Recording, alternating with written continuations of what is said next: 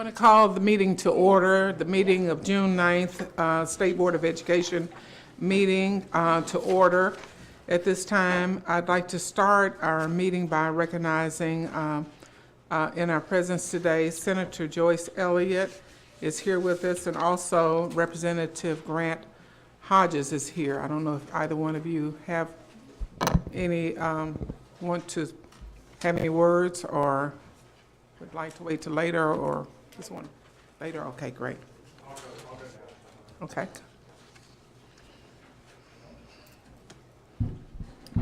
Well, first, let me start by apologizing after all the nice things that were said and the harmony and everything that was created. I feel like I'm the world's biggest wet blanket coming down here to talk about an issue, but I just wanted to kind of get my part out of the way to talk about A13 on your agendas, the Haas Hall issue. I'll keep it brief. I won't, highlight Haas Hall's record thus far as their Fayetteville campus. I'm sure you all are already familiar with their track record. But just to say that, since I've been a student at the U of A in Fayetteville, I've kind of observed and read with interest about how their schools have been doing, and now they have the branch in Bentonville, and as you all consider that issue today, I just kind of want you to think about the students in Springdale, and I would think about those students and parents who look south to Fayetteville at their campus there and what they have available. And then if they look north to Bentonville, just think about, what, the options they have there. And I just think about those students in Springdale and who might want to have that opportunity. And, given that the whole region of Northwest Arkansas is growing so rapidly, I think that we could more than accommodate another school. So, like I said, I know Haas Hall's track record kind of speaks for itself. I don't know Dr. Schottmeyer or any of them personally. So really, I'm just here for those kids and for their opportunity to have what some of these other cities have in a school that really has a pretty sterling reputation, I feel. So if you would, just keep that in mind as you move forward in the agenda. And thank you for your time. I appreciate it. Thank you. Also, I'd like to recognize some special guests.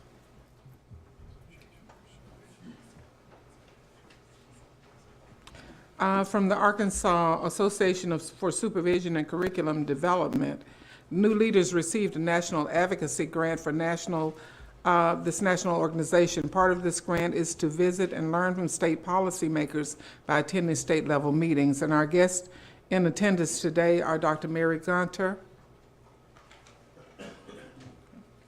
Dustin Parsons, Ashton Fonville, and Michael Hensley.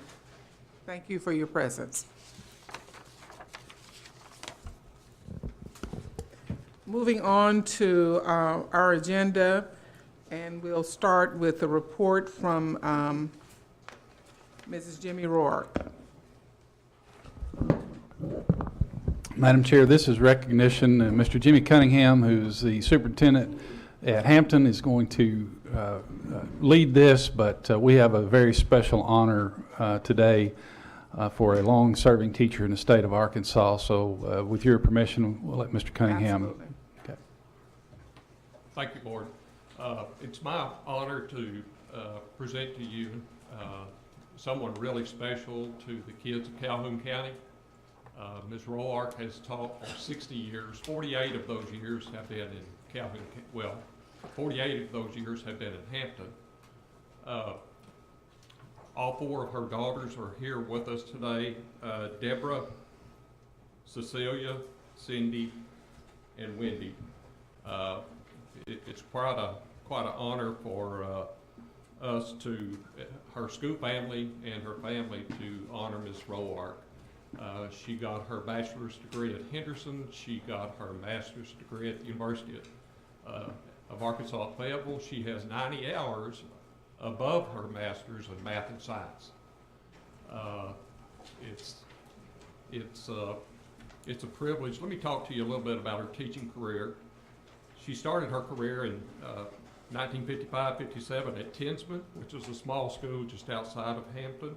She spent a 57, 58 at Blyville, 58 through 63 at Camden Fairview, 63 through 65 at Strong, 65, 67 at Harmony Grove in Washita County, and since 1967 she has taught at Hampton. It's a privilege to recognize her, but it's more of a privilege to recognize her for the strong background she has in education and for the kids that she has taught. And by the way, she spent 40 of those 60 years driving a school bus.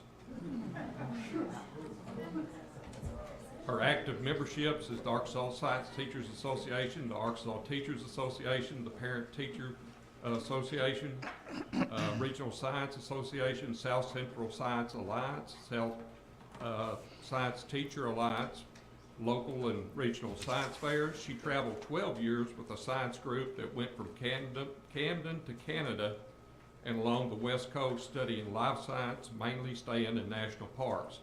She traveled 1 year up the East Coast. She was chosen in 2005 the Golden Apple Teacher of Arkansas, and she's a member of the Hampton United Methodist Church. Please help me recognizing Mrs. Jimmy Roark.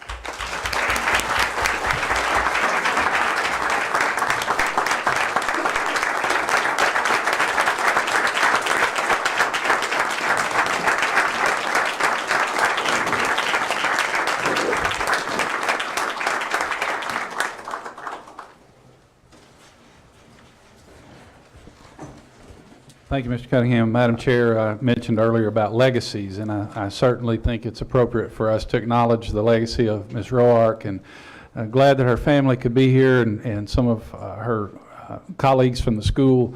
Mr. Cunningham, thank you for bringing this to our attention, and Ms. Roark, we're very excited that you have given us the opportunity to honor you today.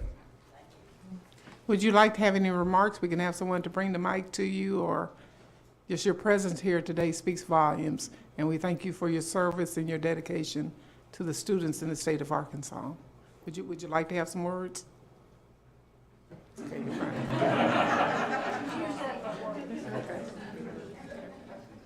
Okay, we'll move. I'm sorry. Madam Chair, I have a letter from the governor, if that's okay. Okay, wonderful.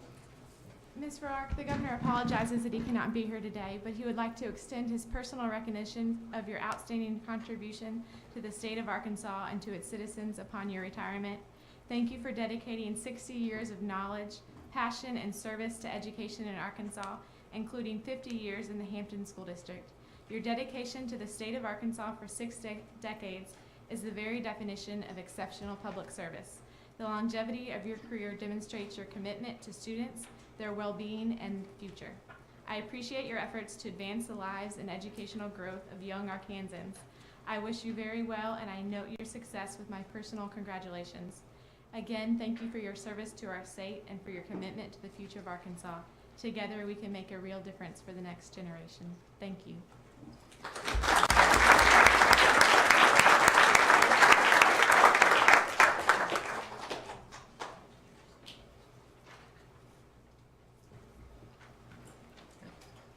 Now we'll move into our consent agenda, which includes the consent agenda items along with the minutes. So, Board, you've had a chance to review the consent items in addition to the minutes. Are there any items that you want to pull from the consent agenda for discussion? Yeah, I don't necessarily want to pull C12, but I have a question about it. C12. So I don't know who to give it to. Okay. Ms. Davis?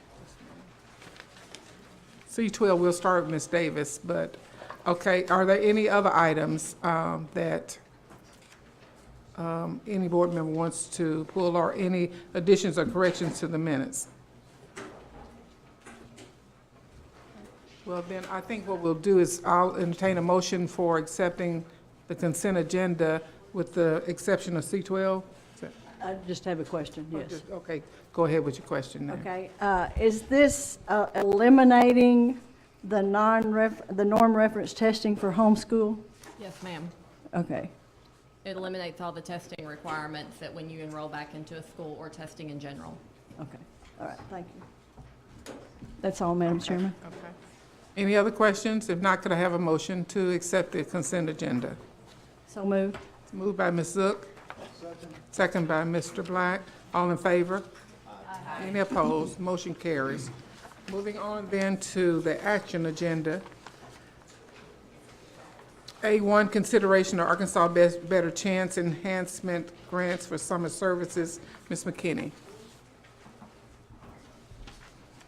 Good morning. Good morning.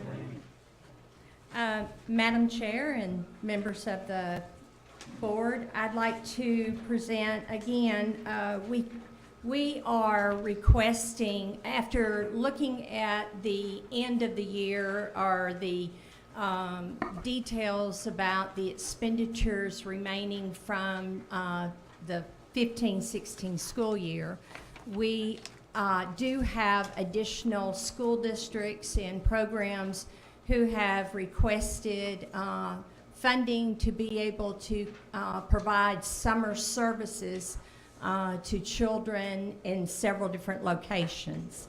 And it should be a part of your attachment in your agenda. But since I have provided this to you, we did have one district, Arkadelphia School District, wanted to withdraw their request. So I'm asking that we be allowed to fund these programs minus the Arkadelphia School District for the summer services. Again, that's to prevent summer loss and to also continue that preparation for kindergarten. Okay, heard Ms. McKinney's report. Are there any questions? Are these programs summer monitored just like the school year monitoring? Yes, ma'am, they are.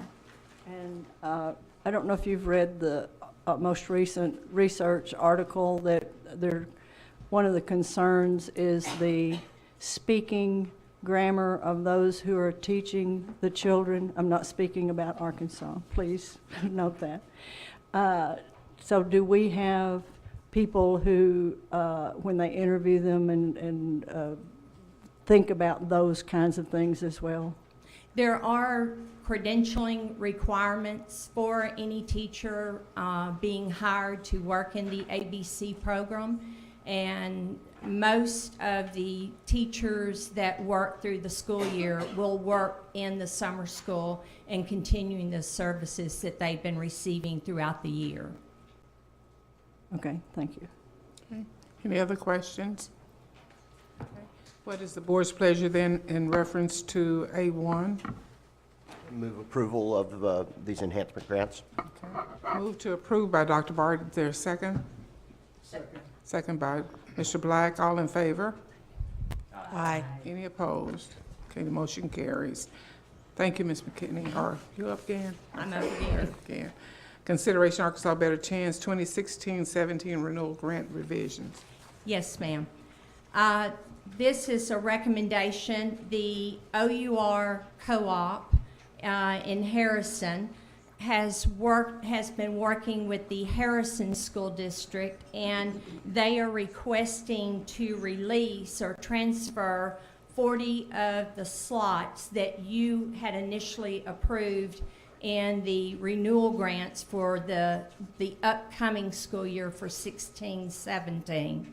And they're wanting to transfer 40 slots from the OUR co-op to the Harrison School District.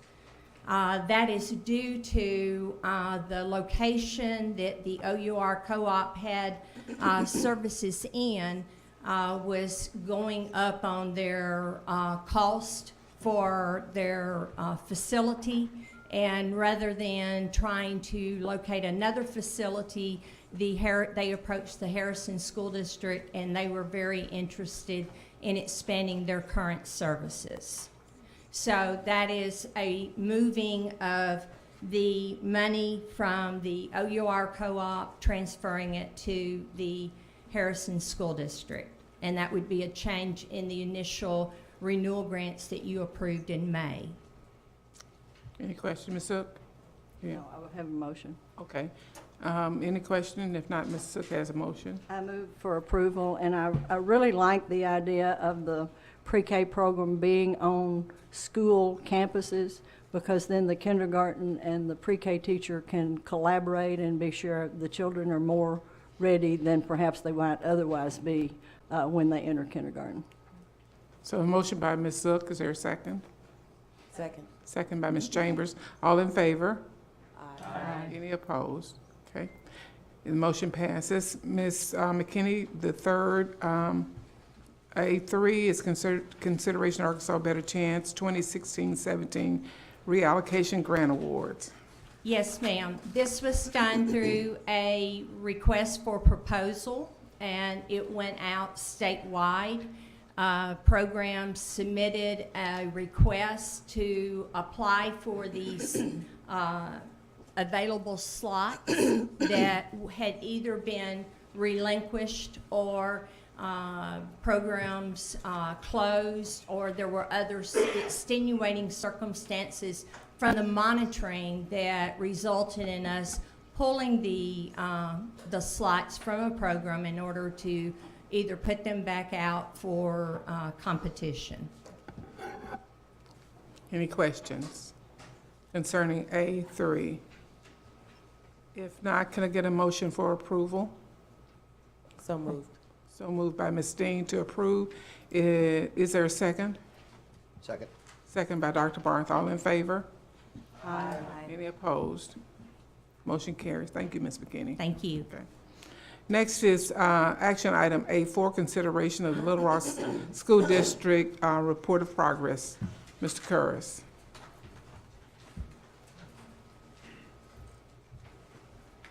$525,600 minutes. Before you start, I want to say, no, seriously, I want to express to you on behalf of myself, and I'm sure the sentiments of the board, is our sincere thanks for what you've done in the endeavor around righting the ship in the Little Rock School District. You came on in a time where the waters were turbulent, and you've managed to establish a sense of calm and direction, and that does not go unnoticed, and we appreciate you for that. We know that it was difficult work. It was a yeoman's effort and a yeoman's job that you've done in marshaling people with diverse interests and backgrounds and agendas, and it does not go unnoticed and it does not go unappreciated. So we want to say that, and if anybody takes issue with that statement, they can talk to me later.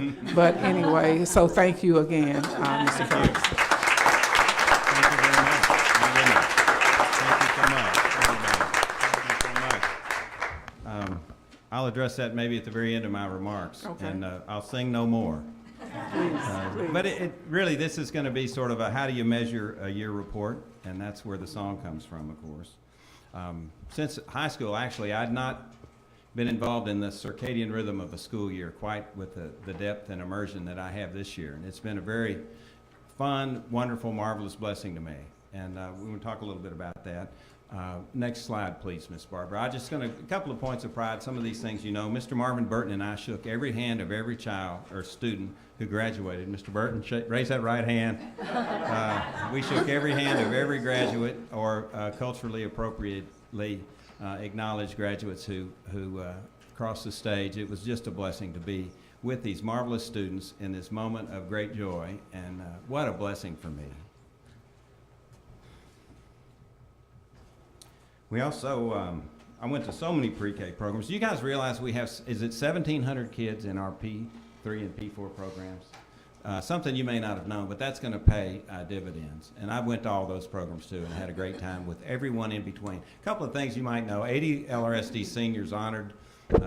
These are young people that are going straight to the moon with, they're brilliant, they're interactive, and they're so much fun. I just thought I'd highlight them. That's a neat picture. Let's go to the next one, please. I thought you need to know a little bit about what's going on this summer, because I don't think people understand the breadth of effort that our people on our team make. We'll have 600 students enrolled in summer school. These are K through 5 students who are identified as needing additional help. And they'll be at these 4 schools all over the school district. And we're really proud of this program, and it makes a difference. It's not just a fluffy deal where you come in for a few minutes and listen to a story and play on the playground and get a lunch. We pre and post test these students. We have a rigorous curriculum, and it's really a marvelous program. So we'll have 600 of our students, most of whom are basic or below basic, who will be enrolled at those schools, and if you get a chance, run by. We also have this year started a GT program, an enrichment program, which we think our students need to keep them fully engaged. We'll also start our remediation credit recovery program on June the 15th, and then you'll see that we'll host in conjunction with UALR a first-year AP students to let them get acquainted with the rigor and dedication required to complete the AP course. A few other things. We'll have 500 kids at Camp Can Do. If you get time and can go to Camp Can Do, get there in the morning and you can do everything from line dance and meet these wonderful students who are just fascinating, and they're really working hard. Last year was a great camp. This year it'll be the same at 2 different places, Western Hills, which is off of, they call it Colonel Glenn, but most of us who are old as I am call it Asher, and Williams Magnet, which is on Evergreen. And as I say, in all of these circumstances, these are not fluffy programs where we're not bearing down. We're really trying to move the needle with these programs. Please, next slide. I thought I'd put this up here and talk just very quickly about the year in review. And what this is something you've seen before. This is a process map that we employed. We worked this up with the help of ADE, who's been marvelous. And I'm going to talk about some of the things that we did with your team and our team. And we partnered up. We reached a level of cooperation and commitment to one another where we had shared interests, and that's what it takes when you're in a situation where you have to cooperate to get the most out of your resource. And that's what we did. I'm very proud and appreciative of the work that was done by both ADE and our team. And this is a process map which we needed because in previous years we really hadn't figured out where SISs plug in. And I'm not going to bruise this thing up or try to tell you everything that every line means. But I'm just making a point, and the point is simple, that these things don't happen by accident. If you don't plan, and the process will plan itself. Processes like this are affected by physical properties, meaning if they're vacuums, they will be filled by those who wish to fill them, and things begin to happen that you don't expect. So this was very important that we not only planned what we were going to do, then we stuck with it, and that was the same sort of thing we did across the board in our school district, in schools that weren't directly impacted by intensive support or SISs. We can leave that up there just a second, please, Ms. Barbara.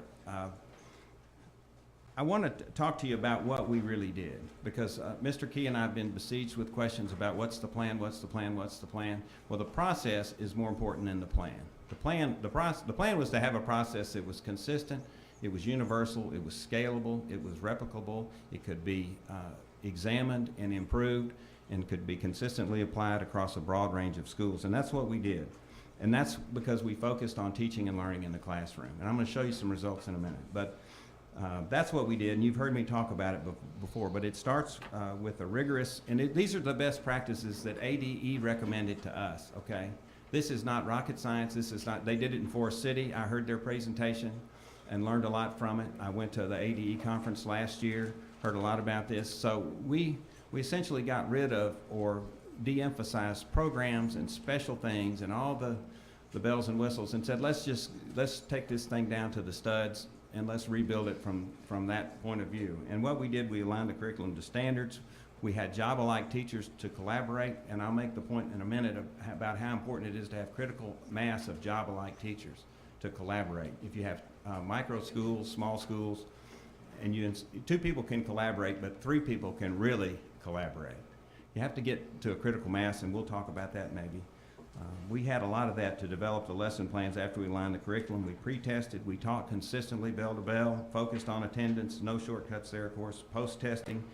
We got all the data, we used the data, we disaggregated the data, we drilled down to student to student to student on a granular basis. Then we retaught, we intervened where we had to, we diagnosed. We had a number of kids who needed special diagnoses for all sorts of things. We did all that. Then we retested, and then we retaught. We pushed into the classroom where it was appropriate, we pulled out where it was appropriate, and we did this on basically 4 cycles. We didn't do it especially well in cycle 1, the first 9 weeks. By the second 9 weeks, we were better. By the third 9 weeks, we were much better. And by the fourth 9 weeks, the school year falls apart.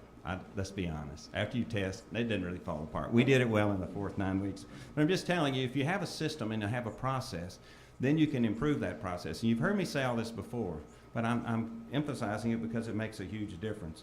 And I say that even though it's mundane, and it avoids the background noise of programs and special interventions and sort of this heave-ho approach where if you get results you don't like, you sort of just throw it all out and say, now what do we do?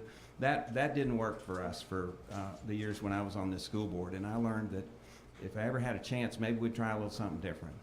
We'll get the ACT Aspire in July. I'm not going to recap our whole year, okay? But I want you to know the dedication and teamwork that we had was important, and I'm going to highlight a couple of little projects. But before I do, I want you to know that the biggest asset we have aren't going to be these new buildings that I talk about. Do you realize we have $1 billion worth of assets in the Little Rock School District? We just went over the $1 billion mark in insurable properties. $1 billion worth of assets. As much money as that is, our biggest asset is our relationships with our people. And we rehabilitated and built upon our relationships all year long. The one that's most notable that you hear about is the teachers' relationship. We had a marvelous relationship with our teachers this year, far more valuable than anything on our balance sheet, than any building, old or new, is the ability to cooperate and collaborate and communicate with dedicated professional teachers, mostly certified. Very important to have certified teachers in the classroom. They do a better job, they get better results. We're so excited about TFA, and they have a special training, and we met yesterday. That's going just great. But we never want to overlook the value of these professional people who dedicate their lives to education. And Kathy Kohler and I worked great together, and Teresa Knapp Gordon and I worked great together. And it wasn't easy, but it was always respectful. And that leverage that we gained from having those positive relationships is invaluable, not just in our school district, but in every school district. And I just can't say enough about how valuable that is. I want to give you a couple of fun facts just about kind of what's happened. I started this job on May the 6th, 2015. Since that time, we've gotten, I think we have 18 new principals, 18 different principals. There's a lot of change in our school district. We've accelerated the hiring of our teachers so that we don't hire at the end of the hiring cycle. We've moved that up, maybe 45 days. We're in the thick of hiring people now, replacement teachers and new teachers. That's very important to give you the best and the brightest. I don't know if Renee Kovac and Robert Robinson are in the room or down there in the hall, but I want to thank them publicly for their hard work. We've had a lot of hard work. I want to tell you one other little thing that's instructive. This is just one deal we did, just so you'll know.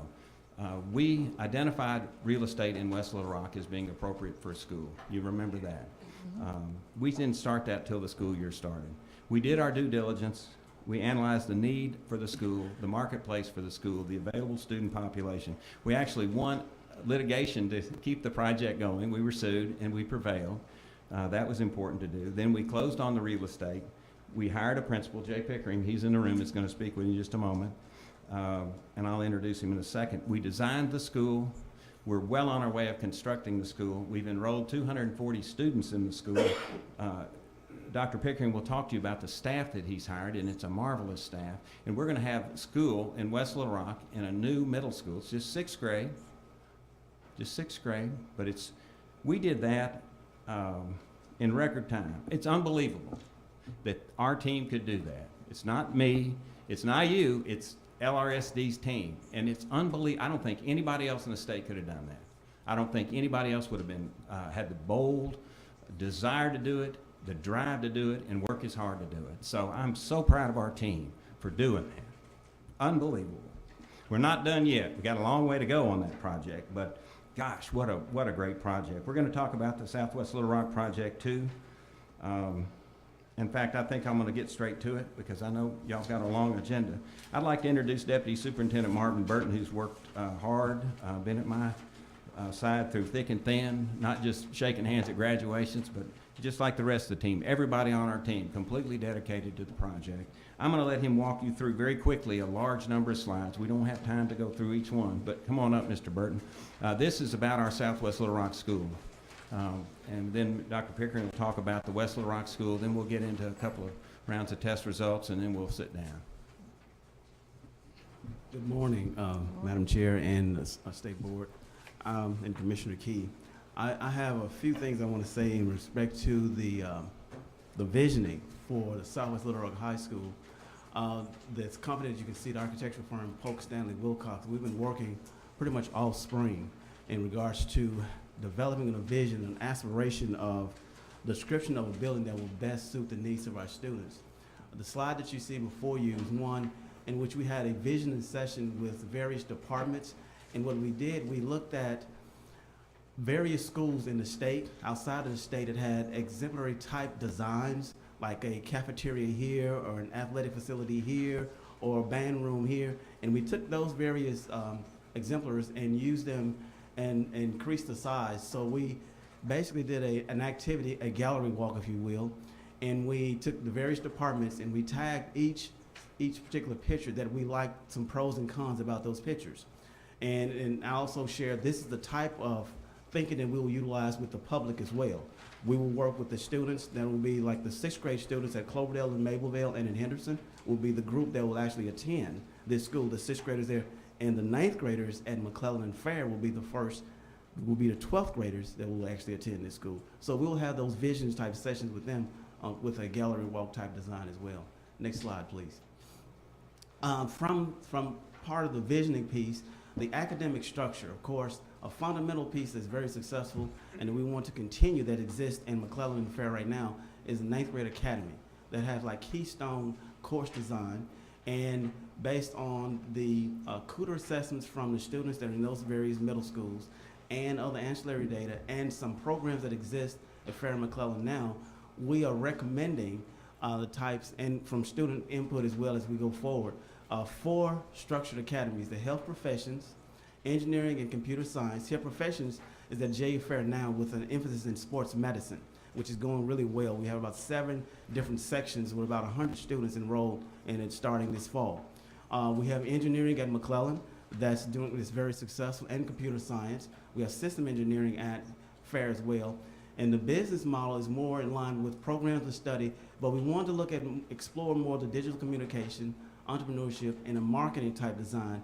And all of these various academies, and arts and humanities, and don't let me forget, the arts and humanities, it provides an outlet, and it also provides the forward thinking and liberal minds in regards to students who may want to explore areas in education, child care guidance, and management and so forth, but it fits that niche. It makes school fun. And we want to explore like dance and a lot of other different activities, but we will put more, as we say, more meat on the bones in regards to this particular design of academies. But I want you to at least know this is the thinking that we have behind our academic structure. The planning approach in working with the architectural firm, we want to move from a dream to learning spaces. Exactly what Mr. Courage stated, this will be one of the largest undertakings that the Little Rock School District has taken and gone through in a long period of time, especially actually designing a high school that a minimum has to be 340,000 square feet because of trying to incorporate 2,500 students. So taking a project like this and visioning the learning space that will actually fit the needs of the various academic programs, from visioning and aspiration planning to programming to design. And there's a subsequent questions that you see below, but the major piece behind all of this stems from creating a learning space that will meet the needs of our 21st century learners with a design that will support the various academic structures that we have laid out. And the last piece will actually be the delivery. Next slide, please. And I can't take credit for this. One of the architects actually developed this little phrase, an academic village. And if you can notice, the academic village that has a student in the middle in the cap and gown. Now what that actually means is this: the various arms of support that will support that particular student as they go through and transition through their high school experience. And some of the words that you see laid out it really helps speaks the volume as far as producing children that are global ready, not just Arkansas ready, not just United States ready. We want to create global ready students that are thinkers with a resource ready, health and wellness, culture, student management. We want to make sure that we have a number of activities for our kids to be involved in. And we have the college and career. And that kind of segues in a conference I attended yesterday on CTE that is part of the Be Pro, Be Positive, Be Proud initiative from Career Technical Education. And part of that is actually address the need to make sure that we're equipping our kids with the career readiness skills. And the soft skills is really no longer used. It's more of employable professional skills that help navigate their next leg after high school. Next slide, please. Let's go a little quicker. Okay. And I have spoken on, visited on that one, and next slide. This is kind of layout of the design of where the acreage where this particular school will be laid out, and we have various drafts that will give the site options, and that's the draft 1 of how to be oriented on that particular site, and we have draft 2, and then we have another draft 3. But that's kind of the design. So we're moving as swiftly as possibly can to lay out and design a school within the time frame to try to have a well-designed, academic-rich school in Southwest Little Rock. Thank you. Thank you. A lot of information. We're going to put all this on the website. I'd like to introduce Jay Pickering. He's going to walk you through a little bit of the West Little Rock process very quickly.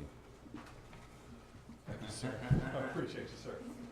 Madam Chair, Board, Commissioner Key, it is an honor to speak to you today about the new, thank you, sir, about the new Pinnacle View Middle School, home of the mighty Skyhawks. It's an honor as an alum of Little Rock Parkview High School and someone who has lived in the Little Rock community since 1985 to come home and serve my community. I've hit the ground running since late February, meeting with students every week except during testing, and because I feel that it's very important for us to get information from our students and see what they want and see what they need. I ask every student coming into the middle school 4 questions. 1, what are you excited about? 2, what are your fears? 3, what do you want to see in the new school? And 4, what do you want to see extracurricular in the 6th grade year, since the AAA does not recognize athletics on the 6th grade level? And that has helped mold us from a curriculum standpoint and has also helped me as I move forward with what I believe is hiring the greatest staff the state of Arkansas has ever seen. We have Teachers of the Year from the district, Teachers of the Year from other districts, Teachers of the Year from their own schools. My band teacher is coming from Michigan, and she won a Grammy for her school in Michigan. So I'm very proud of the work that the Little Rock School District team has helped me with in bringing forth what I truly believe is the greatest faculty that will be in the state. Next slide, please. Oh, next slide, please. This is, I picked this right here is, will be our computer room. This space in phase 1 is the, next slide, will be the office building. This will be a math classroom. This is Kevin Yarberry, who is my right hand when it comes to the construction management. We speak almost on a daily basis, and we are on schedule to get the keys to the car in the middle to late July for our teachers. This is a picture of our faculty. We have begun the process of working through DeFore's work with professional learning communities. We will have 2 types of teams. We will have the teams of core and related arts teachers, because I'm a firm believer that we must teach the holistic child. Plus, we will also have collaboration periods in which your core teachers will have time together. So they will have 2 prep periods through an 8-period day, because we want to ensure that our students have common formative assessments. We're looking at that data and seeing where we are following through and making sure that we have every child at grade level appropriateness. Next slide, please. This is phase 2. This is the warehouse. It approximately right now has 150,000 square feet. It's almost a quarter of a mile long. We will get plenty of exercise as administrators as we walk the halls and have supervision. but we're very excited that they started taking out most of the items that you see in front of you there. They started that work yesterday with the construction of Phase 2, which will be opened in the second year of Pinnacle View. And this is the most important aspect of the entire job. It's our children. We have to ensure that we are meeting the needs of the holistic child. A lot of these students right here are part of our East Initiative class, and they were actually in the building yesterday to begin the documentation of both Phase 1 and Phase 2 of the construction project. And that's their first project as an East class, and we're very, very excited about these opportunities. Thank you so much. We couldn't have better people leading the charge. Mr. Burton has, of course, been a high school principal, been a middle school principal for that matter, but he understands schools from the inside out, and that's who you want on the design team. Dr. Pickering, same thing. Couldn't have better people. I'm going to introduce these two people very quickly, just so you can meet them, but before I do, I want to look at some results we got this week. These are the Iowa Test of Basic Skills results. These only cover first and second grade, of course. And these are results from testing this year.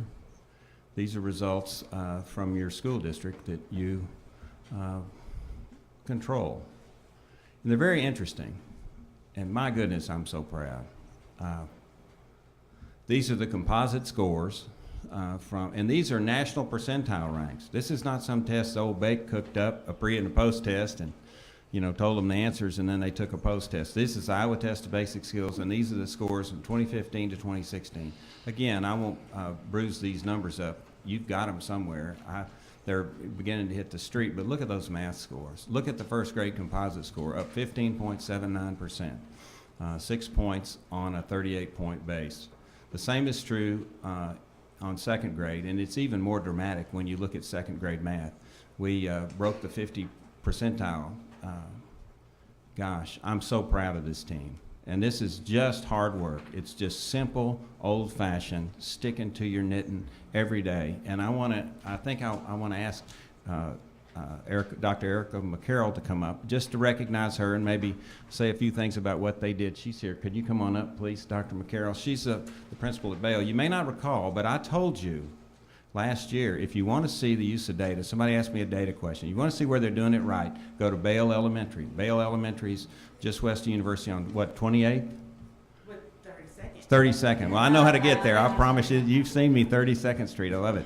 But anyway, Dr. McCarroll's we're not gonna take a long time or go through the line items one by one. But I hope you're as excited about these results as I am. This is uncommonly good. Dr. McCarroll.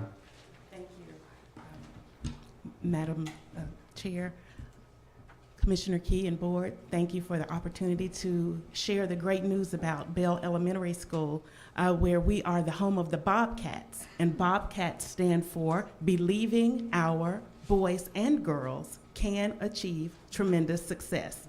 I attribute the scores to the hardworking team. And I want to acknowledge the instructional facilitators, Ms. Nita Bohannon. She handled all of the literacy, and Ms. Hazel Harris, who handled the math. These young ladies give it their all every day, as well as the staff. We have colleague visits, like Mr. Kerr said. Collaboration is key. So we do both vertical and horizontal colleague visits so that the teachers can collaborate with each other and see what's happening in the classroom next to them, as well as what's to expect in the grades to come. Everything we do is individualized instruction, kindergarten through 5th grade. It's small group instruction so that we can differentiate and meet the needs of every student at Bale. We are so fortunate to have such a wonderful team at the Little Rock School District to lead us. When you step into the building, there's a sign at the door that says, whatever it takes, our kids are worth it. And every day we go in and we give it our all at Bale. So if you're ever on 32nd Street, please drop in. We'd love to share all of the wonderful things that are happening at Bale. Thank you. It's marvelous work, and I just wanted to put a three faces with the hard work, and it's just it's also a privilege. Chatelle Richardson is here, who's the principal at Rockefeller, and ask her to come, because if you look at their scores from this year, 16, go back to last year, 14, 15, you'll see 80% gains if you did the math. So these are the Rockefeller scores. Would you come on up, Mrs. Richardson? And I want you just to meet her and let her recognize her team. But if you just look at some of the composites as an example, or look at second grade math, 28th percentile nationally. Again, this is not some fuzzy thing that we cooked up. And they're at the 54th percentile in second grade math. That is an unbelievable. People should be calling her up and saying, how do you make the secret sauce, okay? And so she's not going to give you the recipe today, but I at least want her to introduce herself and her team. Thank you, Mr. Curris. Madam Chair, Board, Commissioner Key, I am Chatelle Richardson, the principal of Rockefeller Elementary, home of the Wranglers, and I too am elated and thankful to be here today. And no, I will not give you the secret sauce. If you want to have the secret ingredients, you're going to have to come and visit Rockefeller Elementary, located at 700 East 17th Street in Little Rock, Arkansas, home of the Wranglers. And I have my special team of hard-working women who have been there beside me. Mr. Curris mentioned Mr. Burton being his right hand. Well, I have a right hip and a left hip, a left leg and a right leg. And I have Miss Alita Posey, who's my literacy facilitator and part-time SIS, school improvement specialist, and Miss Tammy Bullock, who's a reading specialist at Rockefeller. And this is just part of my principals roundtable or leadership team who helps to make data-driven decisions each and every day about what we do for our children at Rockefeller. And we don't do anything for our children at Rockefeller that's not data-driven. We look at the root cause analysis to see what our children need, whether it's socially, whether it's academically, whether it's behavioral, whatever it is, we try to meet those needs. But we too, as Dr. McCarroll said, we look at the data, we work collaboratively, vertically, horizontally, we're meeting in PLCs, we're making those data-driven decisions every day. But I think one of the things that really made a big difference at Rockefeller this year was we started with a laser-like focus on student achievement. We started with creating a culture for learning, school-wide, in the classrooms, all the way down to making sure children understood why they came to school. And if you walk into Rockefeller, you'll see a big banner across the wall that says, what does it say, ladies? Excellence without excuses. And so we believe that in our heart that our children can have excellence without any excuses. So we invite you to come by, and if you want to know that secret ingredient to that secret sauce, you'll have to come visit us.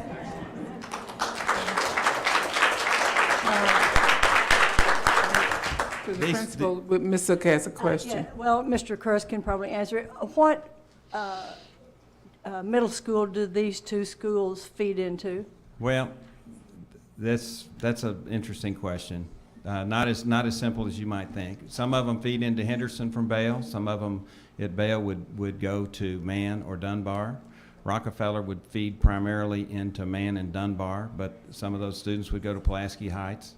We're working on feeder patterns. We're working on, Mr. Burton was very direct with me yesterday in a way that's seldom that he is. He was very concerned about transitioning in our school district. I'm very sure that we're going to make real progress on transitioning feeder patterns. I've got some ideas about larger schools. We need to hit critical mass in school size, and then we need strong feeder patterns, and we need what Mr. Burton is so passionate about, which is better transitioning. We've got it. We have tremendous challenges. And the question is a perfect one for what I want to say. This hard work is just beginning. We're 10% down the road on a 150% project. This has been a glorious year for me. Why don't we jump to the next slide?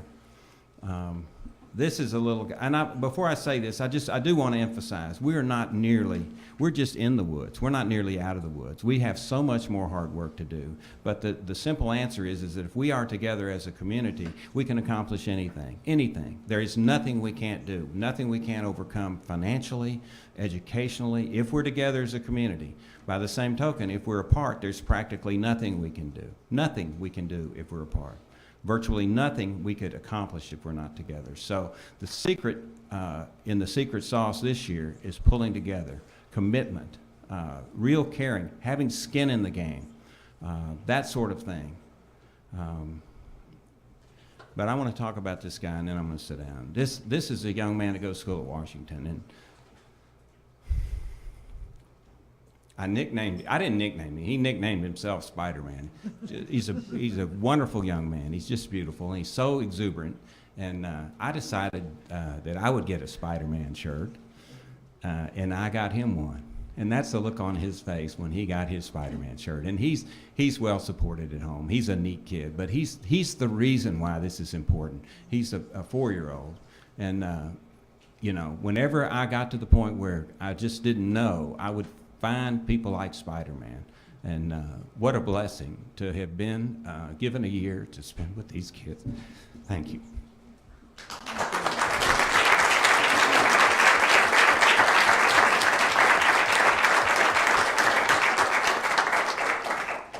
We have several folks that have signed up for various action items for public comment, A4, 10, 12, and 13.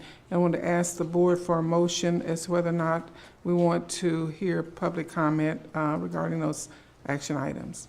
So moved. Moved by Ms. Rice. Is there a second? Second. Second by Ms. Chambers. All in favor? Aye. Any opposed? Okay. Then the first person we have signed up well, the only person we have signed up for A4 is Senator Elliott.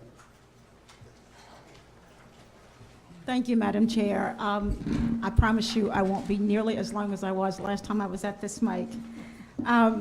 I had other comments I wanted to make, but it really kind of threw me off guard when I saw those numbers that Baker just presented, because I think that is so phenomenal, and thank you for making that report. And I think that certainly does speak to the work that was being done to make sure we do right the ship, as you said, Madam Chair, in this school district. And I publicly want to thank Baker for that, but I think I would be less than respectful if I didn't also give a nod to that school board that was dismissed, that was already putting some of these things in place.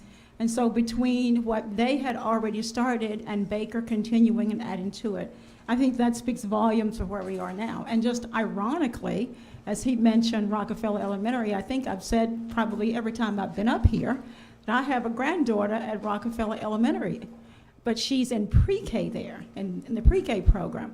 And she's at Rockefeller because she didn't get any assignment anywhere originally. And at the last minute, she just got a number and went where she was supposed to go, where she was assigned. And we didn't question it, because I do think we do too much questioning of our kids are special, and they have to have special assignments and go to special kind of schools. And we were thrilled that she just got in pre-K in public schools.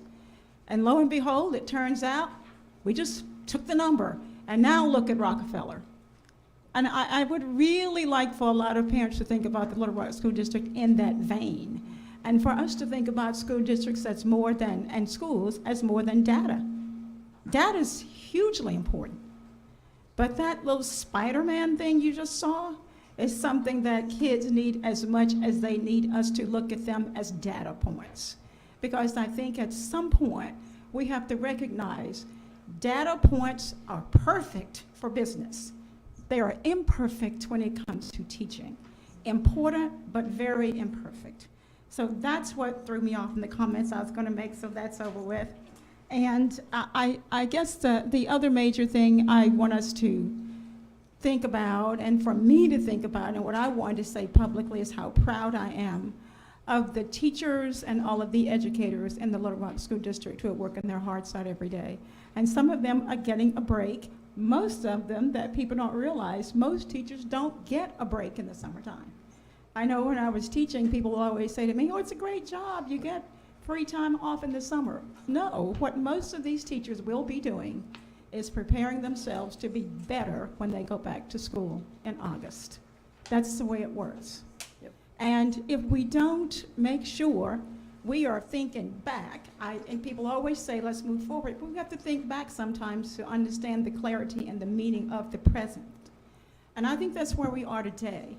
The things that are happening in Little Rock School District, I think, should inform you so much of how you need to hurry and make sure this school district is back in the hands of the people who are paying the taxes and the folks in these communities who want to support their school.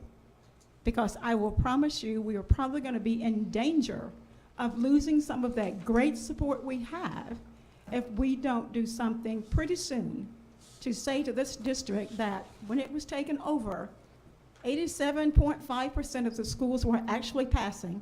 I taught school. We'd taught school. We know that's not a failing grade. 87.5. You want to make more, but that's not a failing grade.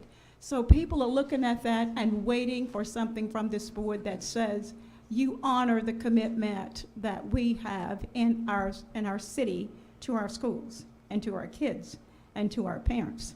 So I think pretty soon that needs to be attended to. I will just say once again, that's important. And lastly, on August the 8th, and I've mentioned this to you before, the National Conference of State Legislatures is going to release its 2-year-long study of what the highest performing countries in the world are doing to have these great schools that we all would like to have. I think Little Rock, I think in fact Arkansas is in a position we're small enough, we have the expertise enough, and we can get it to be as good as a Singapore or Hong Kong or Japan or whomever. I think we have that kind of ability to do it.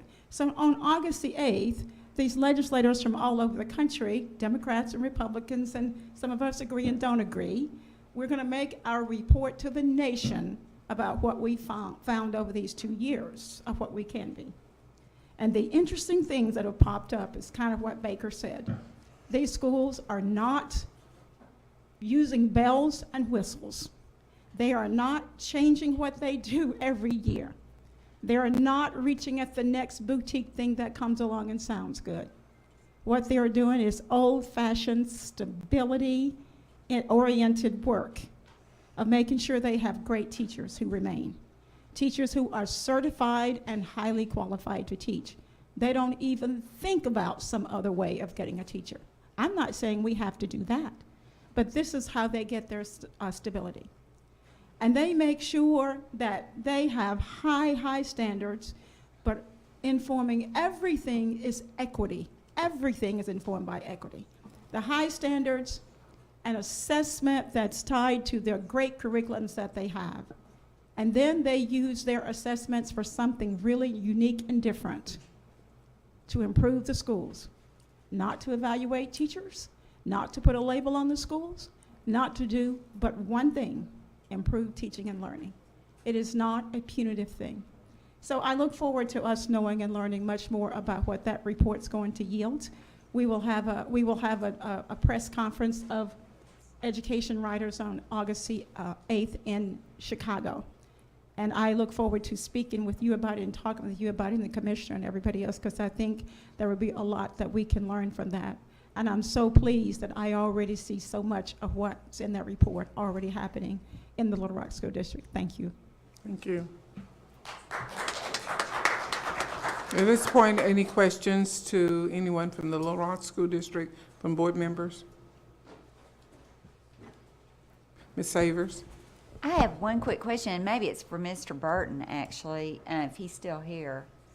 I think they went to the lunch, the principal's lunch. Oh, okay. Well, I'm going to be really brief. We all received, and let me preface this by saying your report is outstanding and so incredibly inspiring on every level. Tickled to death about what's going on.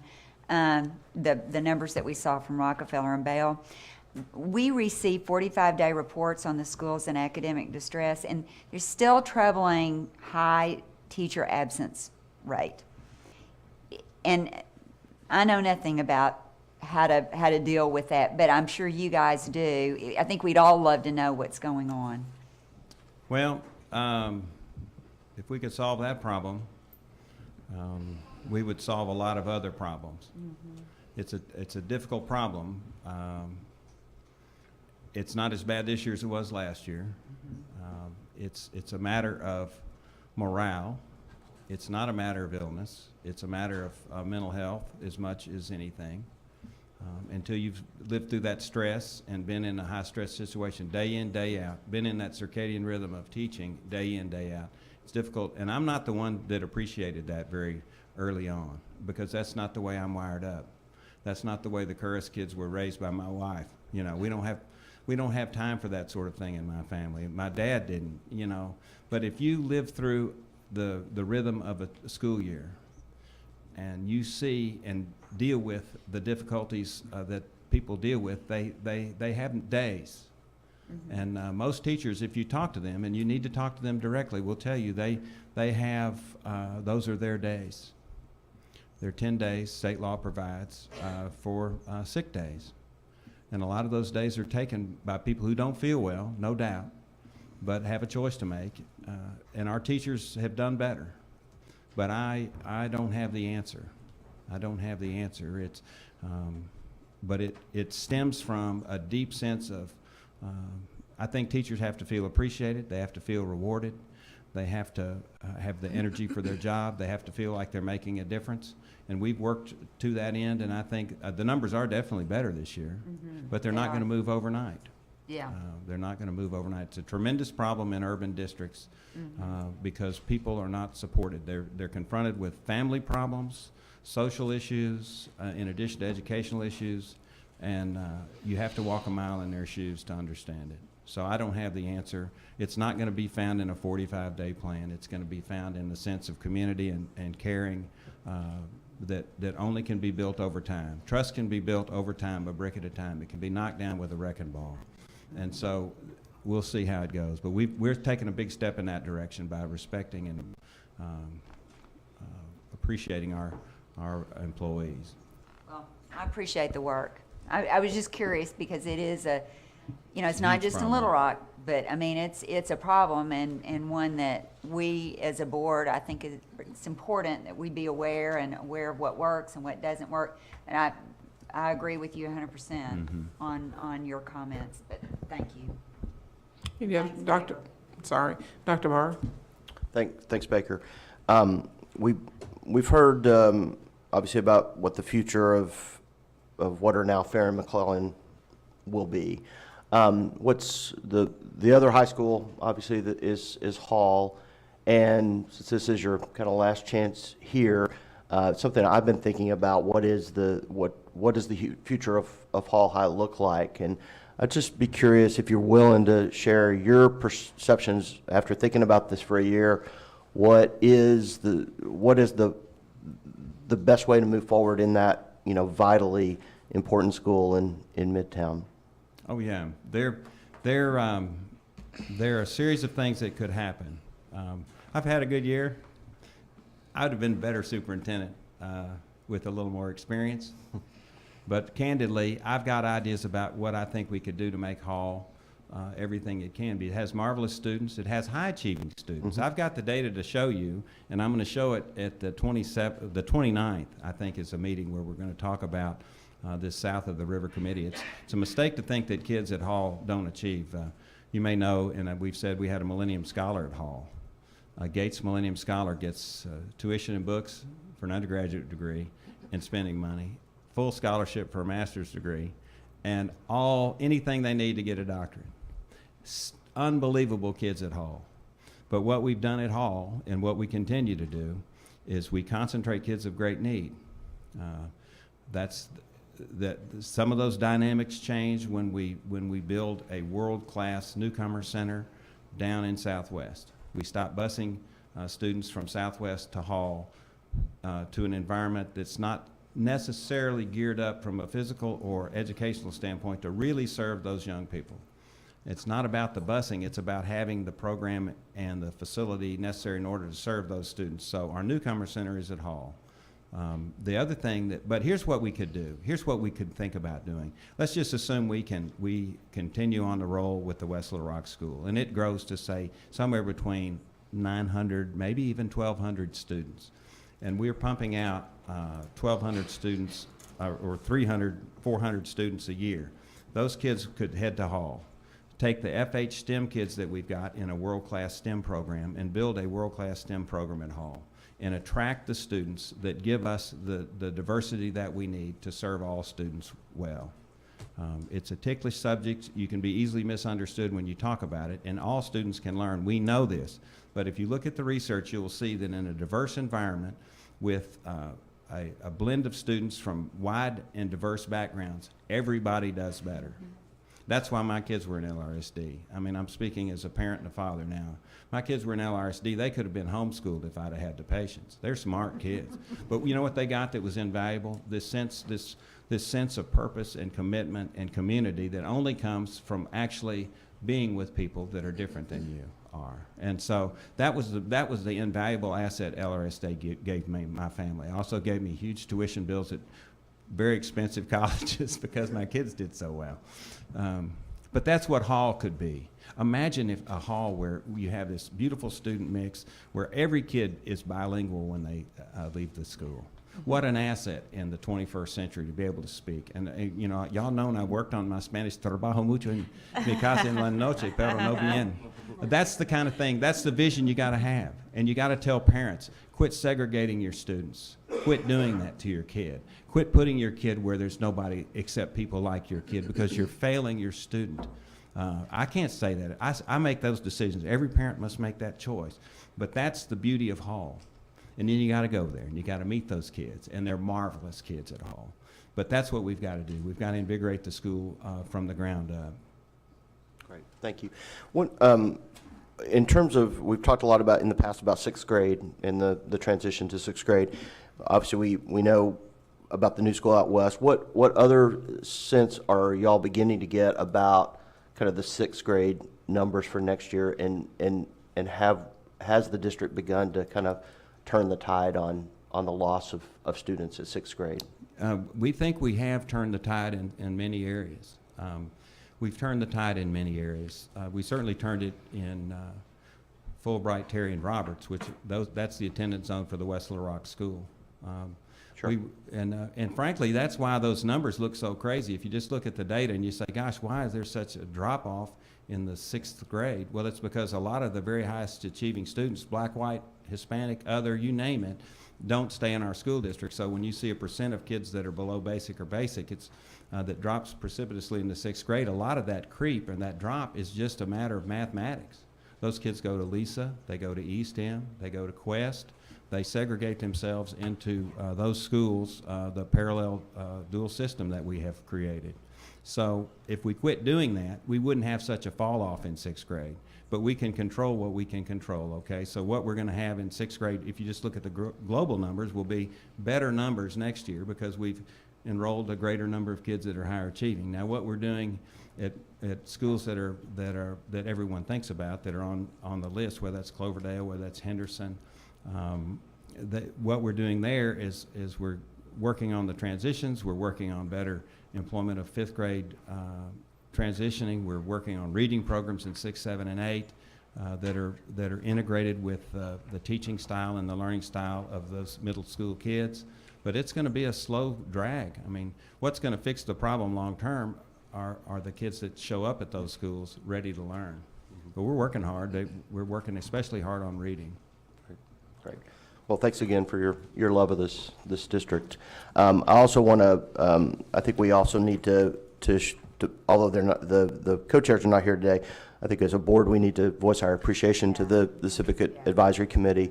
I think their final report was very thoughtful. I know some of us were able to go to some of the last couple of meetings there, and with that group. And so I would ask that on behalf of this board we could send a letter of thanks to the members of the CAC for their dedication to their community over the last year.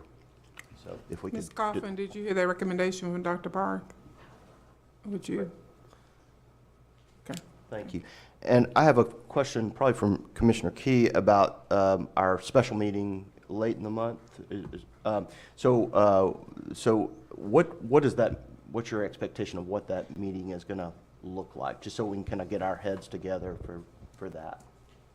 I think it's simply going to be an opportunity for those who have applied to be appointed to the Community Advisory Board or for consideration of the Community Advisory Board would have an opportunity to spend whatever time giving introductory remarks. I mean, obviously, if we have a lot of applicants, will be limited by the amount of time each one could take, but I've heard it kind of talked about in the terms of being an interview. It's not really an interview, but it's a time for the public to be able to hear from, and this board to hear from those applicants, and maybe a 3 to 5 minute, depending on the number that we have. And my request would be, if possible, if we could do those by zone, so that we can kind of, because if it's a lot of folks, it's going to get really difficult to figure out who's in what zone. So if we could do them by Certainly. zone, that'd be my preference. Yeah, that we can. Even if we have a map of the zone in front of us. Thank you, Ms. Zook. I was just going to suggest that we would have a map of the zones, and we can have those just go in order of the zones, so that'd be fine. Okay, we can make that happen. And if Ms. actually, Wright. if I may elaborate on that point, I feel like I understood from our last meeting that we would also be, in addition to overseeing the nomination process, talking about the actual mandates beyond, right, what is in our rules and regulations for the specific Citizen Advisory Board, just to offer some clarity or some guidance for comments that were expressed that in the past that maybe those boards haven't been able to achieve their full fruition because of not having as clear, and also to be able to offer the distinction between this specific board and the stakeholders. So I don't know if that's going to be embodied in this conversation, the agenda, if that is prior to us considering nominations or afterward, but I feel like we do need some sort of conversation, and especially if the public's going to be present, if nothing else, at least clarifying the two boards in a very clear way, both for us and for the public and the individuals present, and if there's an opportunity to at least look at all the mandate of the board in any way as part of that clarifying process, that gives us all some further direction stepping away from that. I think that would be my preference as well, if that could be somewhere, some part of this agenda. I will ask Ms. Clay and the legal team to put together some information that would be helpful to the board in that regard. Thank you. Thank you. Any other questions, comments concerning this action item? I'll Ms. Wright. jump in with some broader comments as well. I guess I want to also join my colleagues in thanking Mr. Curris. You are the definition of a leader. And I don't think we made a better decision in the last several months than asking you to be at the helm of all of this. When I walk away from this experience, that is the decision that I'm going to feel most confident about. And so thank you for that, and I hope we'll continue to see you around in the district and in some different capacities. And it's toward that end that I wanted to ask what this transition process is looking like for you and the new leadership, and any roles that you might be playing. And then also, just again, because we all acknowledge the wonderful work that went into the Citizen Advisory Committee's report, if there's going to be some sort of transition so that information and that guidance and recommendation and learning isn't lost but carried on into these new entities that are going to be taking on these conversations. That's a lot of questions, it seems like. Yeah. And I don't have answers for many of them. I certainly do on the last one. I've analyzed the CAC report. There's helpful information in there.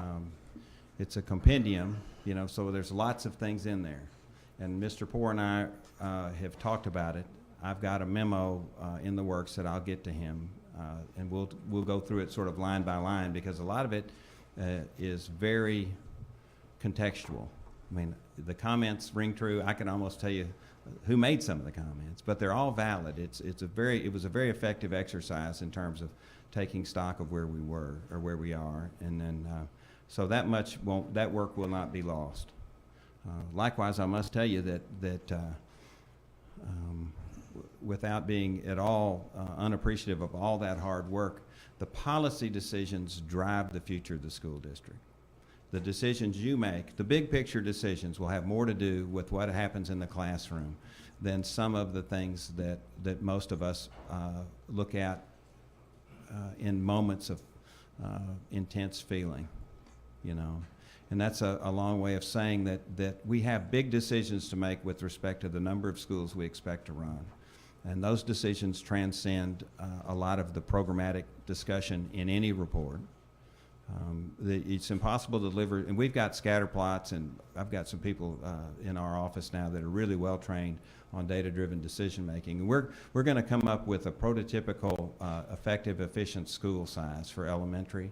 And not because we want to open or close schools, it's simply because we want to deliver the service in the classroom. So everything in that CAC report should be analyzed through the lens of how do you effectively deliver service in the classroom, whether it's basic educational services, whether it's occupational therapy, speech therapy, physical therapy, whether it's nursing care in a schoolroom, whether it's counseling, whether it's evaluations for anything that we do, whether that's dyslexia or eye and ear health.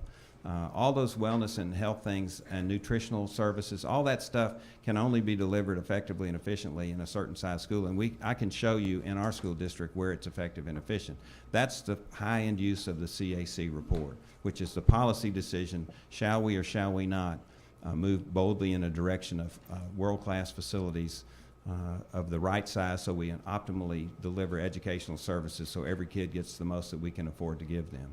That's the essence of that report. Now, my future, I'm going to run hard to the finish line. I'm the superintendent till midnight on June the 30th. I've got a wedding in this month and other things, but I'm not going anywhere. After that's over, I'm going to ponder the meaning of life and what's new. The main thing is that I live here. I love it here. I have skin in this game. I didn't have a buyout. I don't want a buyout.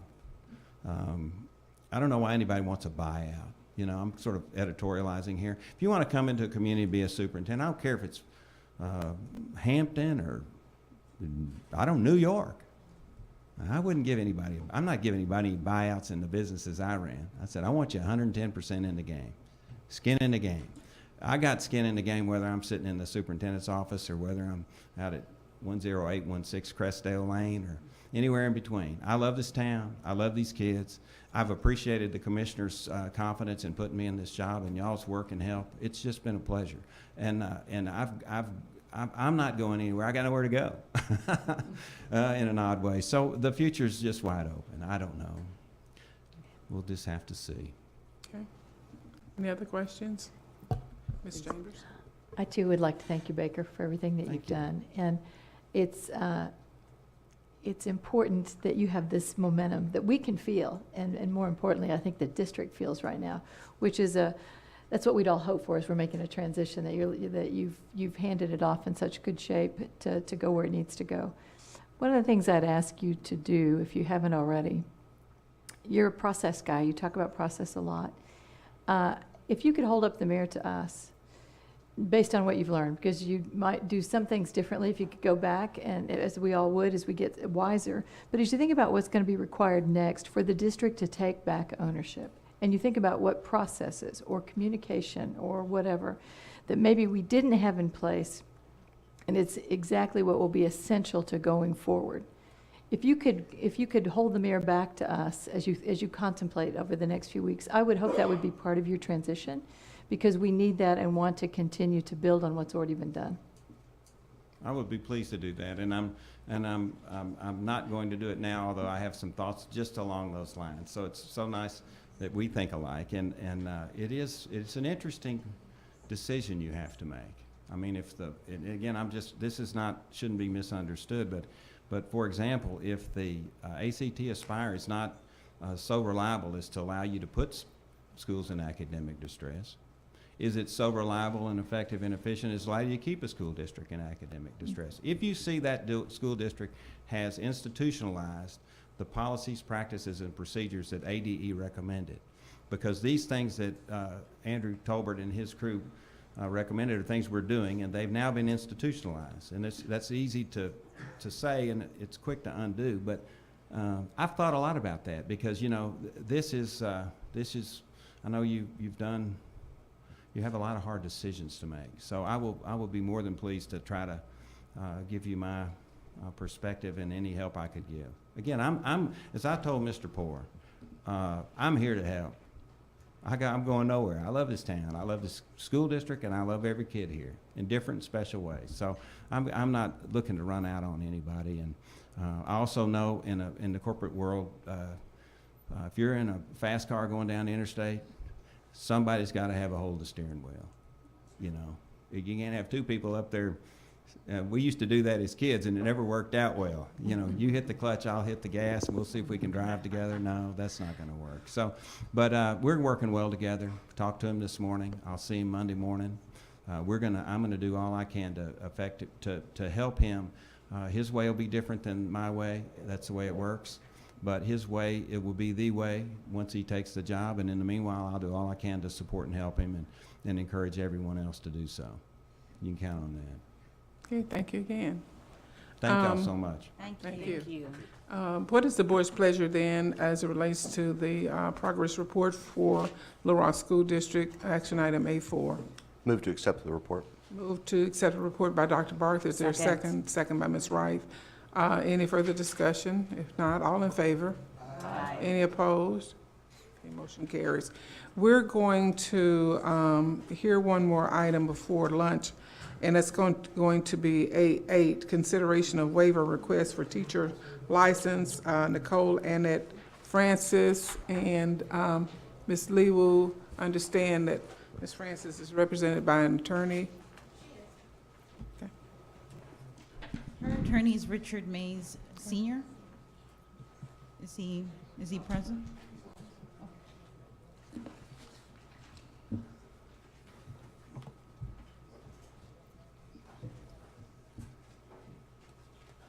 Okay. And Jennifer Lewo, staff attorney for the PLSB. I'll go over the hearing procedures briefly.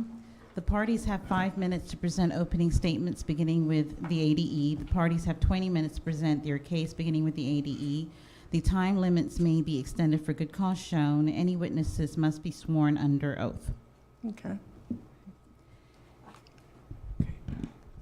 The department. Before you start, are there any witnesses, Mr. Mays? No witnesses. Okay, go ahead, Ms. Lewa. The department received information that Ms. Francis's name appeared on the Child Maltreatment Central Registry. On August 21st, 2012, the department notified Ms. Francis of her disqualification from holding a teaching license under Arkansas Code Annotated 617-410. Ms. Francis requested a waiver of the disqualifying offense. As I stated before, she's represented by Richard May Sr. The department is recommending that the board not grant the waiver request.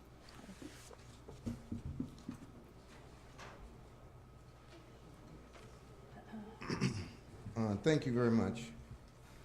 I don't think there's very much in this case that's being disputed.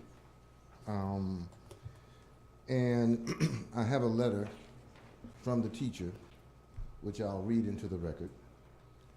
I don't know, we're not talking about a teacher who was charged with a crime. The only dispute in this record is whether she threw a child or the child pulled away and fell. We're not talking about any real injury. The complaints were soft tissue to the shoulder and the arm. We're dealing with a teacher who was in this system for 17 years. And we're dealing with a issue of intent. I think the real providing the most significant factor for the administrative law judge who heard this case was because we have video, which is not real clear, but the video shows that this teacher was manhandling that child when taking him from the cafeteria. And in the process, that child went to the floor.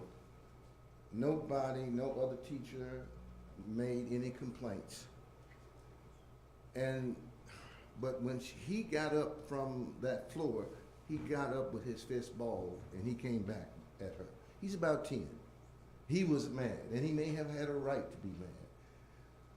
She said something to him you can't tell by looking at the video, and he settled down and sat down.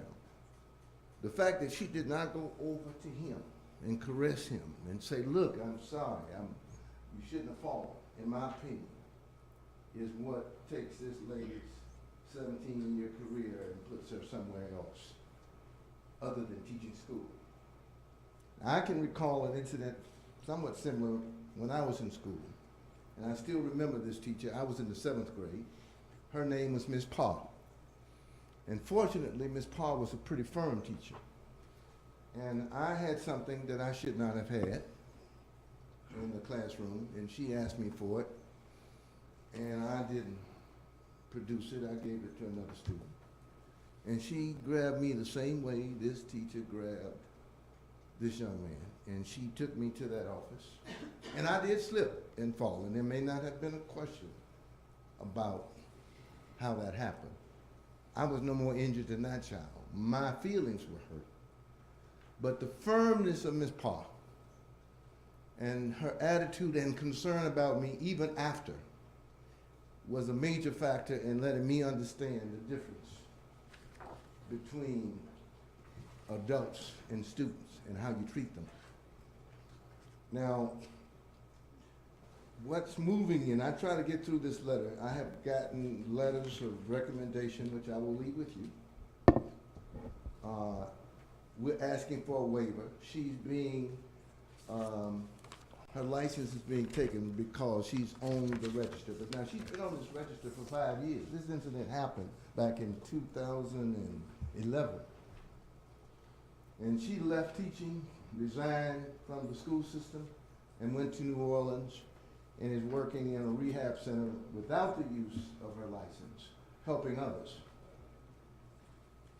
And I just asked her to share with you a little bit about this experience and where she is. And I'll read her letter. She says, I have spent the past few years since this incident trying to assess what brought me here to a point where my life's mission is threatened. It has been a time of reflection, redirection, rebirth, and healing. Immediately after this incident, I felt unfairly persecuted and targeted. I am aware now that my actions on that day were the impetus for me not being in a position to continue shaping the minds of children daily. While I continue to maintain that I did not throw Darius, Darius is the young man who's involved, and I clearly point out that the video does not show that. There's a dispute about that. That's probably why she couldn't have been prosecuted under any circumstances. Mr. Mays, that's your introductory period ending. You might want to save the rest of that for... I'm not going to have any more after this. I'm going to submit this and we'll rest, okay? Okay, Ms. Leewu, how do you feel about that in the process? Is that, okay, good, go ahead.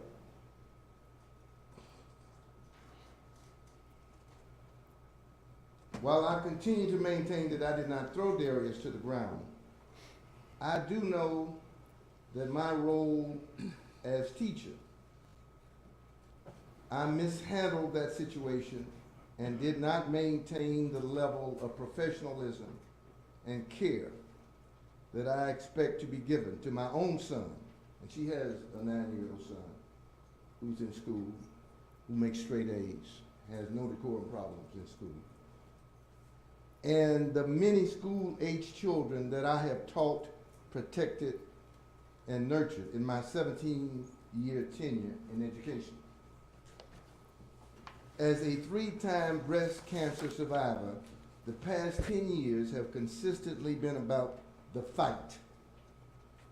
I had to be aggressive, relentless, and unyielding in my healing. Through counseling, I'm aware that this bled into many facets of my life, particularly in my no-nonsense interaction with people, including that young man on the day in question. Somehow, showing any sign of weakness meant I would be consumed and lose the battle. In my hiatus from teaching, I have been working with people struggling with mental illness, depression, ADHD, bipolar disorder, etc. And through my interactions with them, been able to do the work I need to heal and be whole. While my work has been fruitful and given me several opportunities, it is not what I am called to do.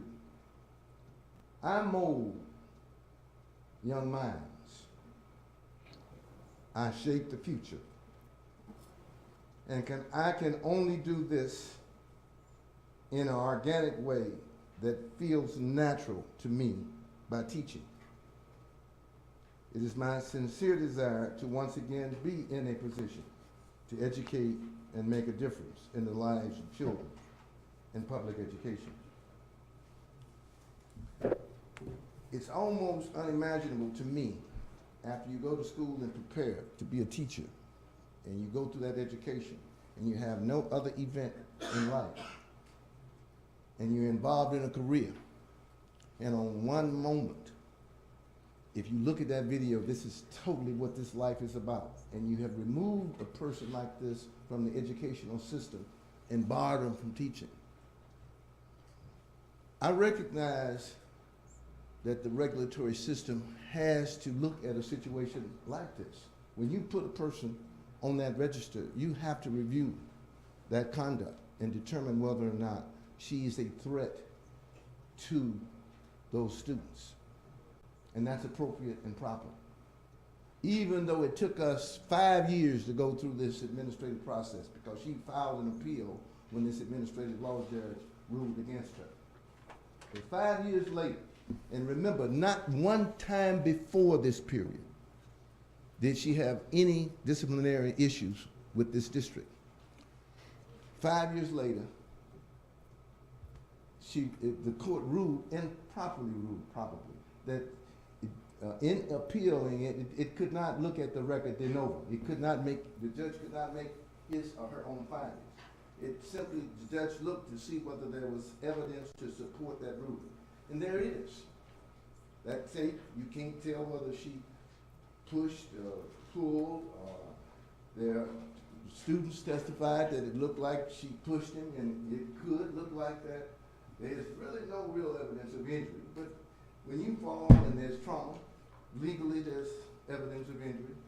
So the only ruling by the judge was, is there substantial evidence to support this decision by this administrative law judge?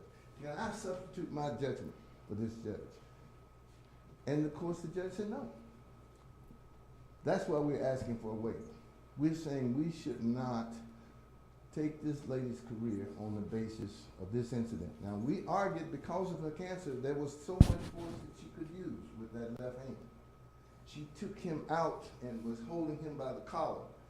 And as he walked through, the camera is not certain, you saw him fall. And he gets back up. And she says something, and he turns around, and he sits down, and she goes home. And that's the incident that ended her career in teaching. Ms. Lewa?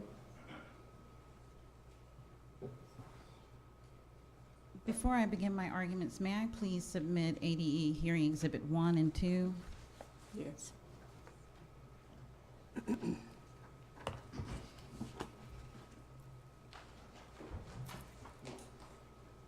I don't want to interrupt her, but I did mean to introduce the recommendations. We have a copy of the order of the judge. I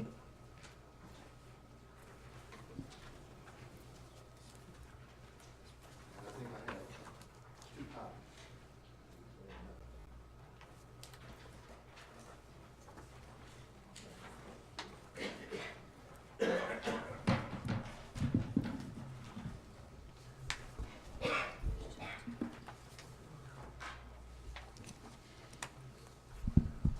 ADA Exhibit Number 1, Hearing Exhibit Number 1 is merely just the notice that was sent to Ms. Francis, and then the subsequent request for a waiver hearing. ADA Hearing Exhibit Number 2 is the decision of the circuit court judge on concerning Ms. Francis's DHS appeal.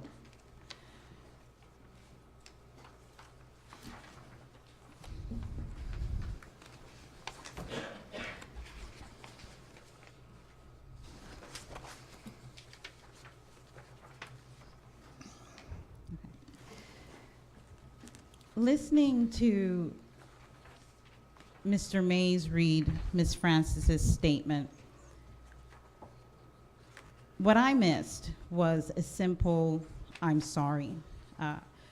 There was a lot of self-reflection, but her self-reflection seemed to be focused on how the incident impacted her. There was no consideration for how her conduct or what impact her conduct had on the student victim involved here.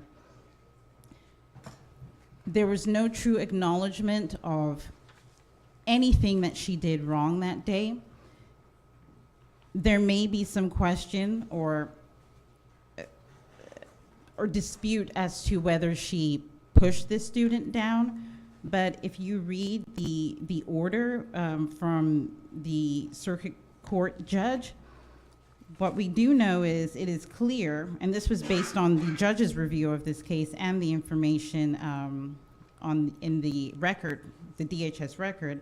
The judge states, "It is clear that Ms. Francis's hand was on the collar of the minor child when he fell to the ground. It is also clear that after the child fell, Ms. Francis did nothing to help him up and simply turned and walked away." If this wasn't intentional, why wouldn't she rush to the aid of the child? Based on that information, I would argue that her actions were intentional. The information that we had is that she threw a student to the ground. The student sustained injury to his right hand as a result of being thrown. The injury included soft tissue trauma to the student's right hand and caused pain. The student had to take 1 tablet of Motrin every 6 hours, apply lukewarm compresses to the affected area twice a day. The student complained of shoulder pain, and that was severe enough to cause him to stay home for a day. The student was approximately 9 years old at the time. I want to remind you all of Beverly Garner Harris, a case that the state board heard last year in July. And this Beverly Garner Harris not only spoke inappropriately with her students, she shoved her students' chairs into the desk so it hurt their stomach. She pulled their hair. There was a whole slew of things that Beverly Garner Harris did. Her license was suspended. The difference between Beverly Garner Harris and Ms. Francis is Beverly Garner Harris didn't send a student to the hospital. Ms. Francis did. That alone requires a sanction higher than suspension. That alone eliminates probation. When you send a student to the hospital because you've been so violently aggressive with them, that is deserving of your license being revoked. That is deserving of the state board not granting Ms. Francis's request for a waiver. The purpose here is to protect students. And she did make a mistake, not a mistake. Perhaps now she considers it a mistake. But that's a consequence. When you commit the conduct, you have to take the consequences with that. Unfortunately for her, it should be the loss of her license. And again, when Mr. Mays read her statement, I didn't hear any remorse. I didn't hear an "I'm sorry. I've thought about what my actions did to this student. I've worked on making sure that this doesn't happen again." If you're not remorseful, how can you truly have learned? How can we be sure that when she gets back into a classroom, this won't happen again? We can't be. It's for these reasons that I just strongly recommend that you deny her request for a waiver.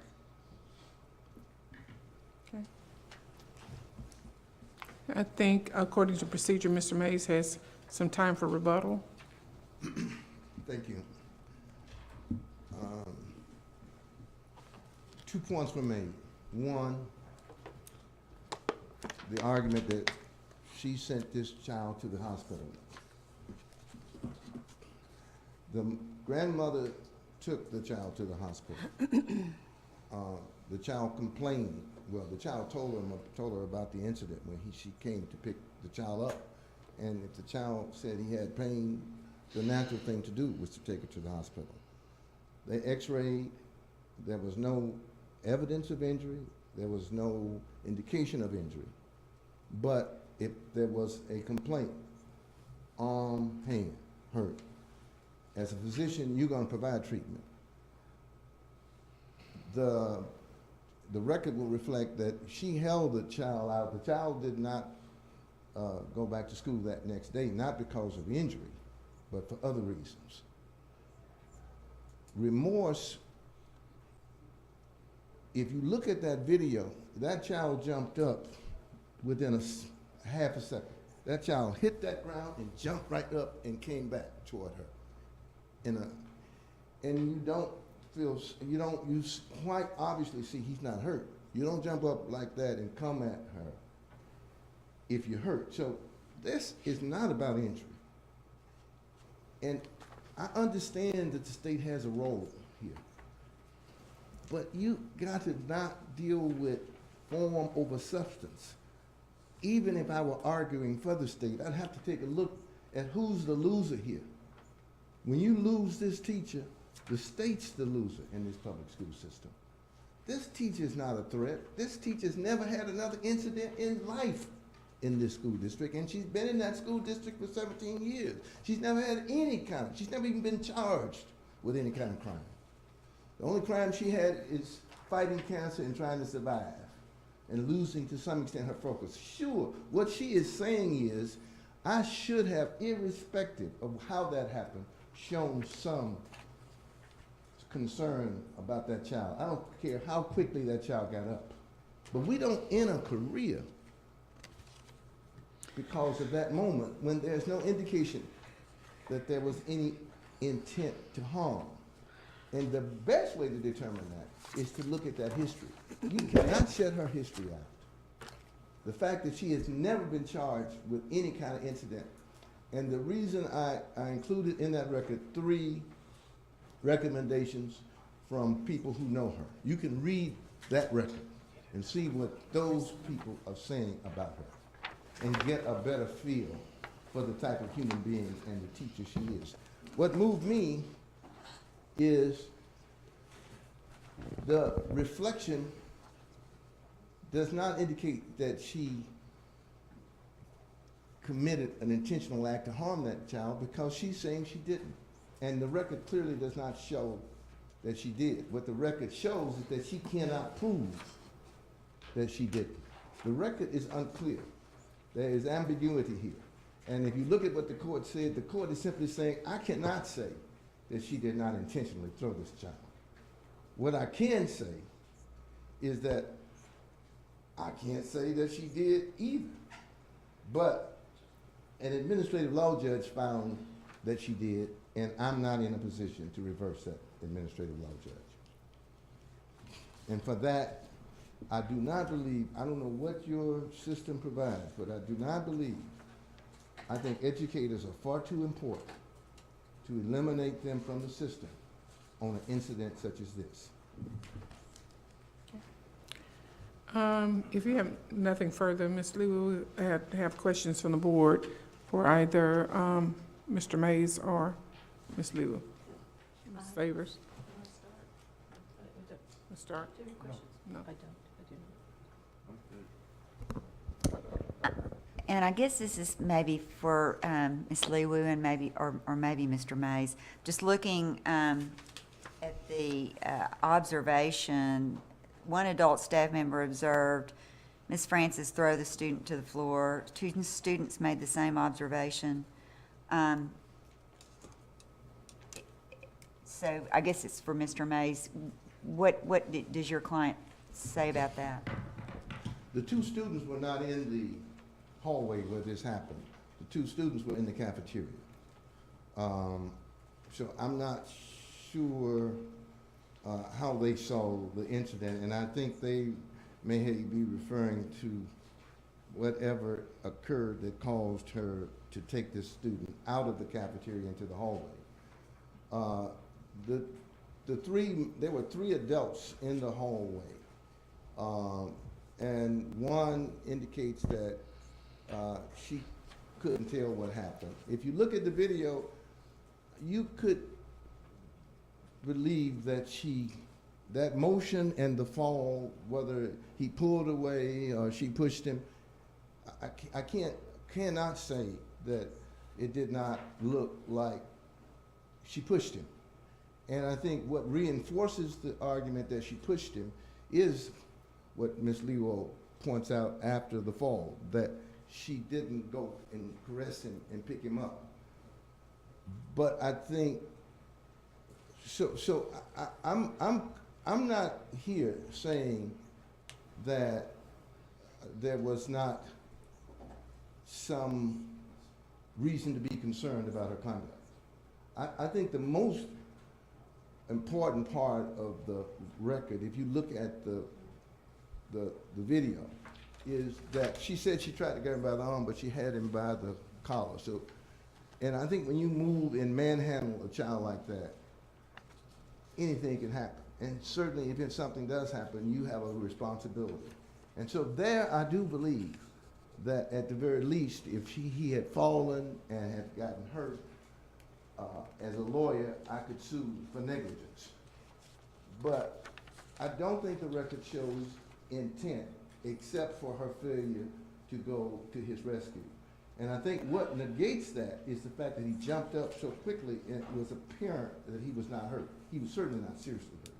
And when you start talking about, if you just reflect, arm, hand hurt, and not neck, not back, arm, hand. And the x-rays in the record clearly show that there was no indication of injury. That's the only objective data.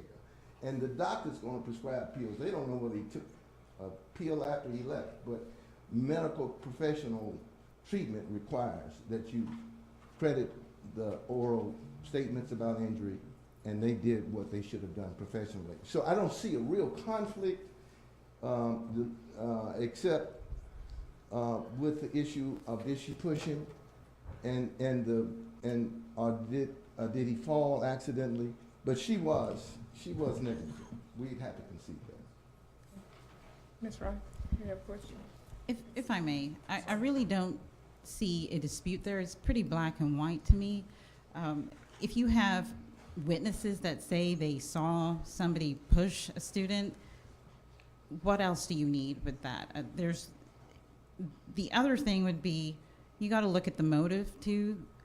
These other witnesses weren't under investigation. They weren't being targeted for it. They have no reason to lie, basically. But Ms. Francis, of course she's going to say, I didn't push this student. Why? Because it helps her. It makes her look better. You have witnesses to the incident saying that she pushed this student. I don't think there's any way to question that. I don't know if this is a question or observation, but I was most interested in how the child reacted. Most 9-year-olds, if they fall down, don't tend to jump up with fisticuff, ready to hit somebody.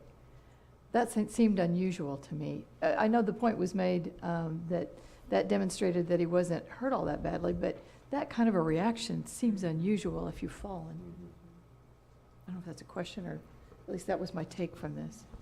From what I read about the incident, the student may have jumped up in aggression because before he was actually pushed, she had been dragging him by the collar. And there was already tension between them, and just that final push, he jumps up aggressively. I don't think it's abnormal for a 9-year-old to jump up and do that. Sometimes you react before you feel the pain. At least that's been my experience. But I think that's a possible explanation as to why the student jumped up. I don't necessarily think that it indicates that the student wasn't hurt.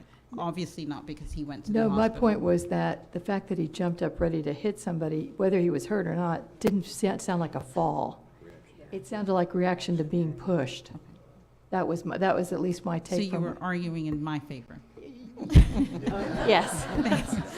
But I'm happy to hear your perspective on that. Ms. Ryan? I do have one question for Ms. Lewo. To address Mr. May's assertion that this teacher, Ms. Francis, did not have any other offenses. I know we've seen the recommendation letters, but I didn't know, as part of your research into this case, if that was indeed validated or not, or do we have any sense if she's had other incidences like this? At this point, I mean, she's in Louisiana. I don't have anything that indicates what she's been doing since she left. So no. I just would like to say on the remorse and the self-reflection issue, being the PLSB attorney, I see cases all the time. I read a lot of cases, a lot more than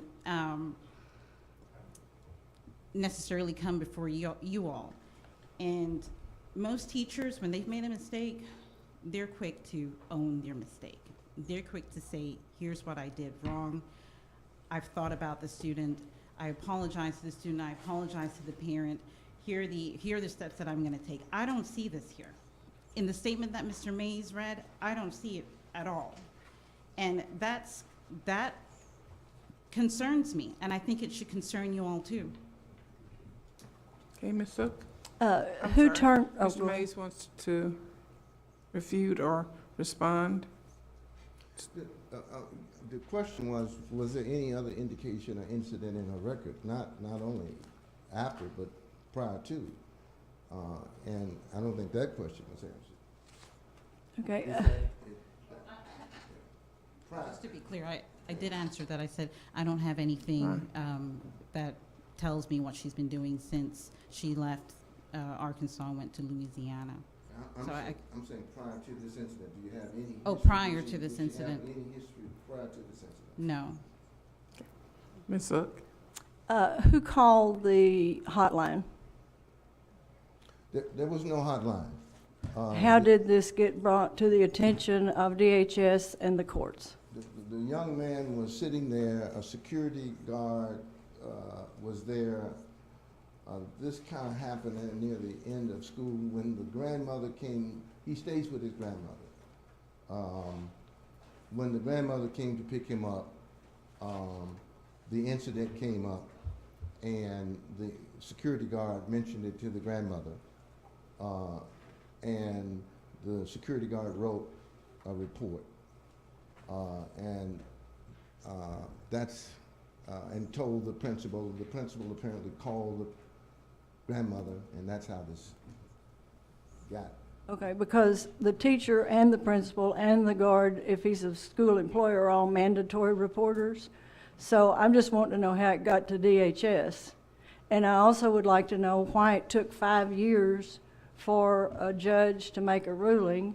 And also, the judge very open-endedly has said that until such time as she successfully petitions to be removed, they don't do that offhandedly. Usually they find that there is not a preponderance of the evidence or that it's inconclusive.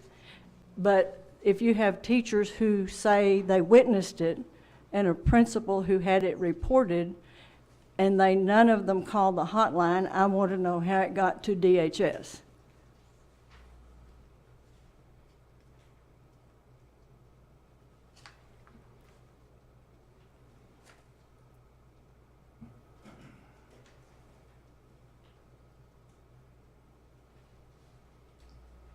I don't know. And I understand that Jennifer's looking it up. I do not feel that I'm being ignored.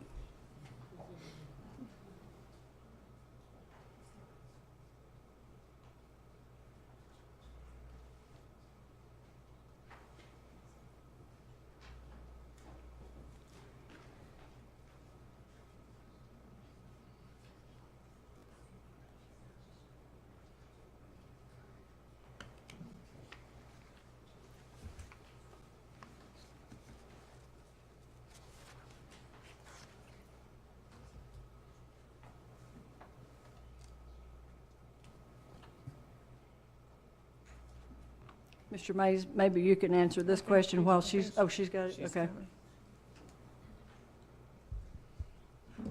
I believe the grandparent made the hotline call, from what I can see, and I won't repeat the grandparent's name, but the grandparent's name is listed under the referral information. Okay, at the hearing, did the judge ask the principal and the teachers why they didn't, as mandatory reporters reported? No, ma'am.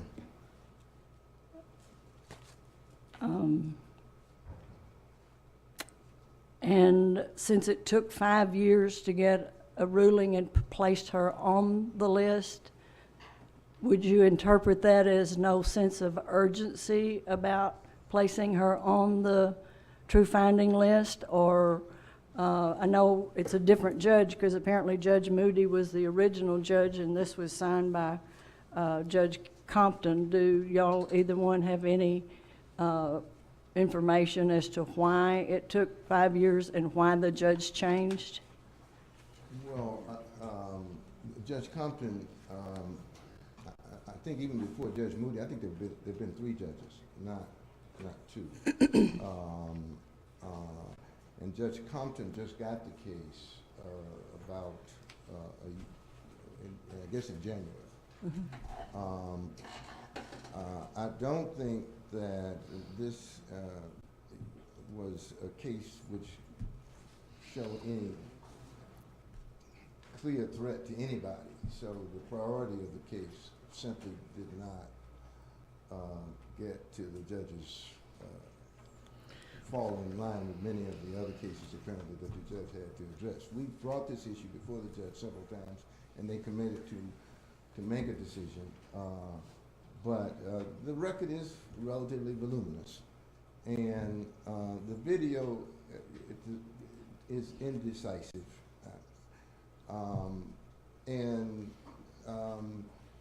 so it just didn't have the priority at the Department of Human Services level or at the judicial level. Well, unless it's changed, DHS has a responsibility to either put you on the true finding list or not within 18 months.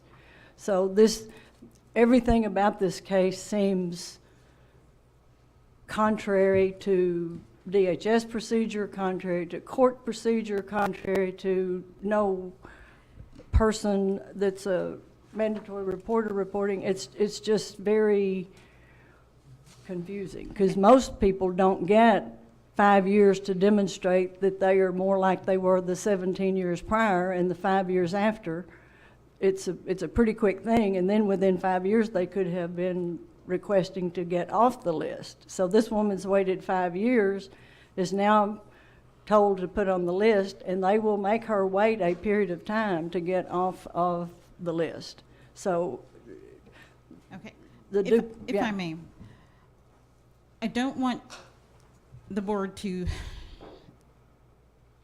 consider the length of time that the court took to make a ruling in this case as an indication that that the incident here wasn't serious. I hope I don't make any judges out there upset with me, but sometimes things get lost in a court's docket. I will say that our office reached out to Judge Compton's chambers and asked, but of course we couldn't be provided with any information because this case is under seal. We contacted Mr. Mays several times to follow up and inquire why this was taking so long. I think Ms. Zook, there hasn't been a change in DHS procedures, not that I'm aware of, and generally it shouldn't take this long for a ruling to be made. I don't know what happened here and why this case got lost, but it did. But again, that is not I don't think that you should take from that the court or DHS considered this case to be less serious than others that have come before it. I just wanted to say that. The record is clear that there was no serious injury. There's no dispute about that. And the record is clear that the conduct is ambiguous in the context of the video. There's no dispute about that. The issue that I present to this board, and the reason we request a waiver, is there is a substantial dispute about whether she constitutes a threat to these students, to any student. And that's why we presented, and under the law there is a provision which suggests the factors that you can consider. That's why we do have recommendations. And we do think the passage of time is relevant in the context of you making a judgment about what threat she poses, especially since that threat is so ambiguous. And there is no question that that there was no injury. And I understand the issue of the state, but don't argue just to be arguing. I look at this in the context of, does she pose a threat? And you look at her educational preparation, her history, to determine whether or not you want to remove her from this system of educating these kids under under these circumstances. And I read her letter not to necessarily show remorse, but to show you dealing with a very reflective person who is committed to teaching. She wants to teach. She was working on her PhD. She doesn't have a PhD, but she has a master's. So when you take that career, and I can appreciate it as a lawyer, if I were under similar circumstances and this occurred and you take my license, now maybe you can discipline me, maybe you can suspend me, talk to me, but this is the first incident and there's a question about it and you end my career and you have trouble getting the teachers anywhere. I'm just suggesting that the punishment under the, assuming all the facts that the state's alleging is correct, all of them, the punishment in this case is much too severe. I'll just make one final comment. I don't argue just to argue. I rarely speak. So when I'm speaking, it's because I mean and believe in what I say. And to me, the bottom line is, you send a student to the hospital, you don't deserve a license. You're not safe to be around Arkansas students. That is the bottom line here. That's what she did. I don't think that the board should grant her a waiver, and I maintain that you shouldn't grant her a waiver. I ask that you do that. I'm ready with the motion. Dr. Barr? Just a quick question, Ms. Lewo. If in a future date she were removed from the registry, then what would that process be? She could come back before us with a request at that point. Is that correct? She could, yes. Okay. And was this pursued as an ethics case There is simultaneously? I can't really confirm that. Okay. Sorry. Sorry for asking. Okay. Thanks. Ms. Dean?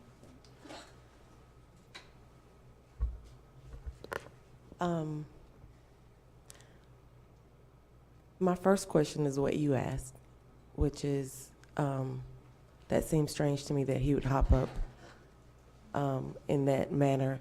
And my second question is, where is Miss Francis? Where is she? Where is she? She's in New Orleans. She works at a rehabilitation, as a rehabilitation counselor for people with emotional and drug challenges. Because if, as you stated, if I have put so much time and energy and years into this career that I love, and it is on the line of being taken away from me, I would drop everything and I would be here. That's just me. So the fact that she's not here and she possibly could lose her license concerns me greatly. And it just makes me wonder the value that she actually does place on it, which... I think the fact that she's not here would be more my responsibility than hers. We just got that order, if you look at the date on that order was just entered last week. We didn't actually anticipate that the proceeding would continue until the order was entered. I did talk to Ms. Leewald, and I wasn't sure that that we would have the order before this opportunity. So when I advised her of the hearing, it was only, I sent the order to you, I think, yesterday? I sent the order this morning. This morning, okay. I sent the order yesterday. When I got back to my office, it was out for about a week. I had the order, I sent it, and I really didn't tell her she needed to be here. So I have to take responsibility for that. Okay. Okay, any further questions? I'm ready with a motion. We have a motion from Ms. Zook is ready with a motion. Okay, because of my intimate knowledge of these kinds of procedures and what should and should not have happened, and because she waited 5 years to be told that she was put on the list officially, I would move that we suspend her license for 3 years, during which time she will have opportunity to remove herself from the maltreatment list. And then at the end of such time, with the understanding that if she's still on the list at the end of 3 years, that we would at that time remove her license. But after the order has come in, she has had no time to make the appeal to get her name removed from the maltreatment list as a true finding. Okay. Ms. Kaufman, did you follow Ms. Zook's motion? For 3 years, and within that 3-year period, a requirement would be that her name be removed If from she the, can, right. if possible, that if her name is removed, then she'd be considered for license. But if it's not, then, okay, then the waiver would be denied at that point, I guess. So based on that motion, is there a second? Second. Second by Ms. Dean. Any further questions? I've got a question. Okay, Mr. Williamson. If this passes and the license is suspended, at the end of 3 years, what happens? Is someone going to look at that, or then you'll just automatically be revoked, or will somebody forget about it and she wind up back in the system again? First of all, it just occurred to me that her license expired in 2015. So if you move to suspend her, there's no license basically to suspend at this point in time. To answer your question, she would have to now reapply for a license, and at that time, she would go through the background check process, and then we'd know at that point again whether her name is still on the registry or not. Okay. Commissioner. Madam Chair, if I could, Ms. Lewo, could you remind the board what their options are? Because this is a request for a waiver of disqualifying offense. So I think the board's options are to waive or not to waive. Is that correct? Yes, that's correct. And you could, although you could have, placed her license on probation or suspension, the problem is in this situation we don't have a valid license. So at this point in time, perhaps the more appropriate motion to make would be to grant her waiver contingent on her name being removed from the child maltreatment registry.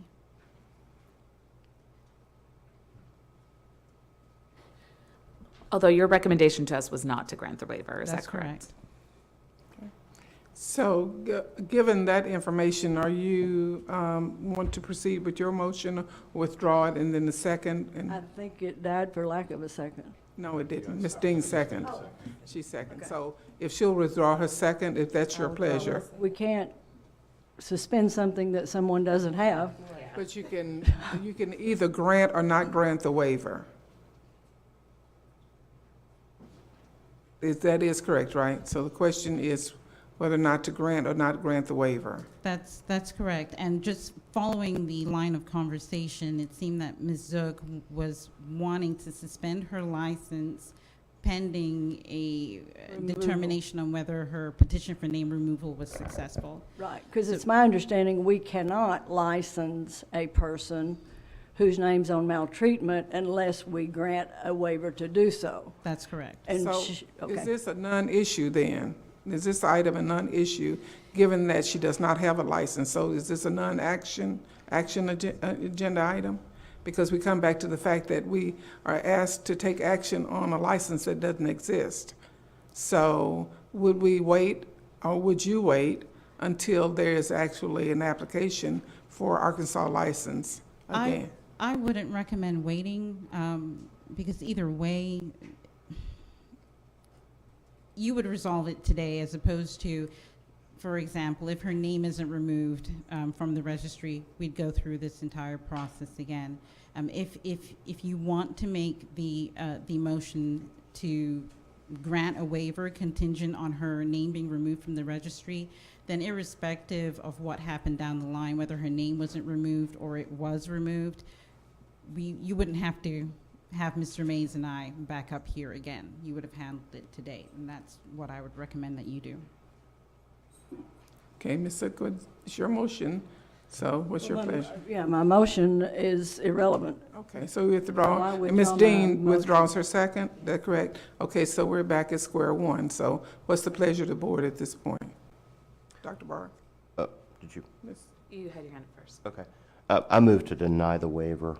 Okay, the motion by Dr. Barth is to deny the waiver and second by Ms. Wright. Any further discussion? Is this a permanent revocation?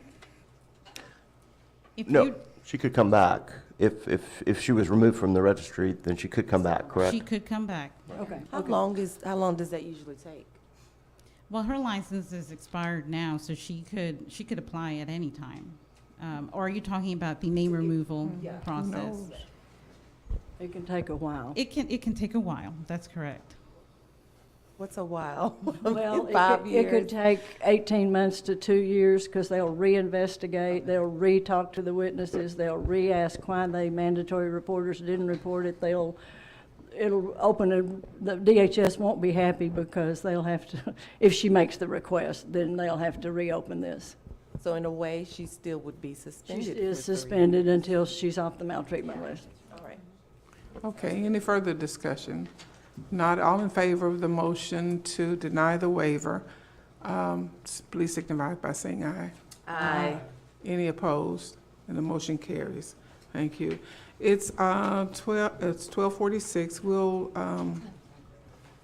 recess for lunch until 1:30. Would that give us enough time? 1:30.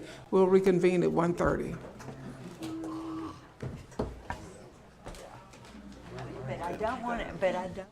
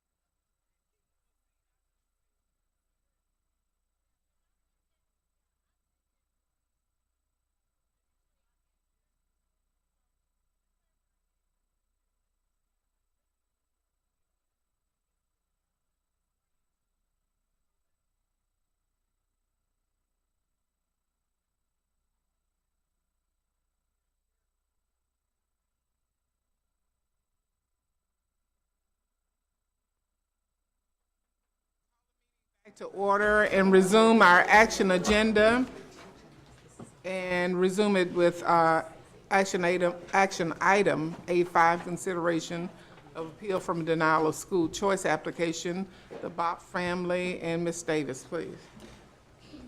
Hi, good afternoon. Jennifer Davis, staff attorney for the department. The two action items, A5 and A6, will follow the same procedures. I'll go over those real quick before we go into the item. All persons wishing to provide testimony to you today will need to be sworn in. At that time, beginning with the non-resident district, each side will get 5 minutes to present an opening statement to you, followed by 20 minutes of an argument about why you should grant or deny this appeal. Anybody you may request anybody else to provide information to you, and once that's done, you can take it under advisement and vote at a later time, or you may make the decision today. Are there any questions on that? No questions. Okay, the first action item is a denial of the Bopp appeal, and earlier this morning, I did not find anybody here for that family, so unless they've shown up since then, there isn't family here. However, they are denying a decision of the Cabot School District to deny their 3 children a school choice appeal from the Jacksonville North Pulaski. Cabot is here today, as well as Jacksonville North Pulaski. Okay. So the representative from Cabot, well, all those that intend to testify, would you raise your right hand to be sworn? You solemnly swear or affirm that the testimony you're about to give is truth, the whole truth, and nothing but the truth. Okay, thank you. Would you come forward? Are you from the Cabot District? Yes, ma'am. Would you identify yourself? Tammy Tucker, Cabot School District. We notified the Bopp family that their application for school choice would be denied after being informed by the Jacksonville School District that they would not release the students due to a federal desegregation lawsuit. Okay. Any response from Jacksonville or the attorney from Jacksonville? Would you please give your name, sir? Yes, ma'am. Scott Richardson for the Jacksonville School District. It's the same issue we've discussed the last 2 meetings, I believe. Jacksonville's under a desegregation order that precludes us from participating in school choice, so we deny the transfer. Okay. Any questions from either side? Mr. Williamson? I've got a question. Okay. It says in a letter from, I guess, is this the Bopp case? Bopp. That number 4 in there, my children have attended the Cabot School District for over 7 years. How were they able to do that previously? I don't know. I think there was one family that had lived in the Cabot School District and had recently moved. I mean, there could be situations like that. I don't know the exact circumstances of this family. I'm just always confused about how a newly created district inherits all these deseg orders and all that. It's just, it's really kind of confusing to me. And then within that deseg order, there's certain transfers that are allowed.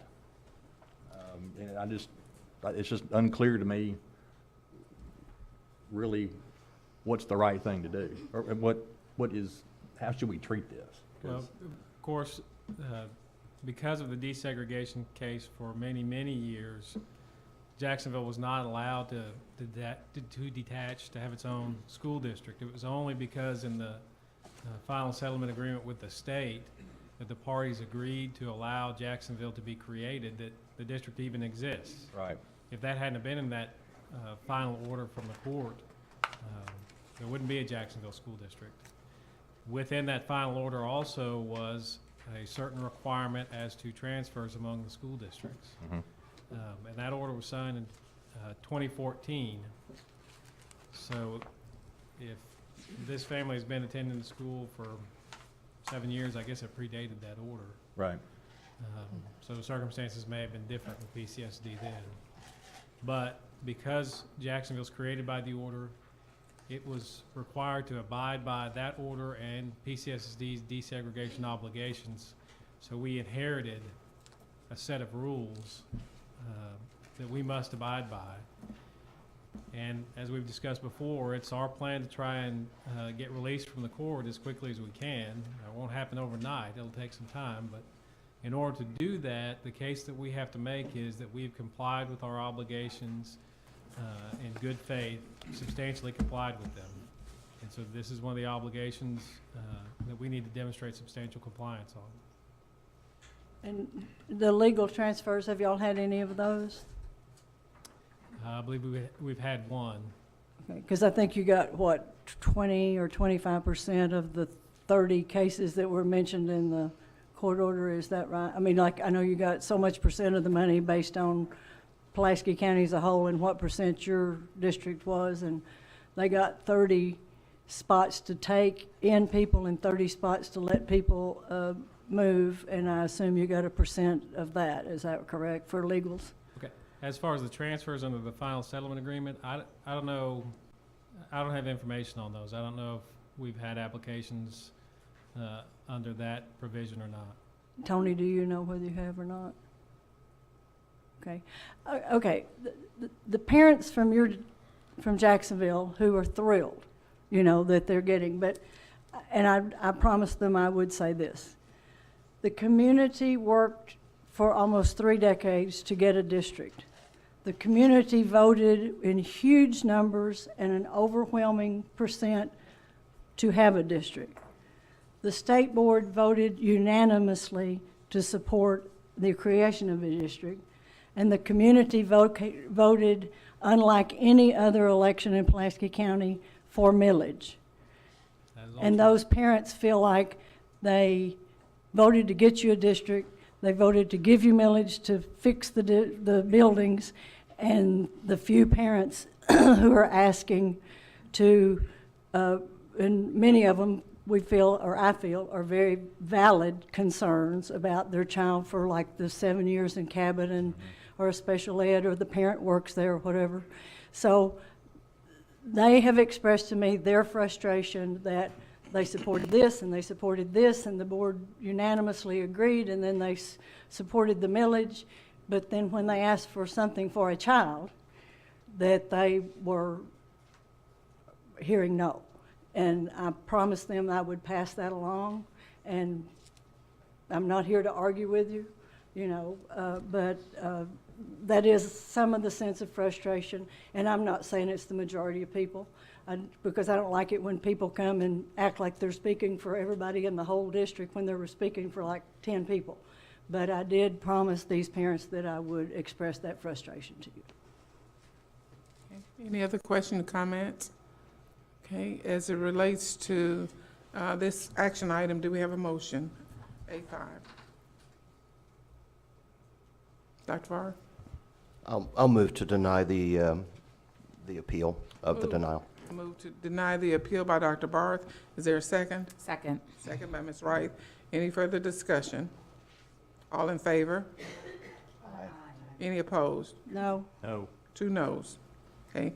Moving on to A6, the same districts are involved in the same, I'm sorry. Oh, Mr. Williamson and Ms. Zook voted no. On the next one. Procedure. Okay, on the next one, A6, the Rupel family has been here all morning, and, you know, they were supposed to be next right before lunch, but we had a schedule change. And it is only a few minutes after scheduled time to come back, and as you know, parking is a premium.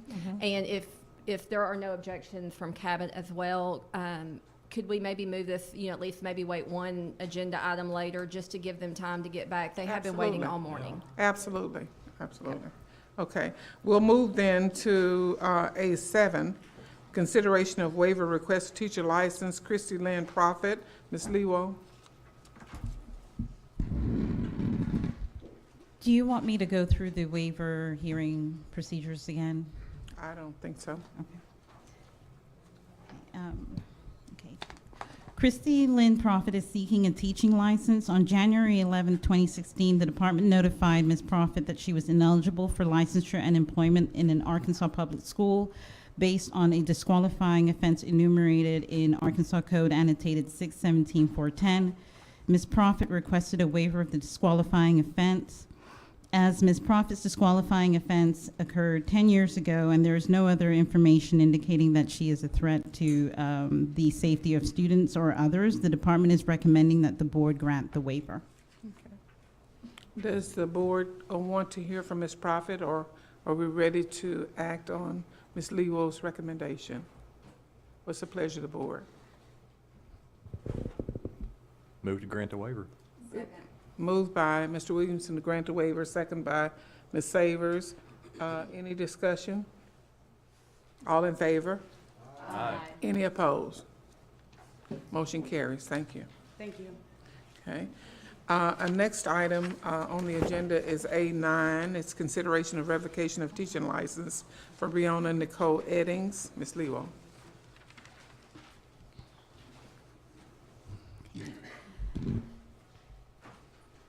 Breonna Nicole Eddings is a licensed educator. The department received information that Ms. Eddings' name appears in the Child Maltreatment Central Registry. On February 17, 2016, the department notified Ms. Eddings of her disqualification from holding a teaching license under Arkansas Code Annotated 617-410. Ms. Eddings did not respond or request a waiver of the disqualification from the board, and we'd ask that the board revoke Ms. Eddings' teaching license. Okay. You've heard Mrs. Lewo's explanation regarding this agenda item. Are there any questions? If not, would we entertain a motion? I move that we do as the department is asking. So you recommend revocation of license for Yes. Ms. Eddings. That's moved by Ms. Zook. Is there a second? Second. Second by Ms. Chambers. Any further discussion? All in favor? Aye. Any opposed? Then the motion carries. Okay. Moving on to Ms. Perry to A10, district waiver, request for waivers granted to open enrollment charters, Clarendon School District. And I have signed up for public comment for individuals: Kathy Tanner, Anna Marie Woodle, Lee Vent, and Dennis Hendricks. Yes. This is item A10, district request for waivers to Clarendon School District. Act 1240 of 2015 allows a school district to petition the State Board of Education for all or some of the waivers granted to open enrollment public charter schools that serve students who reside in the school district. Representatives of the Clarendon School District are appearing before the board with a petition for waivers. After Ms. Clay comes and gives you the procedures that we'll be following for A10, A11, and A12 this afternoon, Superintendent Lee Vent will begin the presentation for the district. They have also provided to me some letters of support that were not in your packet. Do I have permission to distribute those to you at this time?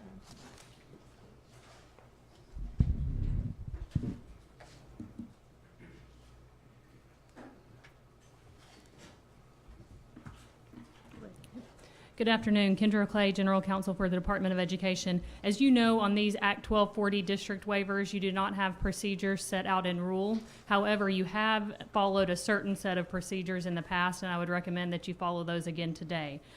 Those procedures are as follows. All persons, with the exception of attorneys, will need to be sworn in. The district will have 20 minutes to present its case for approval of the proposed waivers, and then any parties opposed will have 20 minutes to present their opposition. The district will follow with 5 minutes of rebuttal, and then the state board will take the item for consideration, ask questions, have any discussion that you deem necessary. Okay. You are required to grant in whole or in part, or deny in whole or in part these waivers. You do have the option to take it under advisement and make a decision at a later board meeting, but you do have to make a decision within 90 days of receipt of the petition. So if you choose to move it to the decision to a later meeting, we'll work and make sure that you all stay within the required time frame. Do you have any questions about the procedures? No. Okay. All those that intend to offer testimony in this case of the Clarendon District's request for waivers, would you please stand and raise your right hand? Do you solemnly swear or affirm that the testimony you're about to give is the truth, the whole truth, and nothing but the truth? Thank you. Okay. We will hear from the district. You have 20 minutes. Thank you, Madam Chair, members of the board, Commissioner Key. My name is Lee Vent. I am Superintendent of Schools in Clarendon. If I survive to midnight, as Baker Kerr said earlier, midnight, June the 30th, I will begin my 48th year in education, 34th as a superintendent of schools. All my experiences have been in the Delta region of eastern Arkansas, as well as 2 years in the Delta region of New Madrid County, Missouri.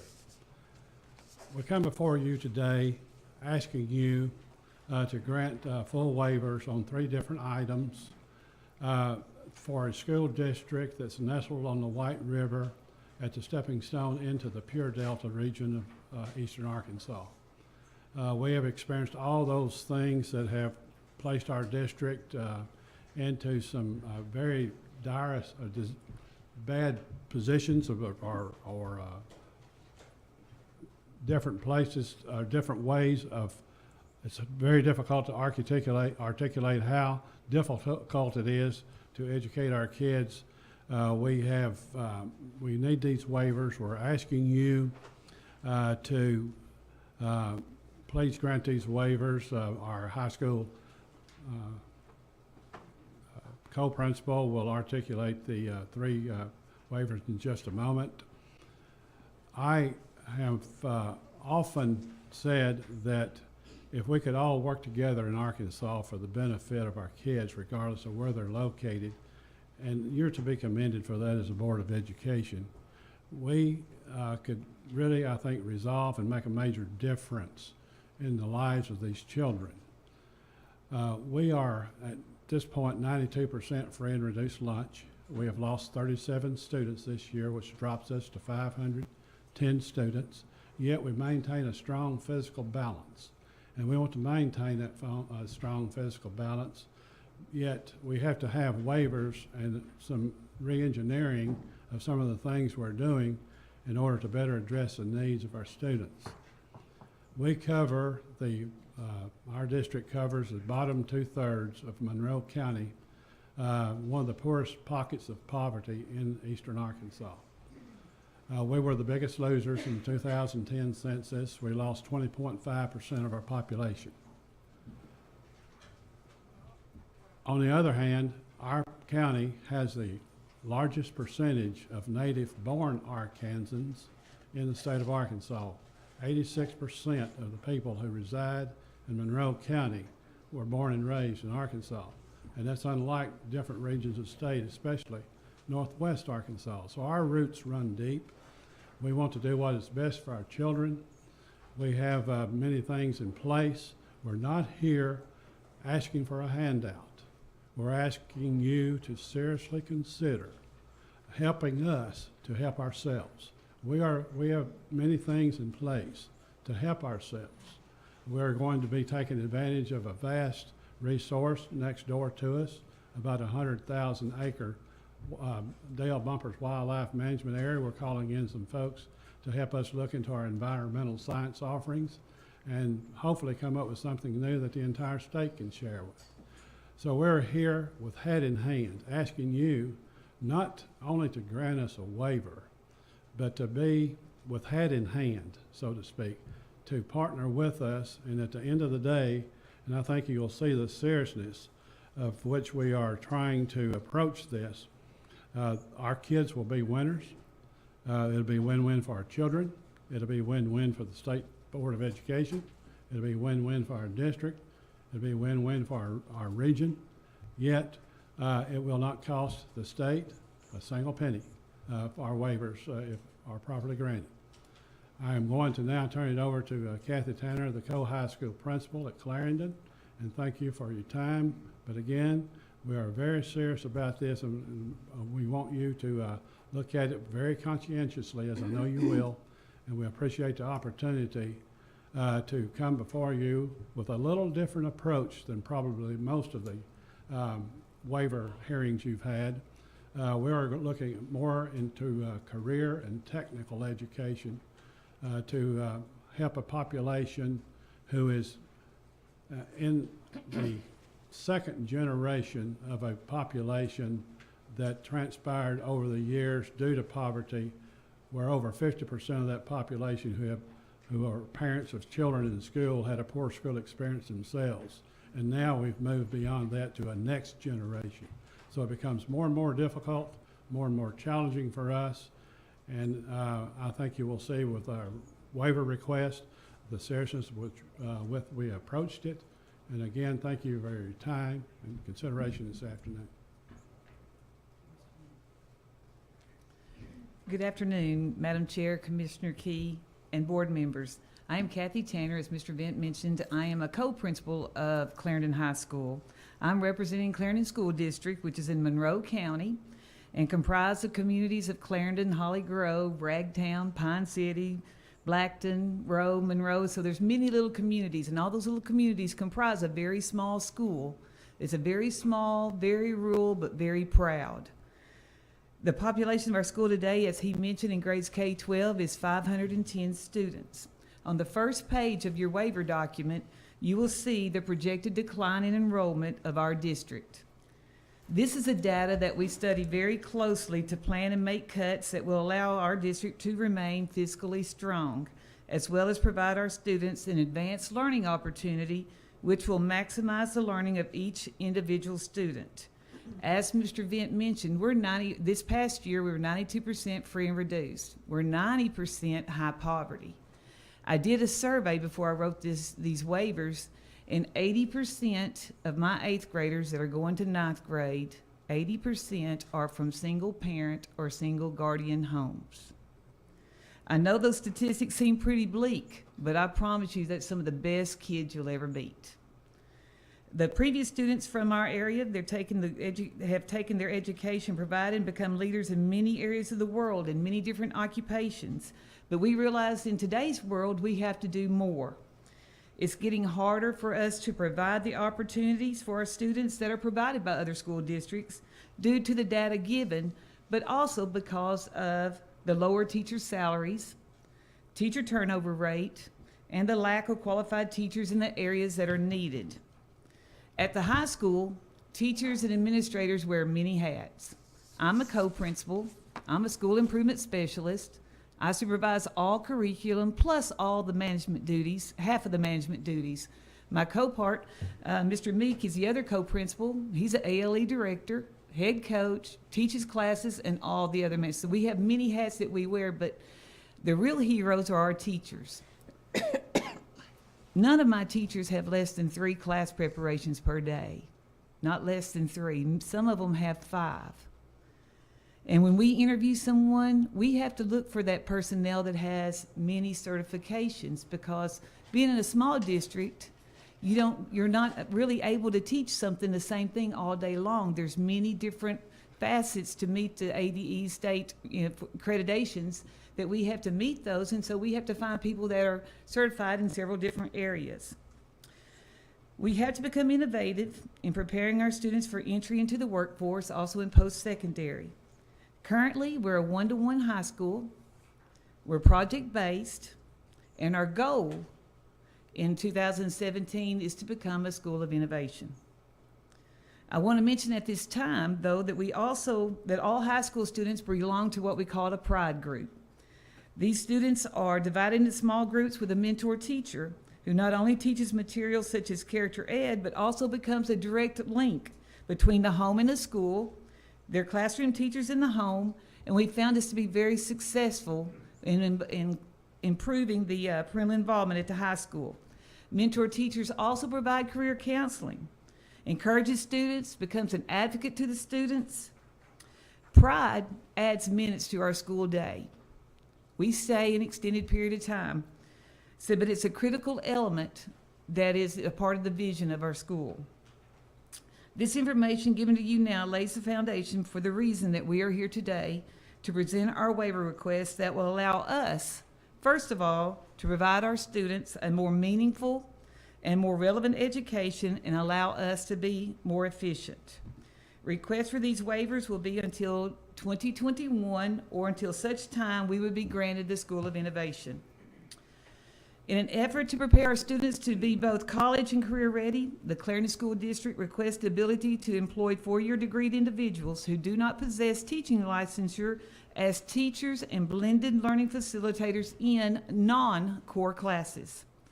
This waiver will allow CHS to offer technical courses that would not otherwise be available for low-income poverty students in a traditional public school. The waiver could also allow students to be in blended learning classrooms with a knowledgeable professional. Right now, we have 3 approved career clusters through the ADE Career and Technical Ed Department, and they are Informational Technology, Family and Consumer Sciences, and Construction Technology. These programs meet the rules and regulations of standards for accreditation requirements. With approval of the waiver and with virtual learning classes, an additional 4 career paths could be added without the cost normally associated with the implementation of new programs requiring new equipment and certified teachers who may not be needed for a full day of teaching. The additional career paths were selected due to the availability of employment in Monroe County and the surrounding counties. Advisory meetings were held with the community and county employers to determine their employment needs. Plus, research was done on what careers, were offering the employment opportunities for our students. Surveys were done with students to see what their interests were as well. Local, county, and state organizations have partnered with us to provide the students with a relevant education. These organizations will provide speakers, hands-on experiences, field trips, job shadowing, and possible employment. Ms. Perry handed out the letters of some of those that have joined with us in this effort. The 4 career paths, first one is the health sciences. Mid-Delta Health Systems, Monroe County Health Department, and local pharmacies have partnered with us in this field. An example of what we would do, CNA training would be provided in the spring of next spring for those students that are 18, and that would be allow them, because you have to be 18 to do this, and help them to pass a license that would provide employment. I also have 12 years of experience teaching medical professions education and will oversee the program to ensure the students are receiving quality education. The next field is law, public safety, and security. Clarendon City Police, the Monroe County Sheriff's Department, Arkansas State Police, and Arkansas Game and Fish have partnered with us in this field. We hope to improve the relations between law enforcement and youth through this program. Teaching.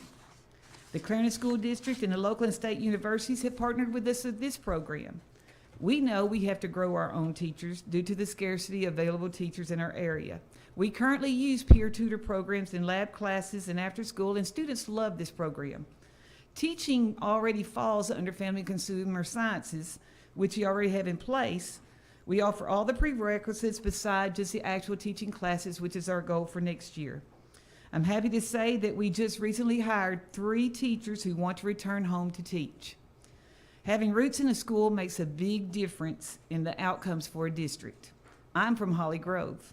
My first job was in Clarendon in 1982. He hired me in 1982, and I recently returned home myself. The other area was sales and customer service. Careers in customer service, customer relations, and service industries are always needed. This is embedded in all the careers. We're an agricultural community. There are many careers embedded in the field of agriculture. There are many individuals who have agreed to partner with us and bring a wealth of knowledge and expertise to our students, such as Arkansas Farm Bureau, Helena Chemical Company, First National Bank of Eastern Arkansas, Merchants and Planters Bank, Riceland, and there's others that are going to partner with us. As Mr. Vint mentioned, tourism is something that draws people to our area. We're known for the hunting and the fishing, and now we have the Dale Bumpers and Cache River Wildlife Management areas. And as I mentioned earlier, Arkansas Game and Fish are partnering with us on our ideas. With the approved waiver and the additional career paths, not only will the number of students increase in job shadowing, industry tours, and/or internship apprenticeship programs, but will also increase the number of graduating seniors that will attend college or technical school or will enter the workforce at entry level or higher positions paying more than minimum wage, such as the CNA program. Data will be collected to monitor success in this program, but also to make changes if they're needed. Our school district, as mentioned earlier, it's important for us to find teachers certified in several areas and to provide students a quality education. The Clarendon School District requests the ability to employ knowledgeable, certified teachers to teach and facilitate learning in core areas in which they are not certified. The Clarendon School District will put the best qualified person in front of our students. We know if we do not, results are going to show. This would allow no extra financial burdens for teachers to take additional tests or college classes or on the school district to hire teachers needed for as little as 1 period a day to meet requirements. The request is driven by the difficulty of obtaining licensed teachers in the area of foreign language. Currently on staff at the Clarendon School District, we have a teacher who's certified in elementary and middle school levels, who's also the ESL coordinator for the district, fluent in Spanish because of family background, but lacks certification in the area of Spanish. In the second waiver, we're talking about 82% of the seniors that'll graduate in 2017 need less than 4 credits to graduate. We currently require 24 credits, which is above what the state requires. Our students have the opportunity to get 32 credits because we're 8 period day, 4 years, they can get as many as 32. The Clarendon School District is asking for this waiver due to students who are capable of being provided instruction in less than 30 hours per week. A student that possesses the ability to complete the required coursework in less than 30 hours per week could have the option to enroll in a specialized educational program outside of the school district, concurrent classes, participate in apprenticeship programs, peer tutoring, or seek employment.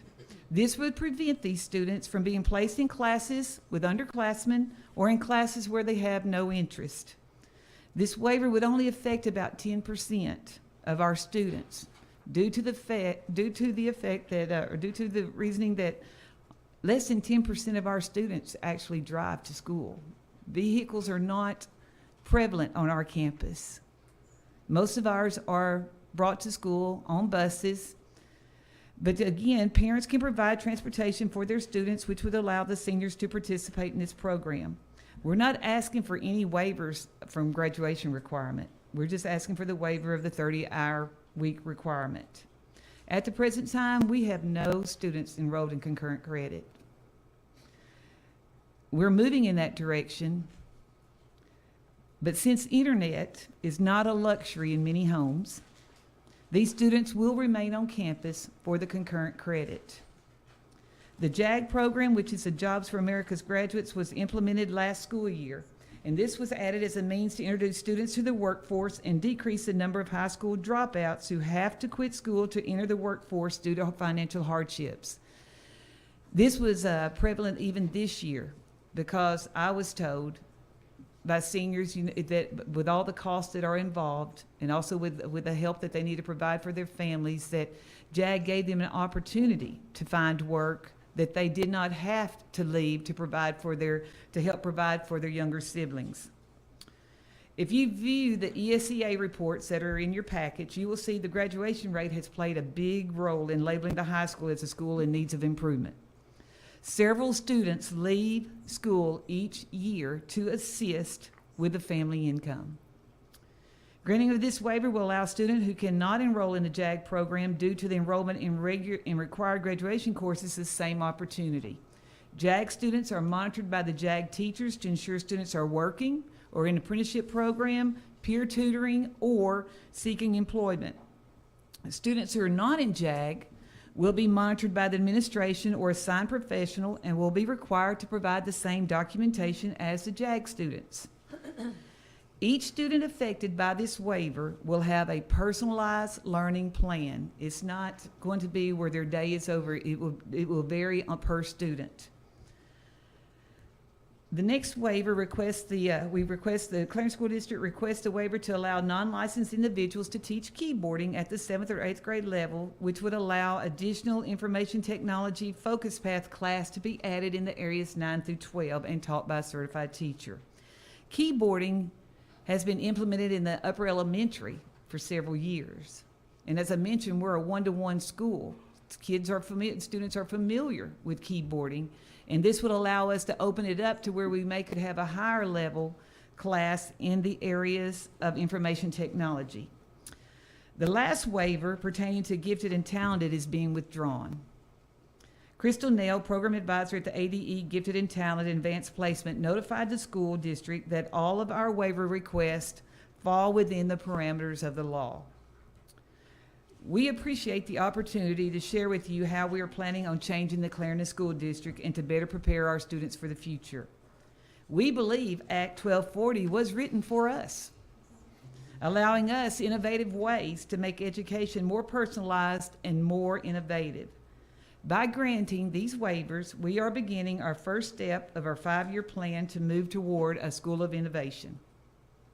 Thank you. You had about 30 seconds left. Okay, so is it correct now that instead of 4 waivers, you're requesting 3? Yes, ma'am. Okay. Any questions by board? How many students do you have that attend Virtual Academy? 1. And have you talked to Virtual Academy to see how their waivers helped improve the performance of their students? No, ma'am. I did check scores. And We do a good job. those are questions I feel compelled to ask, Yes, because ma'am. when you ask for waivers because a child in your district goes to a charter, I need to know whether or not that the waiver is helping that child because of that school, or if the parents chose it for some other reason. The keyboarding, it interests me about who's going to teach that, because I took typing and I can work with a computer, but I don't know that I could teach keyboarding. What are the qualifications of that person? The person that will be teaching keyboarding has a certification in 5th and 6th grade, and she will be the one that Okay. will be doing that. Okay. It's just not secondary. Okay. Okay. Any other questions? Dr. Barr? For Ms. Clay, and I'm so sorry for being dense on this. So if if they have a student in a charter, but that student leaves, the waivers stay, right? But if the charter goes away, then the waiver goes away. Is that the That's is that the rule? correct. Okay. Okay. That's a good question. Any other questions? I will But say just- you, Well, but to add on to that, if they become a school of innovation and that application contains the waivers, then the connection to the charter is severed. Okay. Ms. Savers? Really applaud you for being proactive and tailoring your offerings to your community. I know that there are several districts in the state that are going in this direction, and some who have been in the work for a few years now. Have you reached out to any of those? Yes, ma'am. So you've gotten consulting from different, is there any particular district that you're modeling yourself? I have, matter of fact, we have made several conversations to several of the schools that are on schools of innovation. And I am a former vocational director, and I have actually read the documents about who offers what, and I've called about teaching. I'm very familiar with health sciences and also law enforcement. I really picked, when we talked to our students about how, what they were interested in, we drove home to them what was available, because like Mr. Vince said, 80% of our people stay in our area. And so we had to pick what was, we were trying to say, if you were going to go in the field that, readily available, these were the areas, we gave them several options. And, they want to be plumbers. They want to be but until we can actually provide them with that education and they put a person in front of them that can help them with it, they really don't know much about those careers. So that's why the last one is more like a conglomerate of several, because we hope to bring in the mechanics or take them to the shop. We want to bring in the plumbers. We want to bring the things that will open up their eyes to what's all available, because they don't leave, and if they do leave, then they may be like me and come back. Like we said, we just recently hired 3 homegrown teachers.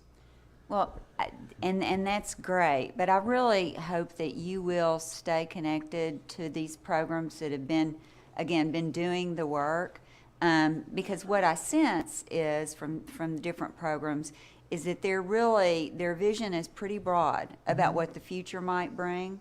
It includes a lot of being able to do technical computer type work at home, calling centers, those kinds of things. Right. So there may even be some options for careers that you're not even thinking of. Right. that will be a possibility for the future. So I don't know if you've got a chamber there or an alliance Yes. of rural counties, or, I mean, I think this is a big-time economic development issue for your community as well as education. So I guess my point is, try not to limit your kids' vision for what the possibilities are for them.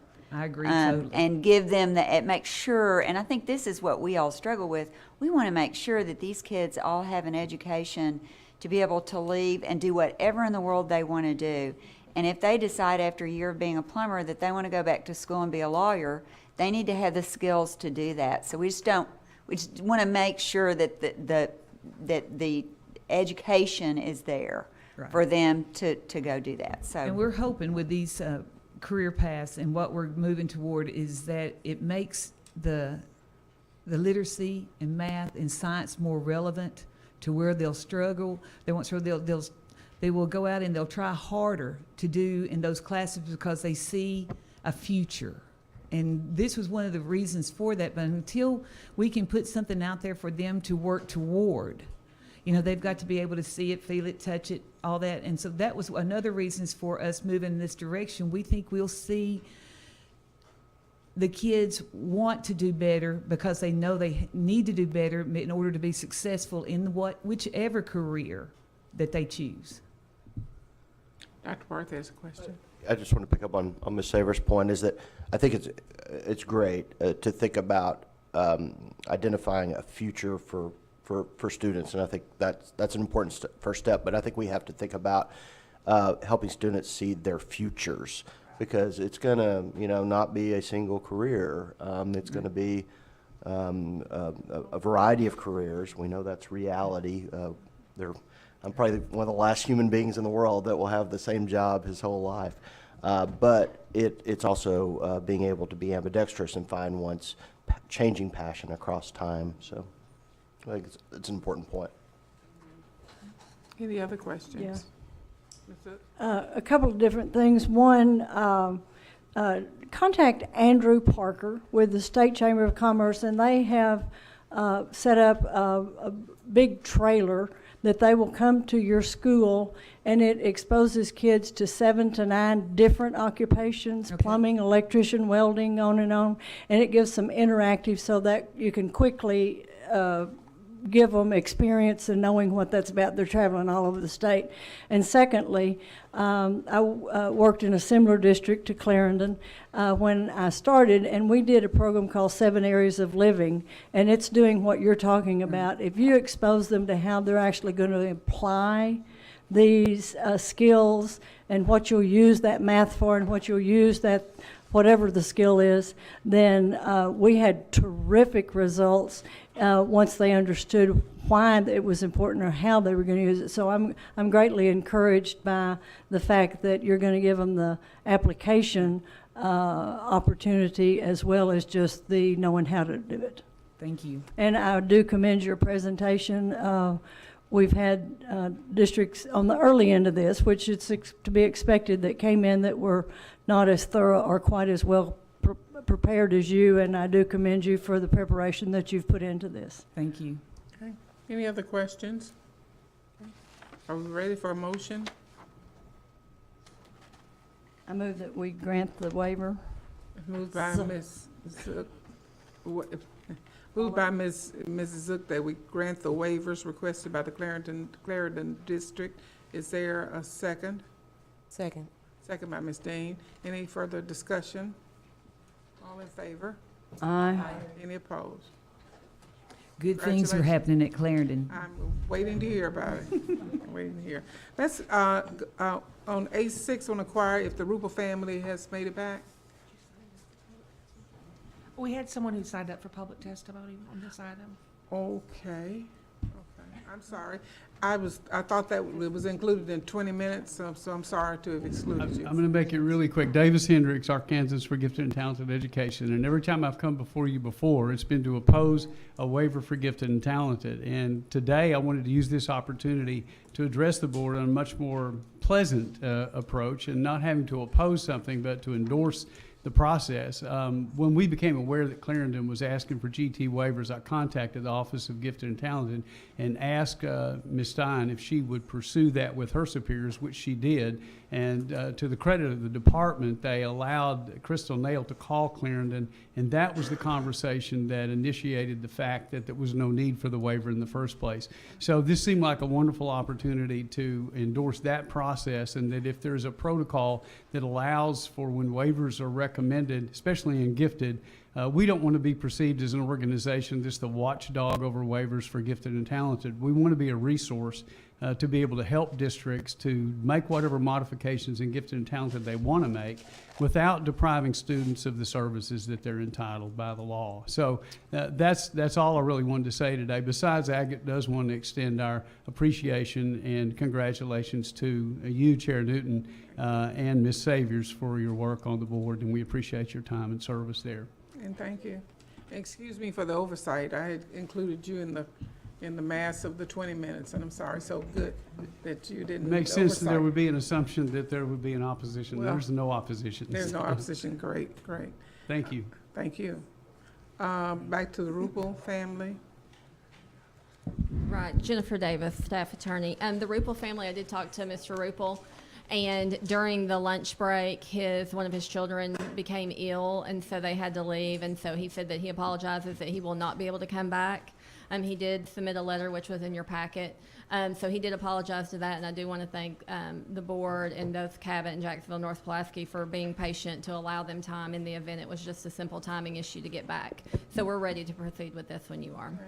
Anyone here ready to provide testimony or information about this case? Would you please raise your right hand? Do you solemnly swear or affirm that the testimony you're about to give is the truth, the whole truth, and nothing but the truth? I do. Okay. Cabot District. Tammy Tucker from Cabot School District. We notified the Rupel family that we would deny their application for school choice after we were informed by the Jacksonville North Pulaski District that they would not release the students due to their participation in the federal desegregation lawsuit. Do you know whether or not this is a middle school student? Ma'am, they have multiple children. They have Caleb, that's a 3rd grader, Mackenzie, an 8th grader, and Kylie, a 9th grader. Okay, so they would, if they chose to split the family, qualify for opportunity school choice. My understanding is that Jacksonville is not releasing students under opportunity school choice at this time. Do they have a choice? Yeah, under the Opportunity School Choice Law, there is a desegregation provision such that if the transfer would negatively impact, or if there's a court order stating otherwise, then it would govern more than the Opportunity School Choice. Some districts in the past have chosen that it's not negatively impacting and that the student getting the education. Some districts in the past have allowed it, but there is a provision that says that DSEG governs. Okay. Scott Richardson for the Jacksonville North Pulaski School District. Same discussion that we've had before on the opportunity school choice. We thought to be consistent, we need to continue with the same approach that's required by the settlement agreement and the limits on transfers in that. And I'd make the same points we've made before. If you have any questions, be happy to answer. Any questions for Mr. Richardson or from for the Cabot School District?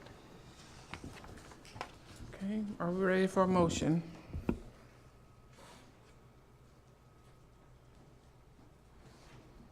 I'll move to grant the transfer. Moved by Mr. Williams to grant the transfer. Is there a second? Second? Second by Ms. Zook. All in favor? Aye.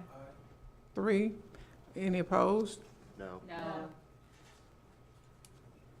Doesn't pass. Well, I don't blame you. He who hesitates is lost.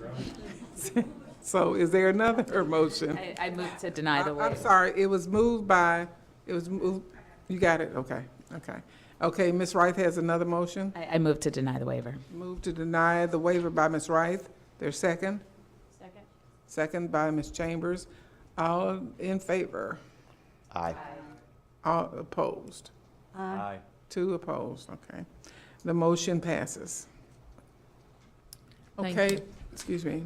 A11, Ms. Perry, district request for waiver granted to open enrollment charters, Malvern School District. Yes, ma'am, Madam Chair. This is Malvern School District again. Act 1240 of 215 allows a school district to petition the state board for all or some of the waivers granted to open enrollment public charter schools that serve students who reside in the district. And representatives of Malvern School District are appearing before the board with the petitions for waivers. High school principal Jennifer Schenkel will lead the Malvern presentation.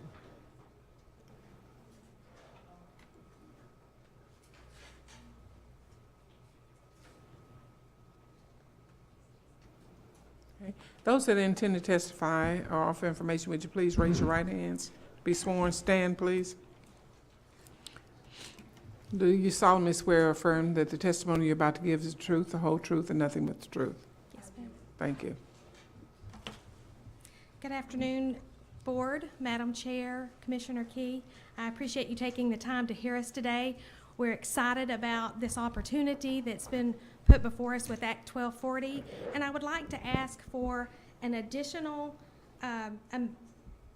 waiver, 68210. Well, would you, before you start, would you just please state your name and position for the record? I'm so sorry, I got excited. Thank you. I'm Jennifer Schneickel. I'm principal at Malvern High School. Okay. Go ahead. Thank you.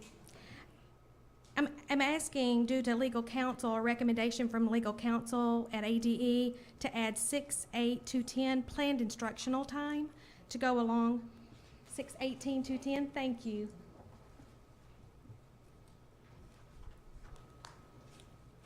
Go ahead. Okay, you'll see at the top, of course, we're very proud of our orange and black, and this whole presentation is within that. And we do have a lot of pride within our school. We function under the thought of passion, pride, and excellence, and we want that for all of our students, not just some of our students. We work holistically for that particular category for our kids, so they can all have an opportunity when they walk out of the doors of Malvern High School that they feel safe, they feel secure, and they're ready to roll. So thank you again for us being able to come before you today. We believe that high school should be about, how do I advance that? I apologize. We believe that high school should be about preparing our young people for whatever future they choose for themselves. We want them to have a diploma and a clear path forward so they can have that path when they leave. As the Arkansas Department of Education new vision states, a student-focused education, and we are jumping on board with that ourselves. We want to come to you today to request these opportunities for a flexible schedule. During the year 15-16 school year, our CTE teachers went to a meeting at Henderson State University, and they met with several different people. And in that particular meeting, they were told by many employers, factories, Chamber of Commerce presidents, that our students are not ready and they don't have the soft skills that they need to go out into the world. And I'm going to talk about 5 particular soft skills that we're going to incorporate into our learning this coming school year. And we know that in this process, if we are able to get these waivers granted, that our students will have even a better opportunity. We see that there's a college and career gap for some of our students. We want all of our students not to have that gap. So we're going to work diligently to prepare them to not have to go into remediation classes, to not have a career gap, to not have that particular time where they feel awkward and they don't know what it is that they want to do. We have diverse needs within our population. We have students who need to work because they have to help support their family. We have mothers in our school that need to help to support their children. We have students who are wanting to learn particular skills so they can get some different opportunities when they walk out there in an apprenticeship program. And our CODO actually has College of the Ouachitas, which is just a few blocks from us, actually have those programs that they're implementing this school year. The waivers would assist the district in meeting these diverse needs for all of our students, and they'll have numerous options that we'll outline just momentarily. As far as attendance and graduation, we do expect improved attendance because we know that the students will be coming to school to take the courses that they really want to take, that they see relevance in. And if they're coming to school and they're not getting no credit for lack of attendance, or taking the F on their transcript, which lowers their GPA, that they're going to have a better opportunity of graduation. And then when that employer receives that application, they can boast about not only their GPA, but some of the different opportunities that they had while they were in high school. We're currently on an 8-period day, just like Clarendon mentioned, and so during the course of that time, they have the opportunity to earn 32 credits. Those 32 credits are far above the state requirement of 22. We did have 26 going into the end of the school year, and our board has already signed a resolution or signed an agreement that we are lowering our number of credits to 24.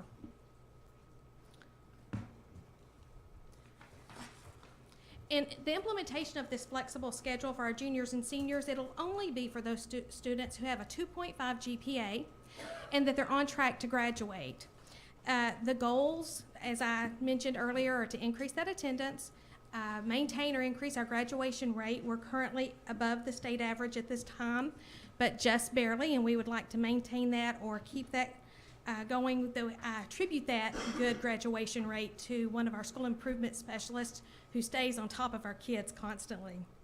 We want to reduce the achievement gaps. We want to make sure that our students are college and career ready, and to expose the students to both an employer and what their expectations are and meet the needs of the diverse student population. The 5 soft skills that we are going to be focusing on as a high school are communication. So many times, I'm bringing before you just shortly 2 students who communicate greatly, and they represent a good amount of our population, but we also have some that are not quite up to par.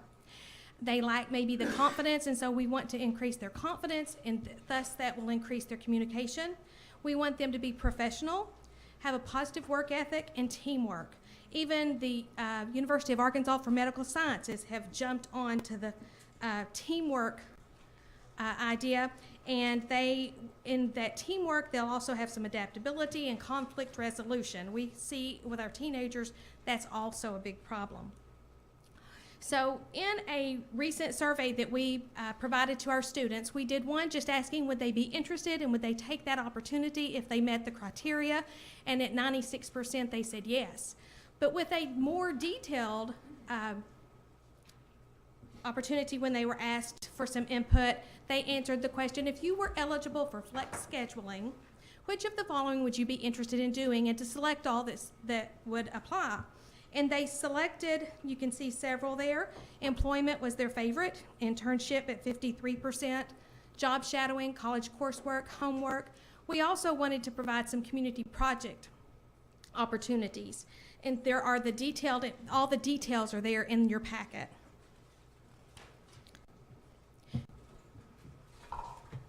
So how would it benefit the students? They would have an opportunity for internship. I had a student this past school year that had been going to Carti, and she was able to do that, but she couldn't do it regularly because of the number of days that she would have to miss school. But she did use a couple of her days to go to Carti to work actually on the chemo floor, and she's not real sure if she wants to go into research or if she would like to be an oncologist, but I'd love to have seen her have more opportunity to do that. We had a student who is interested in criminal justice, and so our Malvern Police Department has been allowing her to go into areas, not any that had some confidentiality concerns, but to work with them side by side and to learn the verbiage and to get have some input. They could have college coursework or take college classes during the course of the day, paid employment, community projects, and volunteerism. We've talked to the Chamber of Commerce president. We've talked to Oroco. It's a local plant that's just a little was that east of our town, and they could go into be a CNA. They can also get some sort of an apprenticeship opportunity. How it would benefit the teachers, which ultimately benefits the students, smaller class size. The students would have more one-on-one instruction. There would be more individualized instruction because of that. They would have the opportunity to do some goal setting, to sit down with their teacher and talk one-on-one. We think that the students would be more attentive in their attendance. There'd be less student apathy. So we think that it's going to be win-win for our students and give the teachers an opportunity to work more directly with the students who need their help.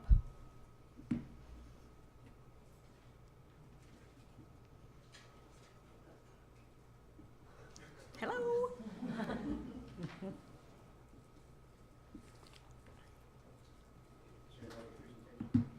There are 4 more slides. I'll just talk. We looked at the eligible students prior to the 2016-2017 school year, and in the class of 2017, 33% of our students need 2 or few credits to graduate. 51% need 2 to 4 credits to graduate, and 16 need more than 4 credits to graduate.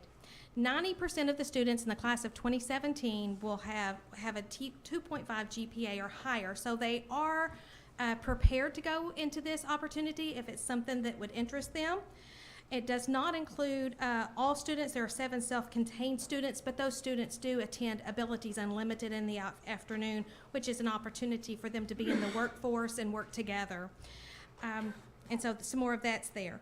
They would also have access to a college and career information center in our guidance office, and then there would be a career coach that would assist those students in taking their portfolio, looking at their documentation. So they have documentation that they would have to turn in both at midterm and at 9 weeks, but that career coach would be checking in on them regularly, and they would be reporting to them also, of course, during the school year.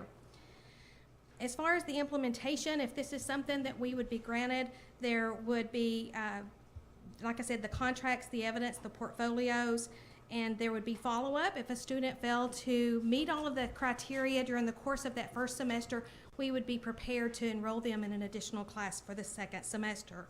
This documentation also requires a reflection piece where the student would they would write about how they had done, the soft skills that they had attained or improved in, and so we think that the reflection piece will be a really strong piece. How did we contact our parents and students and teachers? Of course, we did surveys. We also talked with our teachers during after-school professional development, during our CAT team meetings, that's our campus academic team meetings. We have buy-in from every one of our teachers. They're anxious for our students or excited for our students, not anxious. We talked with our parental involvement handbook committee, and then also we did an alert now message to our parents, telling them about this opportunity. We put it in social media, giving them opportunities. Our school board has voted unanimously to support it, and I have a school board member with me today. As far as student feedback, I've got several pieces of student feedback that's within your information sheet, and I wanted to close with what our mission is at the high school, which I think it directly impacts the mission. The mission of Malvern High School is to create opportunities that prepare our students to meet the challenges of the future by focusing on the skills required for them to be college and career ready. At this time, if you don't mind, I'd like for you to hear from Tucker Norris and Christina Harris. Tucker will be a senior at Malvern High School this coming school year, and Christina will be a junior, and she is also our student council president, and I just wanted you to have some student input. Okay, you have approximately 7.5 minutes left. Good morning, members of the board. My name is Tucker Norris. I'm currently a senior at Malvern High School. I am the commander of our JROTC battalion. I'm also the junior class president as of now until we vote again next year, when I should hopefully gain that honor again. Tucker Norris, 2017. But I see a lot of opportunity in this program because I see every day in my classroom. I had a great speech written, but she stole my thunder. I see opportunity in the classroom every day, but there's a lot of people who sit and they ask questions. Why do I need to be here? What does this have to do with my job? I feel like this opportunity to get out of the classroom in the afternoon and to be able to seek a career and seek development through for their livelihood is something that's going to be very impactful and going to bolster attendance to those classes that students do still need. She said that a large portion of our class, of the class of 2017, only need 4 more credit or 4 or less credits to graduate. I'm one of those members. I have to have 4 credits. I have to have a fine arts credit, physics, 12th grade English, and a 12th grade math level. And that's to graduate with honors. That's on our honors track. And a lot of the students that are in the same position as me see no real reason to attend 4 or 5 non-credit classes in the afternoon that aren't going to help them per se towards their career that they seek to, or that they plan to seek out in later life. And this opportunity is going to give them a chance to get out of the classroom and get into the technical field that they plan to seek out. For example, one of my peers is a very sharp, very bright person who's on honors with me, but they don't plan to pursue college after high school because in their family they have a family business of logging, and a large part of that is welding. So he plans to seek a technical field in welding, and right now he's taking classes at Kodo through the through the college program. It's just, I don't know what it's called, but I'm not part of it. But and he gets technical training in welding, but he would like to seek further education in welding and maybe take even an internship with someone in the area who can instruct him on how to better his craft and better his development towards the future. At this time, I'll turn it over to my peer, Christina Harrison, class of 2018. Thank you. For the members, Kodo is College of the Ozarks. Okay. Or Ouachita, shoot. There's one of those too. Sorry. Thanks for the correction. All right, good afternoon. My name is Christina Harris. I am an up-and-coming junior, and I attend Malvern High School. I would first like to extend a good thanks to the chairman, to the board, and also to my school representative for giving me the opportunity to speak before you all. It's a great honor. Starting off, I would just like to say that I believe the flexible scheduling will greatly benefit our students, me as an individual, and also my peers. The flexible scheduling, it will provide opportunities for students that have already met the 24 credits required for MHS students to graduate, to spend their time gaining experience, to focus learning that is relevant to their individual career paths. Me personally, when I graduate, I would like to attend the Naval Academy, and after that, I would like to pursue a career in politics. So something along the lines of what you all are doing. And so, yes. So this flexible scheduling would give me the opportunity to, say, volunteer at the courthouse, to just do different things around our community that would help me gain exposure to all that a political life would hold. The flexible schedule also teaches professionalism and creates positive work ethic, which is also a soft skill that a lot of our community leaders identify as things that us as a generation are weak in. It creates a sense of accountability that is essential for everyday life and requires responsibility as well as the knowledge of a safety net. It allows students that do not yet qualify or would not like to participate in the flexible scheduling to receive additional attention from their teachers. So a lot of students that are in the classroom, they don't get the attention that they need due to other students that are in there that don't necessarily need to be in there. They could be spending their time doing something else. So this would give those students that need additional attention just more time, more one-on-one time with their teachers. It would also provide our local community to train up and educate its future leaders. Like many people before me have said, community, community, community. Community involvement in our school. As a community, we can do everything. It also allows students to experience the benefits of a real job experience. A lot of students don't get to experience what it is to be a grown-up until it's time to actually get out there. So we should start experiencing this at this age and also start just providing opportunities for us to gain exposure, to gain experience. And it also offers more community involvement in the educating of MHS students. So thank you for your time and have a great day. Thank you. She does our morning announcements every day, and she is very, very good. Tucker is also, he's a mascot at the high school in addition to the other hats that he wears. They are a great set of students, and I'd like for all of our students to have these same opportunities. What's the mascot? The leopard. Oh, so he's a leopard. He is a leopard.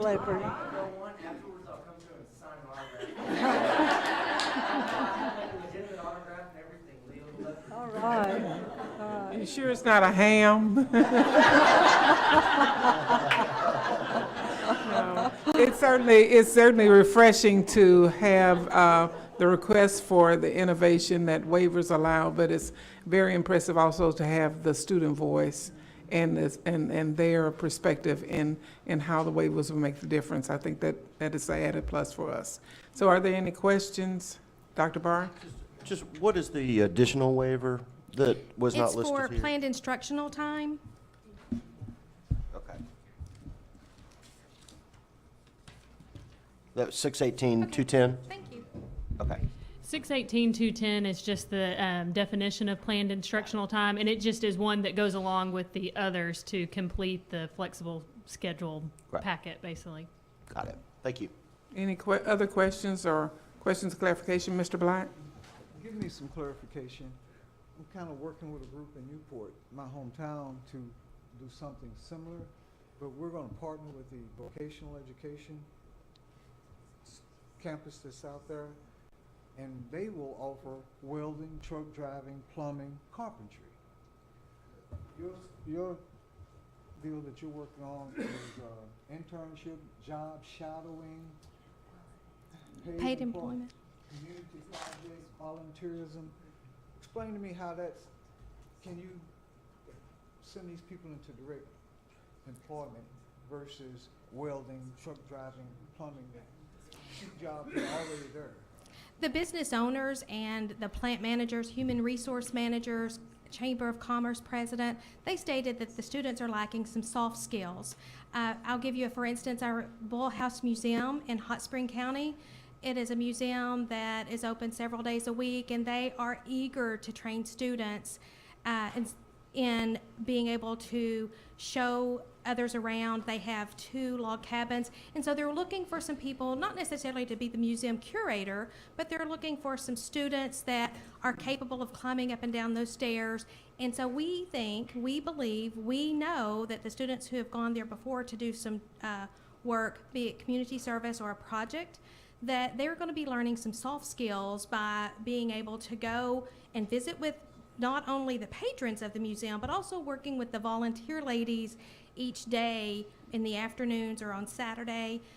Gives them the opportunity to hold the hours a little bit longer, and give the ladies a break that are working there. They're retired, 2 retired school teachers, and then a lady that did volunteerism in our county for 40 years. Any other questions? Ms. Wright? Thank you so much, and congratulations on such a wonderful presentation, both Thank to you. yourself and to the students.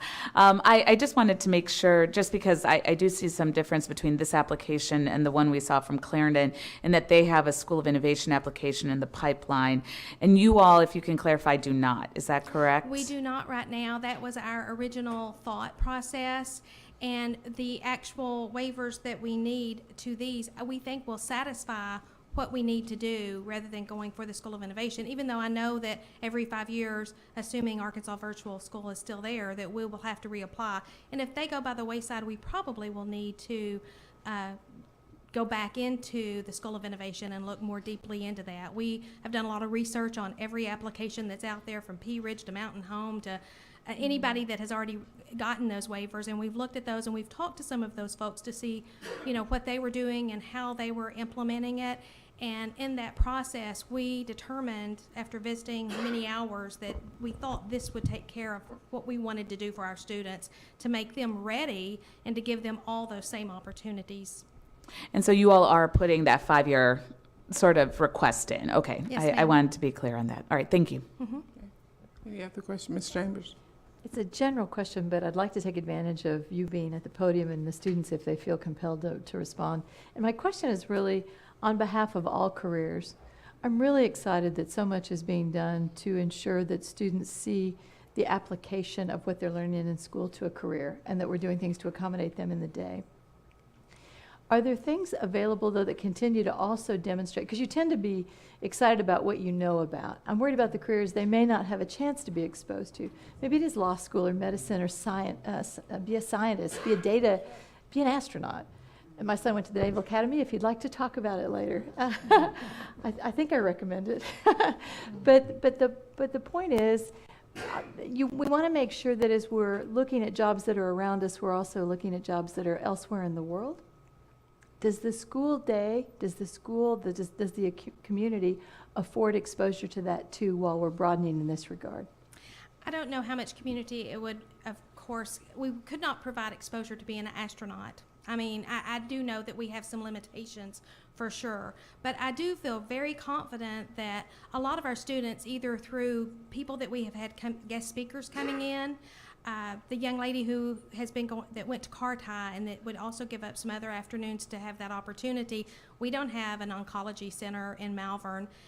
We have a we have a dialysis center there, of course, but there are many opportunities for them to go into the medical field, and our Baptist Health is our hospital now. It's changed names, I apologize. And they also have invited students in to do sutures on pig's feet and things of that nature, like we've done in the anatomy and physiology classes.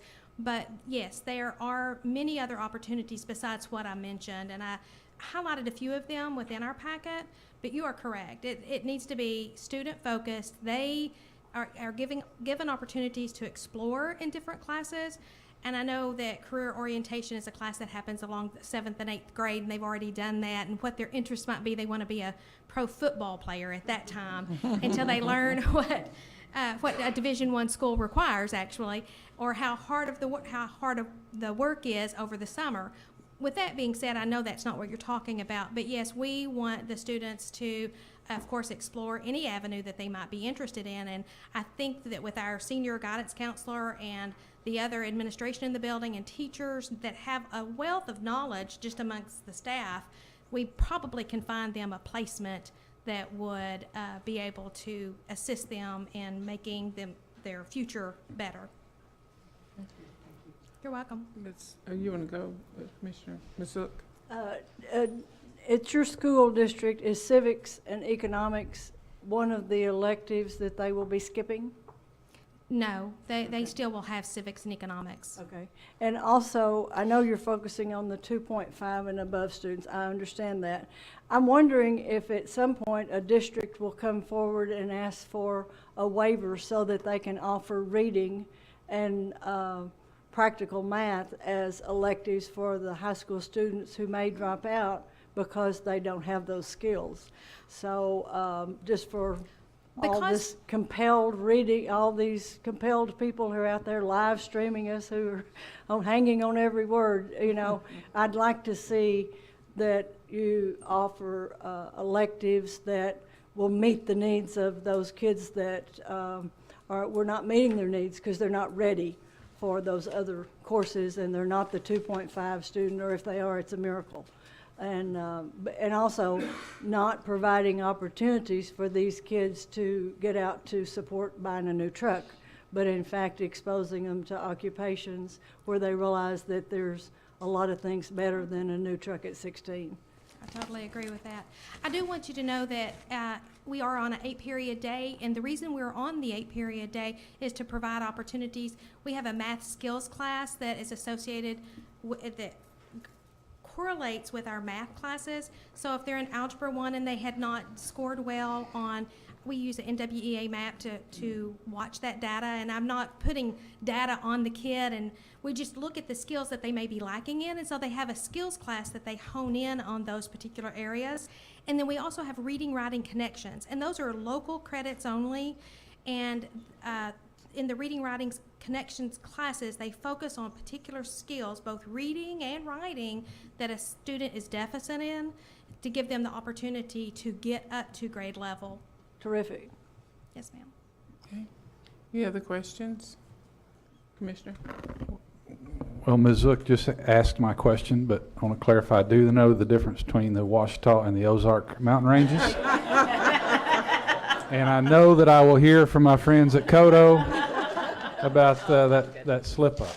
But, We won't tell. I would, yeah, everybody saw it. So,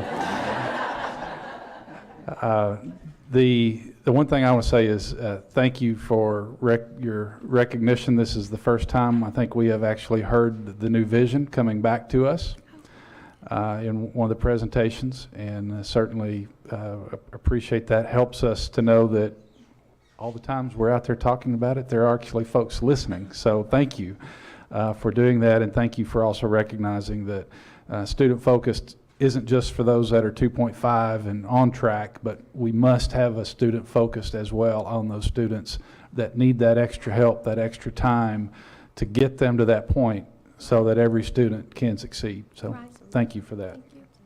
Okay. Unless there are any further questions, we'll ask for a motion relative to the request of the Malvern School District's request for waivers for open enrollment. I move to approve. Move to approve by Ms. Chambers. Is there a second? Second.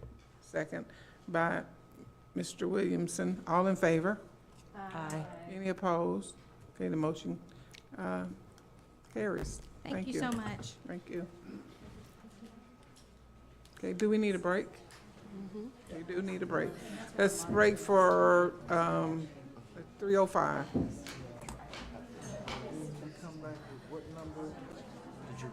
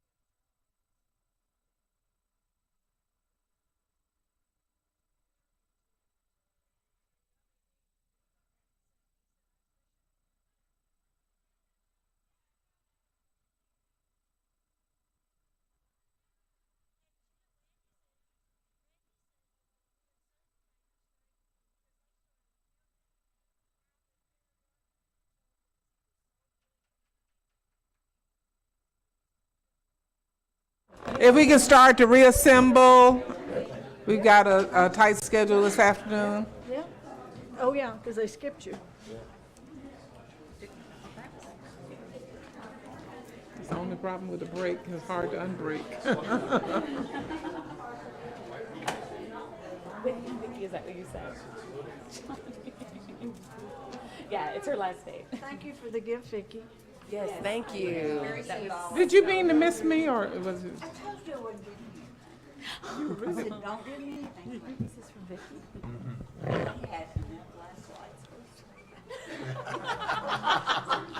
They did not have more at the Ace Hardware. I thought you were kidding. My boyfriend calls me little Toys. lady, I thought you were kidding.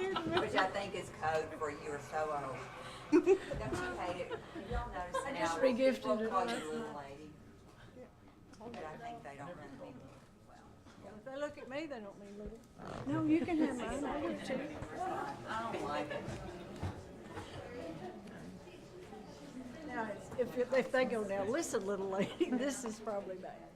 We're at action item A12, district request for waivers granted open enrollment, POEN. We know how to pronounce that now because of our board member school district. Mary Perry with the Division of Learning Services. Now, I'm afraid to try to pronounce it. This is, of course, the POEN, as you said, and they're coming before you as a result of Act 1240 of 2015, requesting waivers of an open enrollment public charter school that serves students who reside in the district. And Superintendent Jerry Newton will begin the presentation for the district.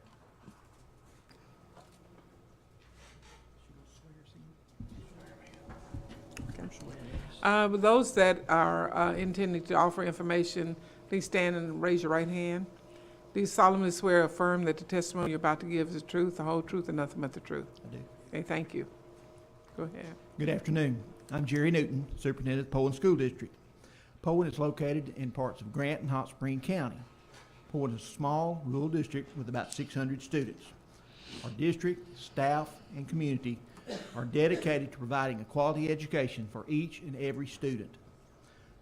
We are committed to working together to make the best opportunities available for all of our students. The waivers we are requesting today will allow us to offer additional educational opportunities for our students. With me today, I have Ms. Laura Daniel, our curriculum coordinator, Mr. Dennis Emerson, our high school principal, Ms. Mariah Dykes, one of our students who is interning this summer at the governor's office, and Ms. Kay Standage, who is our career coach. At this time, Mr. Dennis Emerson will give you more information about the POEN School District. Okay.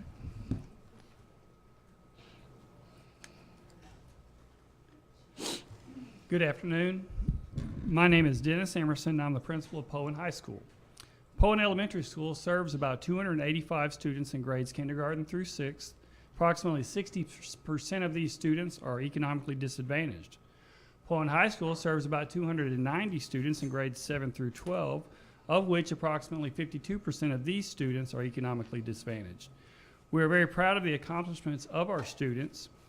They have been recognized by the National Beta Club for scholarship and service, received awards this year for academic growth, received an award at the Arkansas Stock Market game this year. Our robotics team has been recognized on the state and regional levels, and we have outstanding performance on our state exams. We provide opportunities for our students to participate in a science program through Vanderbilt University, of which we currently have 3 students out of 21 in the United States that are doing a summer internship at Vanderbilt University right now, studying things like diabetes research and kidney disease and things along those. Very proud of one of which is my daughter. Very proud of that right now. And she hasn't been homesick yet. She's called once since we took her up there this weekend.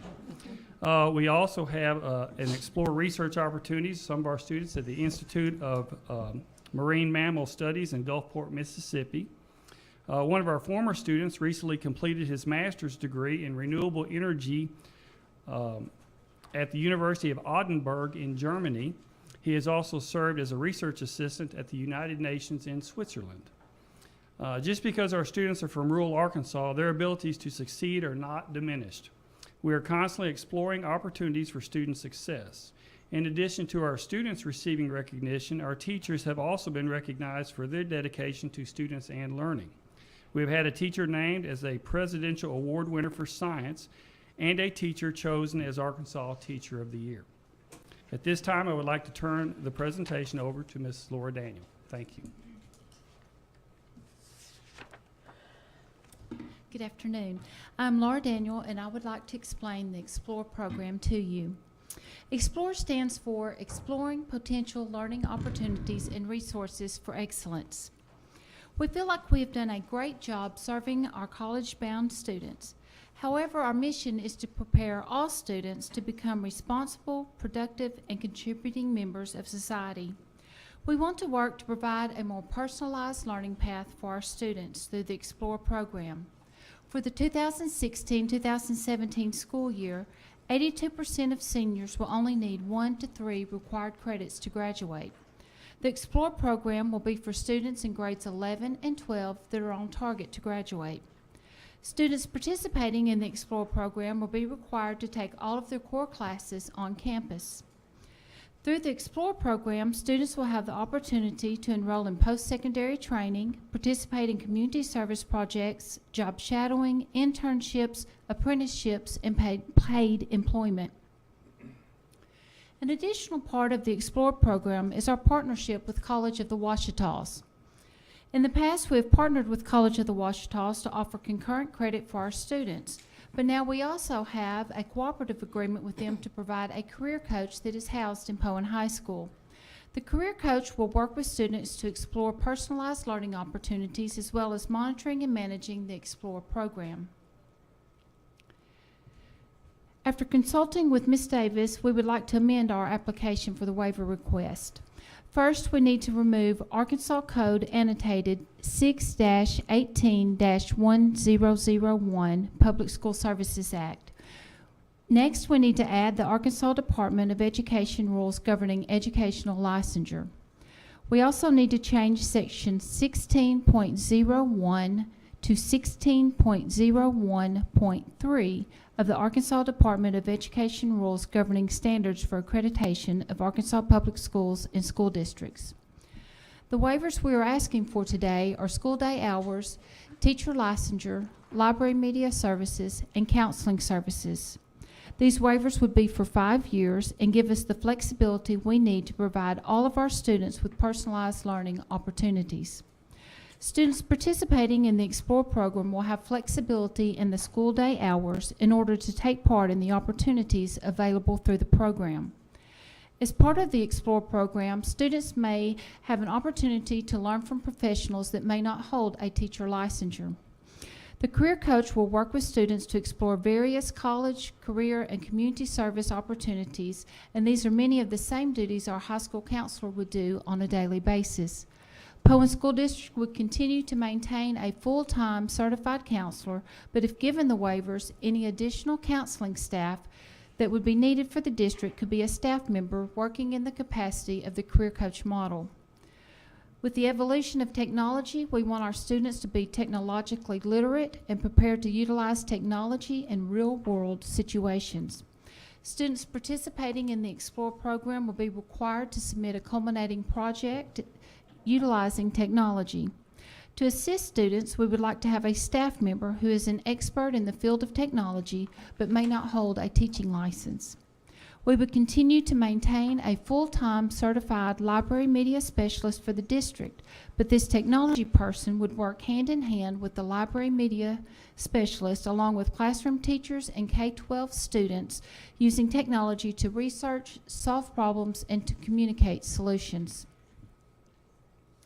The mission of Poen High School is to provide students with opportunities to become responsible, productive members of society, allowing our students to pursue educational avenues that may not be located on our campus. We will be helping students develop the soft skills that employers value.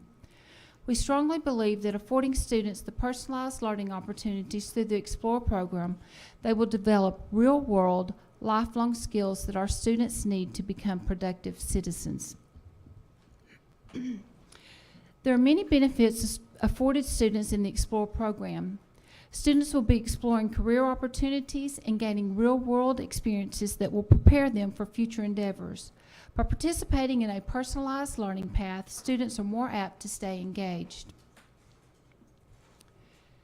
By participating in the Explore program, we anticipate seeing improved grades, student engagement, and attendance. If approved for the waivers, then the Explore program will begin in the fall of 2016. Students and their parents will work with the career coach and the high school principal to determine the personalized learning path that best suits the student. The career coach will continuously monitor the progress of the students. The board approved a resolution and is prepared to take any actions needed to implement the waivers. Parents and community members were notified through the district's website, social media, and personal contact. Many community members and business leaders have expressed support for the waivers. The Poen School District leadership team discussed the waiver request on several occasions. It was presented to teachers at a district staff meeting and various other occasions to gain their input. The staff are in favor of the waiver request, and several have written letters in support of the Explore program. In addition, a student survey was conducted with an overwhelming positive response. The waivers we are requesting today are ones that were given to the Arkansas Virtual Academy, since they are the charter school that has drawn 2 of our students. We visited with Scott Sides from the Virtual Academy to see how they utilize the waivers for students' achievement. Like the Virtual Academy, the waiver request would allow for flexibility of time spent on campus. Also, since the Virtual Academy is an online school, we toured KIPP Delta, since it has students on site like us. We visited with their executive director, Scott Shirey, to gain insight on the flexibility afforded to students and how it impacts learning. In summary, through the Explore program, we have partnered with over 50 businesses to provide opportunities for students to participate in community service projects, job shadowing, apprenticeships, internships, and paid employment opportunities. We anticipate approximately 25 students participating in the Explore program through on-campus and off-campus opportunities.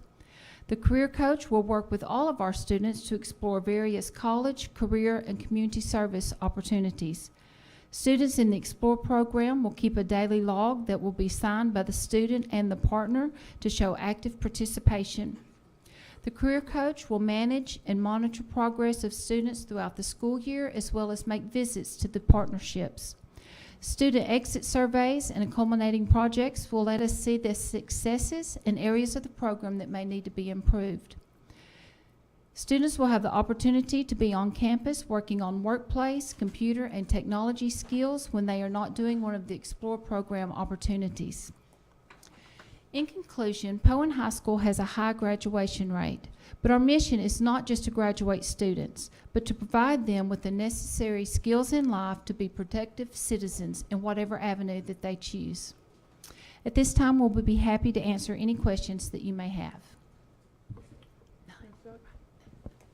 Thank you so much for talking with the charters that you are asking that. That is huge, and you have been listening, and I do appreciate the fact that you all took the time, and your presentation was excellent. Thank I you. can see why y'all produced the Teacher of the Year. Yes, ma'am. And I'm glad you came this month so she didn't have to recuse herself the very first month. That's right. Any other questions? Dr. Park. Thank you very much for the presentation. On the teacher licensure piece, I just want to be clear on the breadth of that waiver.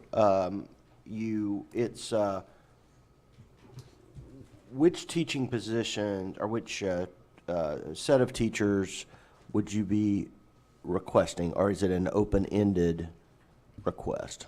It's not really open-ended. It's more for like our career coach or any other position, like professionals that want to come and work with our students through the apprenticeship program. They may not hold a teaching license, but they would be professionals that we would bring in to teach our students some of the skills that would be needed in those in those fields. Right.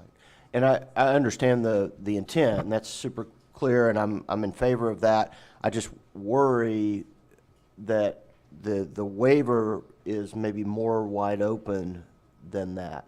So is could you? Expand on that just a little bit. Well, the way I read and I may need some help from Ms. Clay here, this feels pretty open-ended on paper, but not in intent. And I'm comfortable with the intent, but I'm less comfortable with a wider open waiver on paper. Sure. Does that make sense? We want to be able to bring in plumbers, electricians, those type people. But we also want to be able to use this for our librarian and for our counselor, because we want to be able to replace, not necessarily, we're going to keep those people on staff, but if in the future, if we need some additional services there, we want to be able to use it for that. Because in technology, we can get people that are much more up to date on what's going on in technology than what maybe our librarian is. Our career coach is going to be way ahead of the game as far as careers and working with these businesses and these organizations for our kids. And again, we want to do things that are for our students. We've done, as Laura said, we've done a great job with the college kids and doing those things with College of the Ouachitas. We have not done a great job on the career path. And we can see the need for that. Our community and our school are committed to that, and we're going to do everything we can do to provide our kids with the best opportunities out there. And we're a really poor district, have the 6th highest millage in the state, and we think we do a lot of stuff with what we have, but we know we can do more, and we're committed to do more. Yeah, and I'm good with all that, and I understand where you're coming from. This is a multi-year waiver. 5 years, yes. Right, and several years from now, I just want us to be clear that the constraints that you are voicing there in terms of what positions that you would offer that folks without a teaching license would be in are only those kind of career-oriented positions. Is that your? Yeah, with the exception of the librarian. And those are separate. Yeah. Those are separate waivers. Yes, and I sir. understand that. That's Okay. correct. Okay. Well, if that's kind of your statement on the record, that is a comfortable enough constraint for Sure. me. The only thing, we may come back next month since the governor stole one of my teachers. We may have to come back next month since we might not be able to find a teacher to replace her and ask for a waiver for that. That's a different story. Ms. Wright, did you have a question? No, I just also sharing that concern of being restricted to this program. But I think in passing, if I recall correctly, Ms. Clay, that just in their articulating of it here orally as a commitment to us about this waiver, that's been adequate. Yes, these are a little bit different than the more concrete commitment that we get with our charter contracts, but anything said is recorded and transcribed and memorialized for forever. So it's as close as we can get to a commitment from the schools with the current constraints of the law. And this is 5 years as well, correct? Okay. One quick thing on the counseling services. How many counselors do you have? We have 2 counselors on our staff, but we don't need 2 counselors at this time. We have 1 full-time counselor and 1 part-time counselor. Okay. So what would that? Those counselors. One is at the elementary. We're a small district with 600 students, so they serve both high school and elementary school. Okay, but that would put you if with one person moved out, that would be a ratio of 500 and something to 1 in terms of counseling services, correct? Correct. Okay, I think that is a little worrisome. I understand the logic for it. I'm just very concerned about what's going on with counselors in general in the state. It's not really your district, but that is an area of concern for me. Any other questions? Okay. Is there anyone here to speak in opposition of these waivers? Okay. If there are no further questions, we ask for a motion. Could I ask that we do them across Individually? the 4 subject areas of the waivers? Certainly. So, seat time, what those four areas? There was one on teacher licensure. The slide here is different than the slide that was up there, but That should be the same. Job shadowing. You talk about the waivers we're requesting? yeah, but what not are- not the specifics, but the four types of waivers. for So you every want to single do them individually, not as a group? by Category, By category, okay. Does that work? That works for me. if you can articulate the category. Yeah, well, We Ms. can Perry, you want to outline the categories and we can go from that? Yes, ma'am, I'd be Okay. glad to. Okay. It's teacher licensure, planned instructional time, library and media services, and I said I knew the other one. Counseling, thank you. The So counseling. you, Dr. Barth, you want to take them individually? By those across four subjects. So one, if we could do a motion on teacher licensure, a motion on planned instructional time, one on library, and one on counseling, that would be my preference. Because I'm not going to feel comfortable voting for all four Okay, of them. that's fine, that's but- fine. So you want to start it out like you intended to go? Okay. I move to accept the waiver on teacher licensure as, with the limitations articulated in the testimony. Okay. Second. Heard the motion by Dr. Barth, it's been second by Ms. Wright, all in favor? Aye. Any opposed? Okay. What was the second one, Ms. Perry? Planned instructional time. Planned instructional time, what is the pleasure of the board? I move to approve the waiver for the waivers for planned instructional time. Moved by Ms. Steen to approve the waiver, grant the waiver for planned instructional time. Is there a second? Second. Second by Mr. Williamson. All in favor? Aye. Any opposed? Motion carries. The third is Library media, library deals media, with both the program and the specialist. for the program and the specialist. That's the third one. Is there a motion in regard to that request for a waiver? I move to approve that request for waiver. Move to approve by Ms. Chambers, Second. second by Mr. Black. All in favor? Aye. Any opposed? And counseling. And counseling. Let me ask you a question about that. So you're going to have the one typical, what we think of as school counselor, plus you will have the career counselor? Yes, ma'am, that's correct. Okay, so it's not really just one counselor? No, we are not cutting anyone. We're maintaining our full-time counselor for the district, and we're adding this person as a career counselor to work specifically with our juniors and seniors that are in this program. Okay, well, I'm real big on that, so I move that we approve. Move to approve the waiver for counseling by Ms. Zook. Is there a second? Second. Second by Ms. Chambers. All in favor? Aye. Any opposed? No on that. No, two noes. Ms. Savers and Dr. Barth. Okay, motion passes. Excuse me? The second was by Ms. Chambers, right? Okay. Thank you very much. Okay.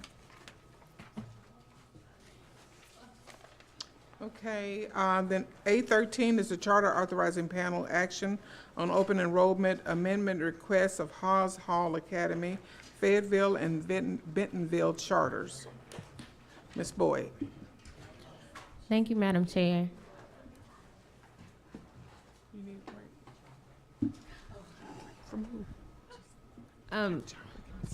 On May 18, 2016, representatives of House Hall appeared before the charter authorizing panel requesting amendments to the charter.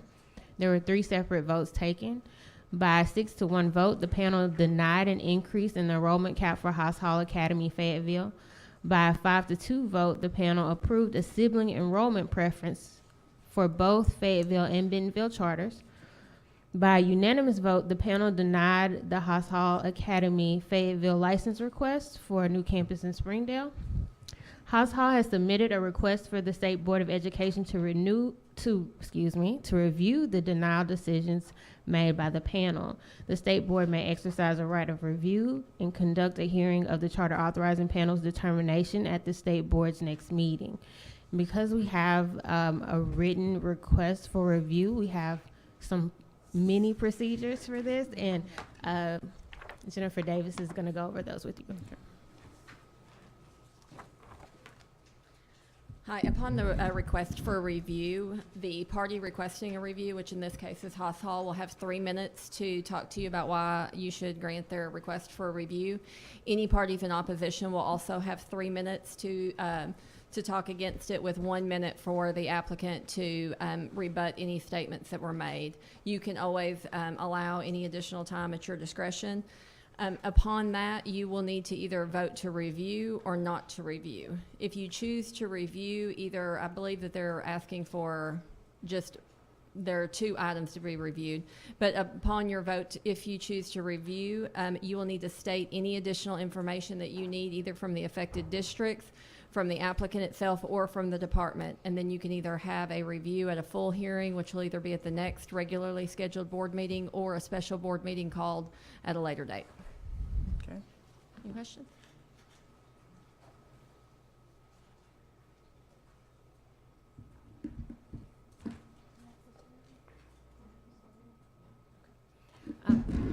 From House Hall, we have Mark Henry who will address the board. Do we have a swearing in for this? Do we swear? We don't. Okay. I know he's an attorney, but do other folks, do we? I know there are some other representatives from House Hall. So, Ms. Clay, are we swearing in? No. No, we're not. Okay. Would you please identify yourself for the record, please? Yes, thank you. My name is Mark Henry. I'm an attorney in Fayetteville, and thank you for your time. I have with me today Dr. Marty Schottmeyer and many other people that work at the school, including Heather Holloway. She's the one that completely revamped and brought a computer automated application, lottery notification process. All of that was in that presentation. We're here kind of on a legal component. This is where the charter authorizing panel was presented with 3 things. One was to open the campus in Fayetteville into also the Jones Center for Families in Springdale. Now, we may all know the Jones Center for Families in Northwest Arkansas, but if you don't know it, it's about the bright, shining beacon in Northwest Arkansas that brings together families. You'll see many, many different families there. There's a pool. Thank you. There's basketball courts, and there's many other things. So how does that impact Haas Hall? Last year, the current tenant, which is a school, decided to leave. So the board of directors for the Jones Center approached Haas Hall and said, let's make a deal. Let's come together. And there was a rush to get this completed. So the first point I want to make in my few minutes is there's not enough time to do it into 2016. We understand that now. This appeal process, we tried to rush. We thought we were going to do it. But if you learn nothing else from me, understand we want to amend our approach to open in 2017 and fall of 2017. In order to get that done, we've talked to the Jones Center, and they've allowed that to happen. They're going to keep that valuable space that other people want. They're going to keep it for Haas Hall, subject to your approval. And that's a pretty amazing thing. And to that end, I have the Cisneros Center. I'm asking to pass out a letter from the Cisneros Center, signed by Nicholas Perea, and in full support of helping Haas Hall prepare and get into that. Now, the Jones Center, as you also know, is very multicultural, diverse. There's a large Hispanic population, a Marshallese population. What's another reason on our end for trying to expand there? It's to squarely address past perceived criticisms that Haas Hall Academy, that got a 310 out of 300 grade by your department, excuse me, we need to address the concern of diversity. And what better way of doing it than to pair with the bright, shining beacon, Jones Center for Families. So, point 2 on our appeal. Well, actually, before I move on, if you allow us opportunity to present at the next board meeting or at another hearing, so a yes vote today is to allow us to come back and present our full PowerPoint, answer any questions you have about the lottery, answer any questions about busing, anything. We want the opportunity to talk directly to you and bypass the charter authorizing panel. We think the charter authorizing panel, although they did a good job and they listened, their reasons for denial are not supported in the law. And we want to bring that to your attention and so that you can make that determination. We're asking for about 30 minutes of your time at your next hearing to make that presentation. They also denied, on claim that we weren't yet diverse enough, that we should not be allowed to expand from 400 to 500 scholars at our Fayetteville campus. The diverse numbers, I don't know how they arrived at that. Sorry, is that my timeline? Is it? Okay, You had 3 minutes, so yes, it is your time. okay. Well, Well, you can sum it up, just sum it shortly, up, please. great. We're asking for an opportunity to be heard. We're not asking for anything more, and we're flexible with whatever schedule you provide. At that hearing, we'll tell you exactly about the Jones Center. We'll tell you the logistics. We'll answer any questions you have about our lottery procedures. And we want to open in the fall of 2017. Thank you again for your Okay, patience. thank you. Okay, is there someone here from the department, the charter authorizing panel, or anyone who wants to speak? Ms. Boyd? We have someone from the Springdale School District who would like to speak. Okay. Do I need to be sworn in? I do not, right? Okay, I'm Dr. Jared Cleveland. I'm the Deputy Superintendent of Springdale School District. Really am appreciative of Haas Hall's review of their request to start. One of our major issues that we had was planning. We've started several schools in Springdale. It's a really hard process. It takes a lot of time and it's very time consuming, so we appreciate that. We want to be good neighbors with Haas Hall. We understand they have great results, great teachers, great administrators, and there were some other issues they're trying to clean up, and so we just want to tell them thank you for that extra work that they put in, and we'll try to be a good partner with them if they were to expand. Anyway, that's all comments I have. Thank you. Dr. Witonski? Yes, How are you? hi, doing well, thank you. In light of our 3 minutes, I'll keep this brief. I do want to encourage us to also look at the rates of diversity that are happening in existing locations for Haas Hall, and how do we make that partnership stronger? How do we make that better? And being reflective that the Haas Hall location that is located in Fayetteville is located in Springdale School District. And if you look at the students that are served currently for the data sets that are provided, that is not reflective of Fayetteville School District or of Springdale School District. So I would highly encourage you to consider that as you're trying to make a decision about whether this goes back through the charter authorizing panel. And although I understand the angst that's there with the charter authorizing panel, I think that they have a great view and a great collective view as they're trying to make those decisions about what needs to move forward and might need more processing in terms of time. So thank you. How is it not reflective? That was your statement. How is it not reflective? And tell us we know who you are. What do you do now? Yes, my name is Dr. Megan, formerly Witonski, now Slocum. I'm congratulations. Thank you. Associate Superintendent of Springdale School District.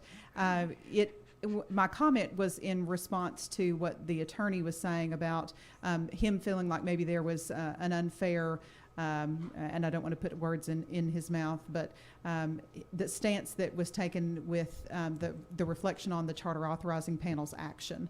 And we were in the hearing that day that hearing took place also, and I felt like, from my perspective, and I think that Dr. Cleveland would also agree, the response that the charter authorizing panel gave was completely on point in terms of the questions that they were asking. And those questions that they were asking are the same questions that we have. And as Dr. Cleveland stated, we want to be partners. We want to find a way to work together in the same community to serve our students. We have an incredibly diverse population of 42 languages and over 10,000 ELL students who all need services, who all need things. And every student deserves an opportunity to access that. Okay. Thank you. Questions, I'm sure. Ms. Savers, who?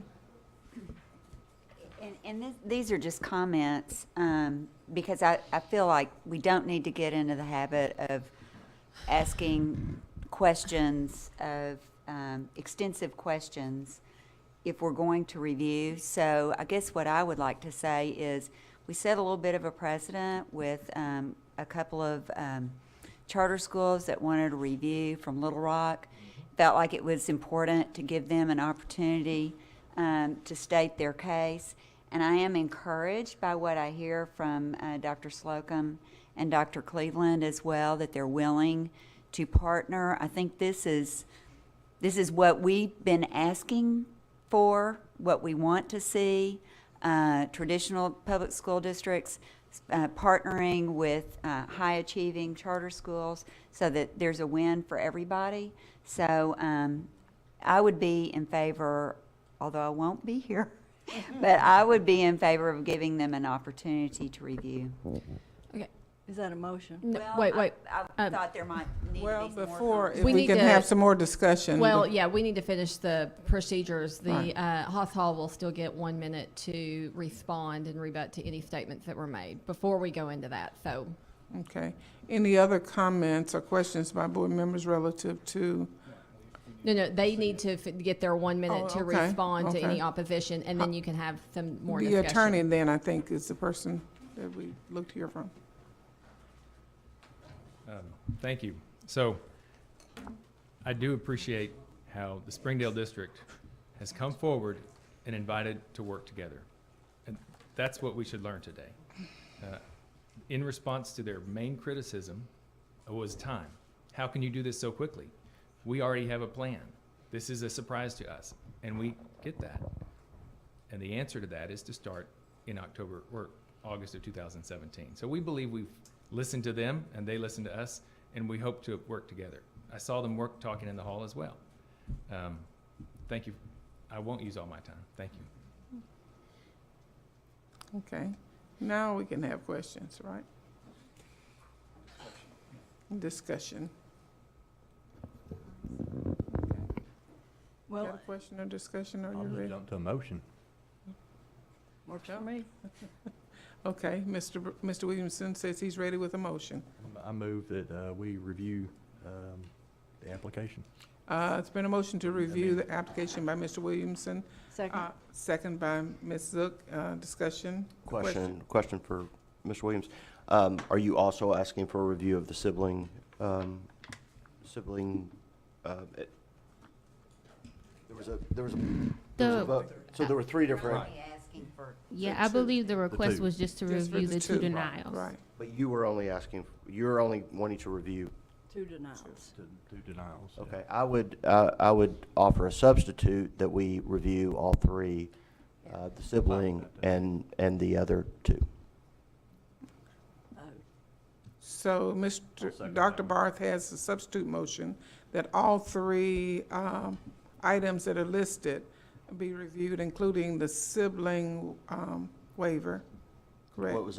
It was a, Sibling exception or, yeah, it's a change in the rules related to siblings. If I may, Madam Chair, for purpose of minutes and all, it would be, I think, simpler if you would accept that as an amendment to your initial motion, if Dr. Barth would be okay with that. Yeah, if you'll. okay, so that's Mr. Williamson's motion as amended. Ms. Coughlin? It was Mr. Yes. Williamson's, right. Mr. Williamson's motion, So Ms. Zook. Mr. Williams Ms. has Zook. accepted the friendly amendment. Does Ms. Zook can second that exception of the Yes. friendly amendment? I didn't second, But she will. but I will. Okay. Okay. Any further discussion? All in favor? Aye. Any opposed? Motion carries. Thank you. Madam Chair, I'd just like to take this time, if you all have any additional information that you would like to hear next month, could you tell us that now? I think since we're going to look at all three, and one of the things that was approved was the Sibling preference. sibling, thank you. The sibling is that if how that's going to impact the diversity if we don't expand the number. It's going to be hard to get diverse if you only take siblings, but you don't take more kids. So either side that wants to talk about that, then I think that would be appropriate to help bring that to the forefront. And also, it's my understanding, and I'd like to actually see the numbers, that they said that they are more diverse at Bentonville than the Bentonville community. And I'd like to see the numbers compared to the Fayetteville community. So if they can provide that information as well. Okay. We have three people that have signed for public, I'm sorry. I was responding to the information she would like. Is that right? That's fine. I would also like anything, we've heard a lot of rumbling about this lottery issue. I would like any communication or anything about the communication between the department and the school on the lottery, and also any communication between folks who have had tangible concerns about the lottery to be presented in our packet as well. I want to get to the bottom of this lottery thing, which we've heard a lot about, and I want to kind of get some understanding of what the real truth is across the lifetime of Haas Hall. Okay, Ms. Wright? Yes, I'd second that, but then I'd also add as well, I'd like additional information about the graduation rates and specifically, which students are entering, which ones are graduating. And I have also heard rumblings around graduation requirements. And so just any communication to students in regards to their graduation, I'd also appreciate along with the lottery. And then any outcomes between, I'm grateful for this expression of partnership. I think that's something we've learned from the Little Rock School District, all have said here. So if there's any subsequent conversations between the Springdale School District and Haas Hall between now and our July meeting, I would appreciate hearing about the outcomes of those conversations. And if they're not currently planned, then strongly encourage planning of those conversations, because I think a report on that would be also helpful. Ms. Dean?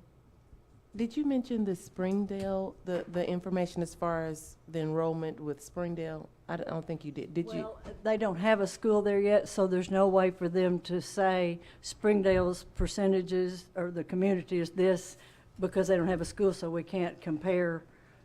That's something that hadn't opened yet, but they're already open in Bentonville and they're already open in Fayetteville. So I'd like to see how that's reflective of this community, not the school district, but the community, because there are private schools up there and that's not a fair comparison.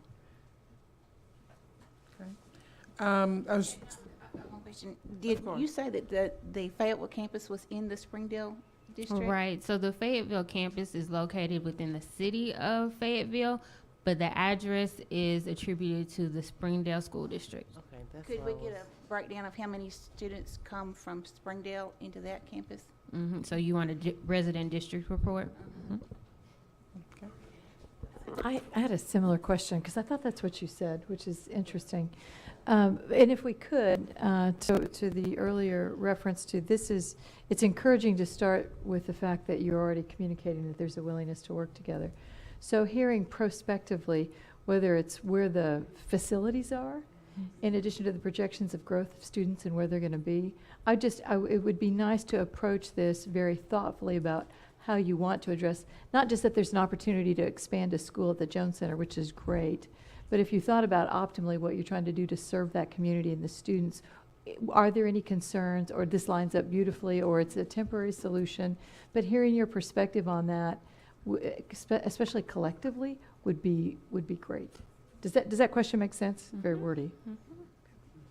So you want the plan for serving all students and the needs of the community? It's what we're trying to do, what we're kind of backed into and trying to figure out for Little Rock. You have an opportunity to be more proactive in the way you bring that forward and the way the recommendation is ultimately presented.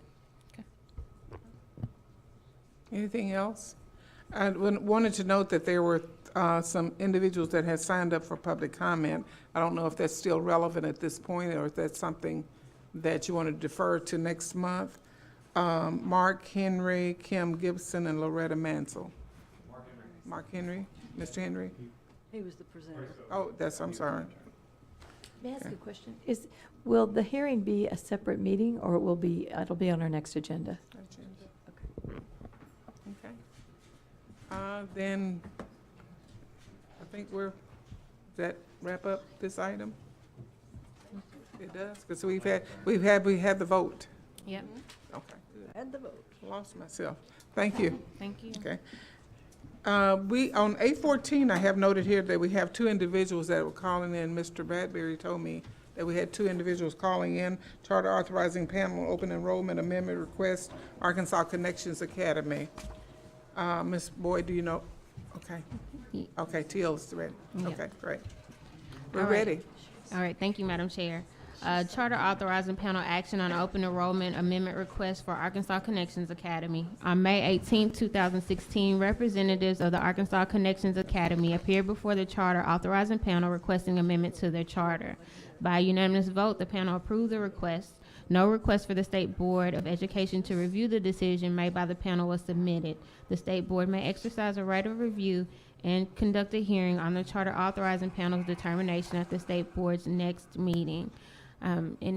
Here in person, we have Bryce Adams to answer questions, and then on the phone, we also have Dr. Edwin Strickland, who is the school leader, should you have any questions. Okay. So is there, one of those are going to present their? No, with this one, no one submitted a request for review, so you just have to make the decision if you want to review or if you don't want to review. Okay. And this decision only had to do with the location change. Okay. So give me the names of the folks that are on the phone and present to answer questions. Dr. Edwin Strickland is on the phone. He's the school leader. And then Bryce Adams is here as well. He's more of a program manager. Okay. So board members, do you have any questions of these two individuals? Okay. If not, what is the pleasure of the board relative to action item A14? I move to not review and to accept the decision of the panel. Okay, so Ms. Dean has moved not to review the decision of the charter authorizing panel. Is there a second? Second. Second by Dr. Barth. Any questions? All in favor? Aye. Any opposed? Motion carries. Down to A15, I'm sorry, Ms. Boyd. Charter authorizing panel action on open enrollment amendment request, Little Rock Preparatory Academy. Thank you, Madam Chair. On May 18th, representatives of the Little Rock Preparatory Academy appeared before the charter authorizing panel requesting an amendment to their charter. By a 5-2 vote, the panel approved the request. No request for the State Board of Education to review the decision by the panel was submitted. The State Board may exercise a right of review and conduct a hearing on the charter authorizing panel's determination at the State Board's next meeting. Tina Long, who is the superintendent for Little Rock Preparatory Academy, is here to answer questions should you have them. Okay. Again, there was no request to review submitted, so you're with the decision to review or not review. Okay. Ms. Savers has recused from this action item. Are there any questions of any individuals relative to this action item by the board? Any board members with questions? To review or not to review the charter authorizing panel's decision?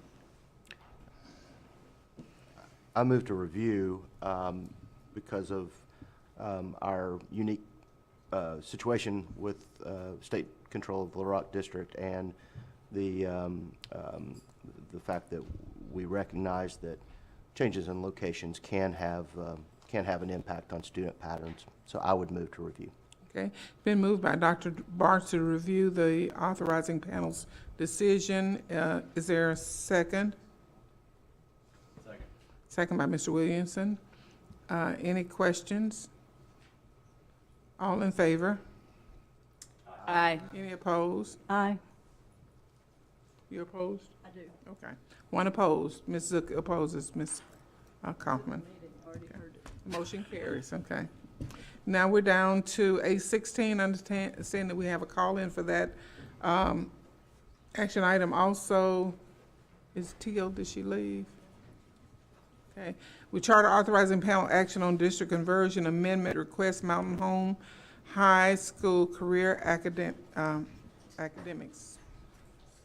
On May 18, 2016, representatives of Mountain Home High School Career Academies appeared before the charter authorizing panel requesting an amendment to their charter.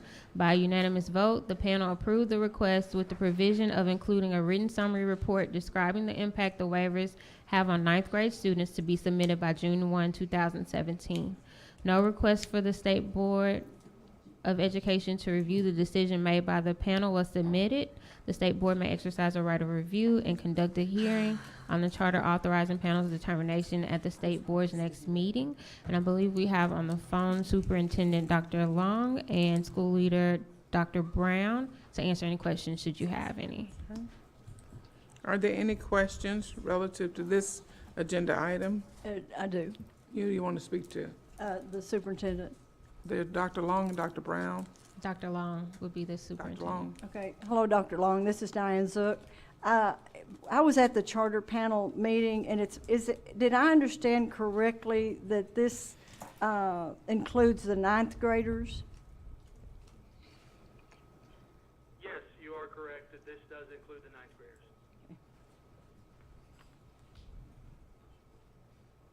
Is that the only question? That's my only question. Okay, any other questions? If there are no other questions, what is the pleasure of the board relative to action item A16? I move to review. Move to review by Ms. Zook. Is there a second? I'll second. Second by Dr. Barth. Any further discussion? All in favor? Any opposed? Motion carries. The next agenda item is A17. Madam Chairman, may I interrupt? I think we have to say what more information we would want from them if we're going to review. Okay. And also, I think we need to do that for A15 on Little Rock Prep. Am I Let's not go back correct, there. Ms. Boyd? You're A15, right. Thank have you, they Ms. Zook. left? They have. I'll communicate it. Okay. We'll go back to A15 and please list the additional information needed from Little Rock Prep. I would like, I think they have done this before for their other schools, but I'd like an updated kind of mapping of where their current students reside, with an overlay of what the attendance zones would be for the affected LRSD schools. And I would also, I think that's probably the main things, are trying to understand what the student patterns are. And then I think we got some of this back with the March reviews, but to the greatest degree possible, any fiscal impact on LRSD of a loss of students that might be attached. I know that they have not asked for an increase in the number, but you know, if it would, I don't believe they're right at their cap now. What additional students they might get from this changed location, what the fiscal impact would be on LRSD. Any other information requested for the review of Little Rock Prep? Okay. Moving on then to the request for review for Mountain Home High School Career Academies. What's the additional information that's needed? Okay, I'd like to have a rationale for including the ninth graders, the emotional maturity, the intellectual capabilities, and just the rationale for why the ninth graders were included. And also, I don't know if it was a typographical error or if it's a term with which I'm unfamiliar, but they referenced learning-based learning, and I don't know what that is. I'm pretty sure it's supposed to be project-based learning. Okay, okay, then that clears that up. So just the other question. Okay. Dr. Barr? And this may not be available, but on, I think Ms. Zook and I do share this concern about whether students that young are ready for undertaking higher education work. Do we have any research, Arkansas research, on how well those students who are that young perform in those higher ed classes? That may not be available, but if it were, that would be helpful. Okay, is that it? Okay, Ms. Boyd? All right. Got it? Got one more. Okay. We're down to 817 Charter Authorizing Panel, Action on District Conversion Amendment Request, Springdale School of Innovation. Thank you, Madam Chair. On May 18th, representatives of the Springdale School of Innovation appeared before the Charter Authorizing Panel requesting an amendment to their charter. By unanimous vote, the panel approved the request. No request for the State Board to review the decision made by the panel was submitted.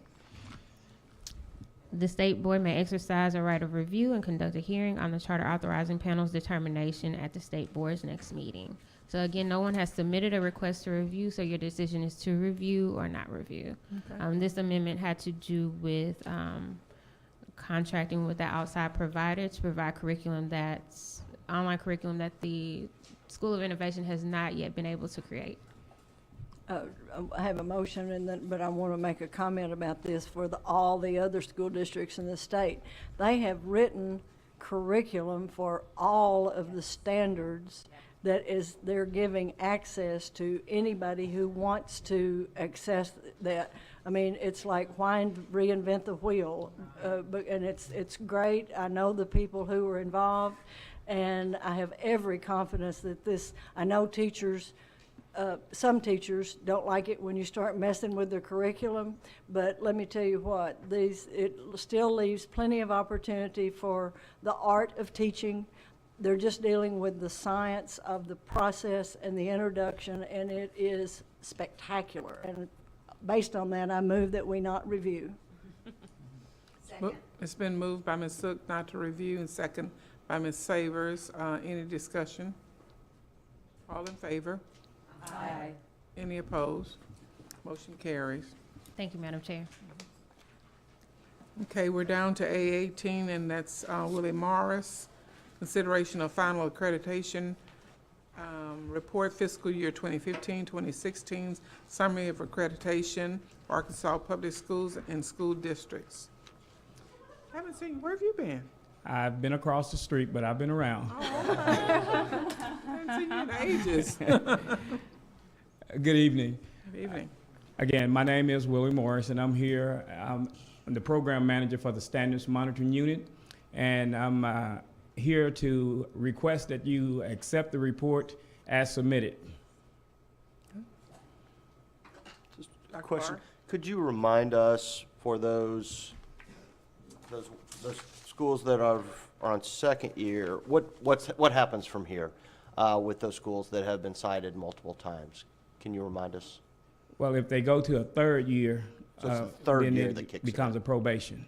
Okay, and so we have no, but do they get a process of coming before us requesting? They do. They get a letter stating that there's a process for appeal if they choose to do so. But this year we did not get any appeals, so there's no one here to request them. Great. Okay. We usually have a bunch of those, so I was just trying to figure out what was going on. Thanks. Okay, any other questions? If not, do we have a motion relative? Accept the report as given. Okay, moved by Mr. Black, I'm giving you a doctorate, to approve the recommendation. Is there a second? Second. Second by Ms. Dean, all in favor?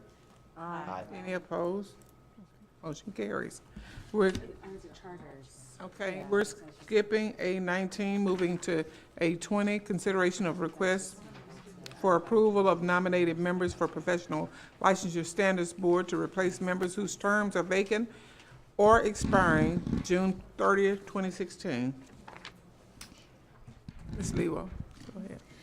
Under Arkansas Code Annotated 1617-422, members of the PLSB serve rotating terms and are appointed by the State Board from nominations made by professional education associations. The following persons have been renominated for new terms. Ms. Lisa Baker, Director of Personnel at Cabot School District, has been nominated by the Arkansas Association of Educational Administrators and the Arkansas Association of School Personnel Administrators for a term to begin July 1st, 2016 and to end on June 30th, 2019. Ms. Kathy Howell, Library Media Specialist in the Clarksville School District, was nominated by the Arkansas Education Association to represent teachers in grades K through 6 for a term to begin July 1st, 2016 and to end on June 30th, 2019.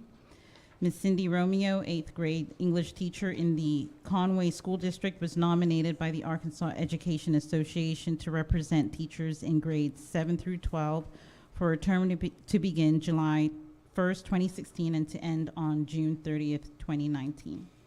Okay. Do we ever get nominations from the Arkansas State Teachers Association as well? I think last month. Okay, thank you. Okay, any other questions? Okay, what is the board's pleasure in 8:20? Move approval of these memberships. Motion by Dr. Barth to approve the names that are presented.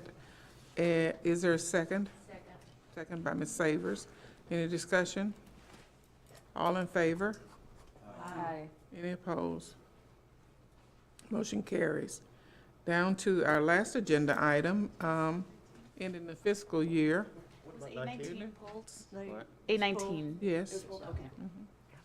Election of officers for State Board of Education for 2016, 2017. The presenters, the nominating committee's representative, Ms. Savers, Mr. Black, Ms. Zook. So which one of you guys got it? Vicky's the chair. Thank you. Go. We are recommending our slate, recommending our slate, which is Chair Mireya Wright and Vice Chair Dr. Jay Barth. Okay. So where do we go from here? I know the motion, do we, by acclamation or what? Okay. So you've heard the report of the nominating committee. What is the pleasure of the board? Get a motion that we accept the slate or not? I move that we accept the slate. Motion to accept the slate by Ms. Chambers. Is there a second? Second. Second by Mr. Williamson. All in favor? Aye. Any opposed? We're not hearing it. It's unanimous. So effective July 1, we have one more, yeah, congratulations, I think. Okay. And that, concludes our business today. We're going to adjourn and as soon as we get a motion, but we have dinner at Cheers in the Heights at 5:30. So can we? I'm not sure if we need to go back about the potential work session. That was W1, first thing on the menu today, menu. That is the menu now, that's what it is. Because these waivers are coming up all the time, and to keep the staff from having to orient us and then the new board members, if it's okay with you and Ms. Saver, I would like to move that we have that training session in July or August. Oh, listen, so disappointed. Oh, my goodness, I couldn't tell you how disappointed we are. I think, yeah. Unless there's some reason statutorily that we need to do it today, then I would move that we postpone it until the new people come on, so rather than having to do it twice. Because Ms. Savers and I already know all that stuff anyway. Yeah, that sounds like great. Could we get a? I don't know that we need a motion on that. It's just, you all asked for that work session, so if you want to ask for us to move it, we'll move it. Okay, motion to adjourn. Moved by Vicky and second by, she smiled, Ms. Dean. All in favor? We'll see you later. Okay, all right. That's the same place we've been before, right? Cheers. Okay. I'm trying to remember